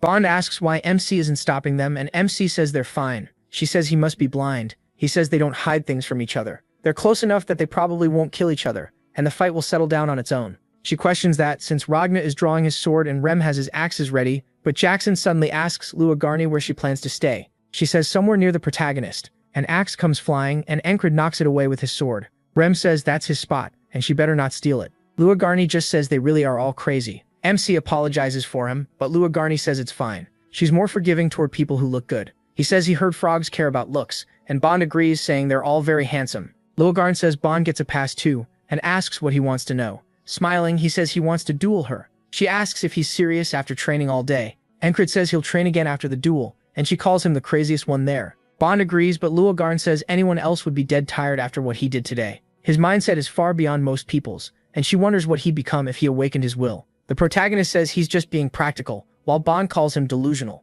Luagarn says she never wastes time on people she sees no potential in, but she'll entertain him for now. She takes off her robe, pulls out a whip, and warns him she won't hold back. Encred looks at her and grins, saying he's into that. Then the story shifts to the Principality of Aspen. In a noble's room, Avner says it was foolish to expect a total victory, but even with all his planning, he never thought he'd lose outright. He drums his fingers on the table, frustrated, and says the chain of defeats started with Mitch's death. Then the taunts failed, and their giant was killed. At the center of it all was one soldier, the Lunatics' platoon leader. The war isn't over yet. Once the armistice ends, Aspen will move again. But if that soldier interferes another time, Evner doesn't know what to do. The Greyhounds already sent one assassin after him. It seems strange to spend so much on a low-ranking officer, but now that seems like the answer, so he'll contact the swamps of Monterey, the assassin guild controlled by Aspen's Crown. They've never failed a mission. In the name of Aspen's Crown, he orders them to kill the soldier called Encred. Back at the mess hall, an assassin watches from outside and peers through the window. He lifts his knife and whispers, "Target confirmed," but Jackson suddenly appears beside him and presses a blade to his throat,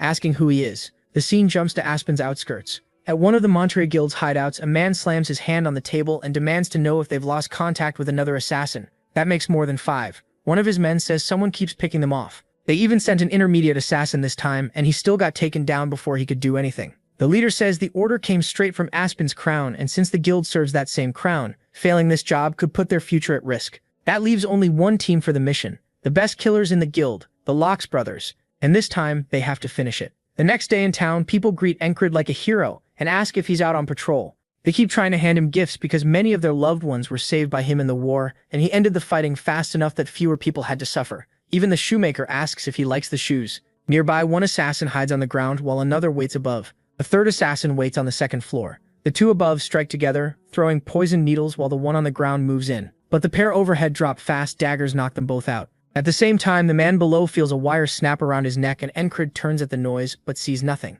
As that assassin is dragged into an alley, one of the brothers realizes who's behind this. The same guy who's been ruining their jobs. He jumps in, but Jackson slips past the attack. He loops the wire around his throat too and slams him to the ground. Then the one from the second floor rushes out. He bursts from the building, ready to fire another poison needle, but the shot is sliced apart and a wire closes around his throat. Then Encred steps into the alley and asks what he's doing there. Jackson says these drunk fools almost got hit in the street, so he moved them out of the way. MC catches the smell of booze and asks if he'd really help strangers like that. Jackson asks if that's a problem, but Encred just says no and leaves. Left alone, Jackson mutters that he needs to keep getting stronger, and he won't let these idiots block that. The problem is, the assassins keep improving, and just like before, more of them keep showing up. That finally pisses him off. Who do they think they are, messing around in his territory? So he heads to the red light district in the slums, then goes up to the second floor of a packed inn, where a woman is waiting. She turns the moment he walks in, and he tells her he left 3 bodies in the market, covered with alcohol to hide it. She bows and reports they're from the swamps of Monterey, asking what he wants done. Jackson says to get rid of them their way, then starts to leave. She sighs, asking why he's always so cold. Then she looks out the window as men arrive and orders them to follow his command. She also tells them to send a warning to the swamps of Monterey. Later, the Monterey Guild leader is staring at the 3 brothers' heads when she declares she's done playing around. Any assassin entering the city from now on will be killed by them. She's clearly planning something big. Later, Abner gets a report from the Monterey Guild leader and asks if it truly can't be done. The answer is no. Encred is protected by people far above their level. They may be strong in Aspen, but those guards are among the continent's best. Abner realizes the assassin plan is over, so he cancels his request. If the protagonist really is that special, then he'll meet him again on the battlefield. 3 months pass, and the soldiers complain that the heat is so bad they feel tired doing nothing. Still, Encred hasn't missed a single day of training. That makes them realize his strength was never luck, and one of them wonders how much stronger all this work has made him. Rem calls it bullshit. Rajana says it's weird. He taught him everything right. Aura prays and says his brother is cursed. Even Jackson looks irritated.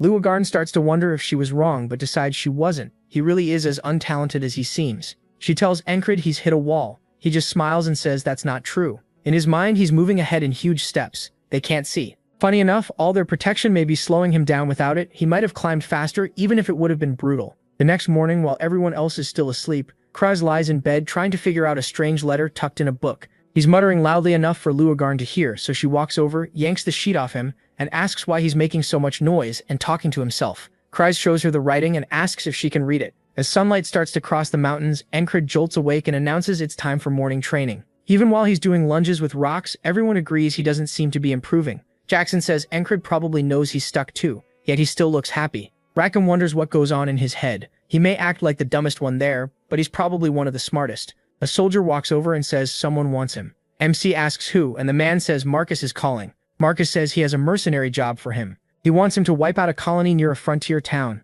Marcus explains that outside the city, summer is dangerous. Monsters and beasts spread fast. Once enough gather and a leader appears, they become a colony that can threaten a whole town. A large one was found near the frontier, so he'll put Encred in charge of the town's defense and have him clean it up. The protagonist returns to the barracks and Penn asks if he's really going. She points out that like back at Crossguard, he's carrying a ton of weapons. He says it's better to be ready. Luagarn agrees. Against a large colony, that much gear makes sense. Creasy adds that even stupid ghouls are dangerous in big groups. Looking over the request, Encred says it would be nice to have whistle daggers, but they're too rare to replace right now, so it can't be helped. Jackson keeps staring at him, and then Creasy realizes what's going on and suddenly shouts. He says he has to come too, eyes lighting up like money. Encred asks what's wrong with him and tells him to get off, but Crease says this is the chance of a lifetime. There's hidden treasure where that frontier town is. It's supposed to be the lost wealth of the legendary trader Dolph from over 100 years ago. MC recognizes it at once. It's the same map he picked up on the last battlefield. Kreese explains that anyone who deals with treasure knows the story.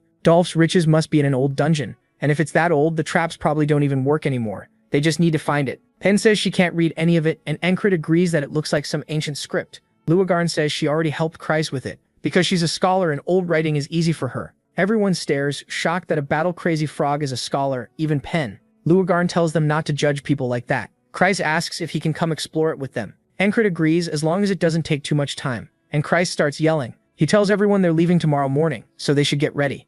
Rem says he's not going. Ora says God isn't showing him the way this time, and Ragan just wants to sleep in. Jackson says he has things to take care of. Kreise can't believe it. They're usually always ready to tag along with Encrit. Pen worries whether they'll be fine with so few people, but Luagarn says she'll go. She has no reason to stay without him anyway, and Esther jabs her in the side. Kreise says they'll be fine with the frog along and everyone should start packing. But Encrit is still thinking, looking at the people staying behind. Even so, Marcus gave him this mission, so he has to leave. When it's finally time, Luagarn tells him they need to go. Kreise asks if the panther is really coming too. She growls at him and he notes she really doesn't like him. Just as the protagonist is about to go, Jackson stops him and hands over a package. Encrit asks what's inside, and Jackson says whistle daggers, then tells him not to ask where they came from. MC asks if this is what kept him busy yesterday, and Jackson says he'll need all the help he can get. Rem and the others just watch as Encrit prepares to leave. Now he gets it. He says he knows why they're doing this and smiles, telling them he'll see them when he gets back. Then it'll be even more fun. Rem still can't figure out what he's thinking,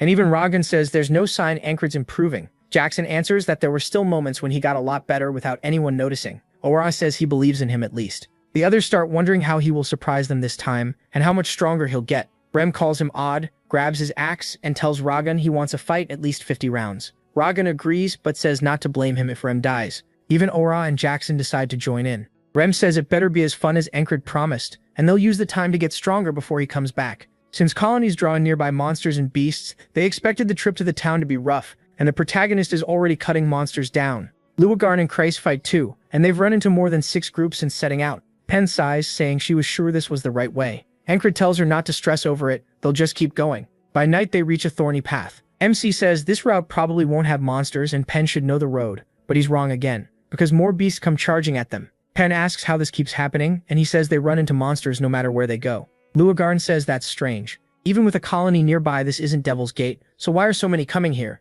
Encrit explains that Devil's Gate is believed to be the source of monsters and beasts, a place humans can't reach. People think all monsters come from there, and this whole thing is giving him a bad feeling. When they finally reach the town, the leader greets them with dead-looking eyes. Encrit says he's here for the mercenary job and asks about the colony. Another man says he'll explain the details, and though the town leader tells him to wait, he walks right past him. Kreise seems to notice something. The man introduces himself as the captain of the town watch, Deitch Pullman. Encrit starts to introduce himself too.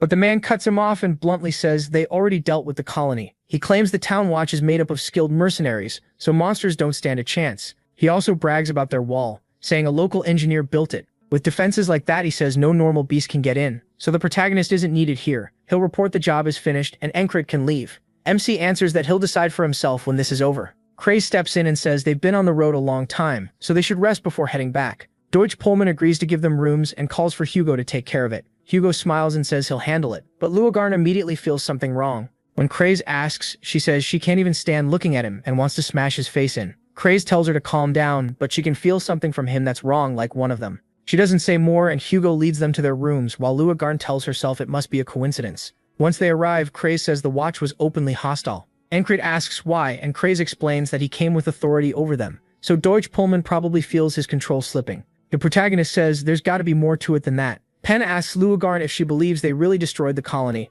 and Luagarn says probably not. Judging by how many monsters they met on the way, the colony is still out there, and dealing with it without the town's help will be hard. Encrit tells her that really doesn't change anything. They'll do what they have to do. They ask how long he's going to keep training, and MC says there's still time. Then they wonder where he even found those rocks. Pen gets fed up and says she's going to sleep. Kreise says he is too. Luagarn notices he's repeating the same training, even though he isn't getting better. But even so, she can't stop wondering what gives him that look, like he's always enjoying himself. She remembers someone else telling her training was fun, looking truly happy every time they swung their sword, and she never understood it. Then she tells Encrit she'll help him for as long as he needs. She reveals that person was her lover. He lets the rocks fall from his hands. Lucigarn says that back when she had the mental bond, the feelings shared between frogs and humans stayed the same, and if only her lover hadn't died to them. She asks Encrit if he really thinks training is fun, and he says yes, of course. That answer makes her fall into memories of her dead lover. Elsewhere in town, the leader calls out to Deutsch Pullman, saying they've beaten back the beastward again and again, but there are still too many, and they need to accept help. Deutsch Pullman is clearly furious, saying that's out of the question. This is their town. Everyone here ran from corrupt nobles, and they built this place from nothing with their own hands. If they let outsiders step in over a few monsters, those city people will take over. He tells the leader not to worry. His men can handle it, and even now his trusted watchmen are guarding the walls. The leader asks if Hugo is on duty there, and Deutsch Pullman says yes. He says Hugo may be new, but he's reliable and capable. In truth, Hugo isn't on the tower at all. He's walking up to the watch and asking if anything's wrong. They say they're all set, and he smiles, telling them they can stop pretending and begin. By morning, a mass of glowing eyes gathers outside the city. The monster horde has arrived. The warning bell starts ringing, alerting everyone that the colony is attacking. A pack of gnolls rushes straight for the town. Luagarn says her feeling was right. The people here are cultists. And Hugo says everything they did was for their god trapped in Devil's Gate. A flashback shows what happened a little earlier. The chaos hit without warning. People were just going about their normal lives and Encred was still training. Then the howls started, and everyone knew something was wrong. Soon the whole town reeked of blood. That's when the bell began to ring, and the townspeople tried to run, only to be torn apart by the gnolls. Deutsch Pullman rushed in, ordering the watch to protect the townsfolk. Encred quickly tells Kraze and the others what's happening, then tells Luagarn they need to stop the monsters. She says she has to leave. She swore she'd kill every cultist who took her lover from her. She blasts straight through the house wall just as a gnoll lunges at Encred. More gnolls crash in, a group of 3 with even more behind them. The protagonist orders Penn to check the wall, and tells both Kraze and Esther to stay with him. As the gnolls close in, he steps forward and drives his blade out, piercing one gnoll through the chest, then shoving through hard enough to bowl the others over. He says he has to open a path. He survived a monster pack once before, now he just has to keep dodging and force a way through, no matter what. He pushes his focus to the limit, just like last time. He steps on a gnoll's head, lifts his sword, and when they look up to strike, he brings it down and splits one clean in half. At the same time, others come in from the side. He slips away and notes that mutant gnolls are much bigger than the others, so this isn't like the lycanthrope fight. Worse, he can't see the end of the swarm. As the town watch gets slaughtered, he sees fear and hears screams everywhere. Even Deutsch Pullman is desperate, trying to save a child with a weapon that's already broken, but he still keeps fighting. He shoves the child away to give them a chance to run, then charges the horde alone. In only moments, the town built on hard work and hope is ripped apart by monsters. One mutant rushes Encred, and he tightens his grip on the sword, using Heart of the Superhuman to cut it down, then bursts past it and kills several gnolls at once. Esther says there's no way she can wipe out a horde this big with magic, unless she turns back into her human form first. Kraze gets stabbed through the back of the throat. Esther turns, thinking that if only it weren't for her curse. She climbs onto a roof and says there's no other choice. If this keeps up, she'll just die here. So she leaves it behind and vows to avenge Encred. Hugo throws on a robe and heads for the rear exit, saying everything went just as planned and he needs to slip out the back. Of course, Luagarn is waiting for him, bursting through the wall to greet him. When she swings, a purple barrier blocks the hit, and she says she knew he was a cultist after all. Hugo points at her, and a dark purple orb forms at his fingertip. She stares it down as it flies right into her face. Back with Encred, a gnoll bites into his back, but he keeps moving, chops off the attacker's arm and kills another in front of him. He realizes his body is wrecked, and he can't even lift his arm anymore. Then he hears a child crying and spots one hiding under its mother, too scared to even breathe. Encred understands right away. Somehow he has to protect that child. Then all the gnolls start stomping together and open a path. The colony's leader steps forward. The child forgets to breathe at all, frozen in terror. Encred calls the leader out and tells it to come at him. It charges straight in. The creature thrusts, but MC slips aside and tries to counter. He lifts his sword to bring it down, but the leader sidesteps the blow. Encred turns to continue, but he's too late. The colony leader already has its blade ready. It stabs right at his face. Thanks to his eye training, he barely dodges, though the blade still cuts across his face. The leader dashes past him and he turns for the next exchange. But then he realizes what just happened as his eyes turn bloodshot. The blade was poisoned. That means the others probably were too. The leader grins from ear to ear while the gnolls keep stomping and Encred starts coughing up blood. He collapses, choking on his own blood. He can't move because of the poison, but this still isn't the start of the day. As he keeps vomiting blood, he tries to crawl forward and realizes the leader is enjoying his pain instead of finishing him. To wipe out the colony, he has to kill that leader. Unlike normal gnolls with their short legs, this one is incredibly fast, and its blade is poisoned. Next time, he can't let it touch him even once, and he has no idea how he's supposed to manage that. As that thought hits him, he slips into the boatman's realm and wonders what one human can do against an overwhelming enemy force. Then he wakes in his bed and grabs his sword. He says he told Kryza Almond to stay behind him, but near the end he couldn't sense him anymore, so he probably died. He also sent Penn past the walls, and since she never came back, she likely died too. While the others are still asleep, Luagarn is awake and asks why he's fully armed so early. Instead, Encred asks what she knows about the cultists. She's surprised by the sudden question and says they're complete lunatics. Out of all the cults spreading across the continent, the worst is the Church of the Holy Devil's Gate. They see Devil's Gate as sacred land and worship the Demon of Sixes, then asks why he wants to know. Outside, Encred can already feel the gnolls attacking. As people scream, he tells Luagarn he has a bad feeling. He opens the door and pulls his sword. He says he doesn't know why cultists are here, but she clearly has history with them. Jumping overhead, Luagarn says she knew she felt cultists nearby yesterday. Encred says it'd be nice to have the frog with them, but he can't control her. A gnoll rushes an unarmed villager, and the protagonist jumps in first. He catches the axe with his blade and splits it apart, then drives his sword straight through the gnoll. The boatman's question rings in his head. What can one man do here? Pulling his blade free, Encred decides there's only one answer. Use everything he's gained so far. Krace and the others come out asking what's happening. Even Deutsch Pullman and his men step in to help defend the villagers, but they're stunned to see Encred already handling the gnolls. When 7 gnolls try to skewer him at once, he uses Heart of the Beast to slip under their strike, making them stab each other instead. Then he sharpens every sense he has, just like Jackson taught him, and hears a woman scream behind him. He pulls out his whistle dagger and throws it across the fight. It flies straight toward her, barely missing her before smashing into the gnoll's face and killing it. She turns in shock, just as another gnoll swings for Encred's head. He ducks under it and focuses hard, meeting the strike at one exact point to block it cleanly and draw the other gnoll's attention, pulling them away from the villagers and onto himself. Without breaking focus, he mixes in hand-to-hand combat too, kicking one gnoll back and cutting it in half while it's still airborne. He keeps going, tearing through them like a machine. Creasy is left staring, and the villagers start believing they might survive if Encred keeps this up. Even Deutsch Pullman admits they have a real chance with him here, then orders his men to back MC up. However they can, they charge the nearest gnolls, and the fight turns into a full brawl. Encred keeps swinging both swords, one opposite the other, so the gnolls can't even get close. The second they enter his reach, he cuts them to pieces. While he holds them back alone, the leader spots him from afar and realizes he's the real problem. The leader points its blade straight at Encred, ordering the others to bring him down. As the horde rushes him, the watchmen panic and start to flee. He feels death getting close as the boatman tells him this is his limit and to accept it.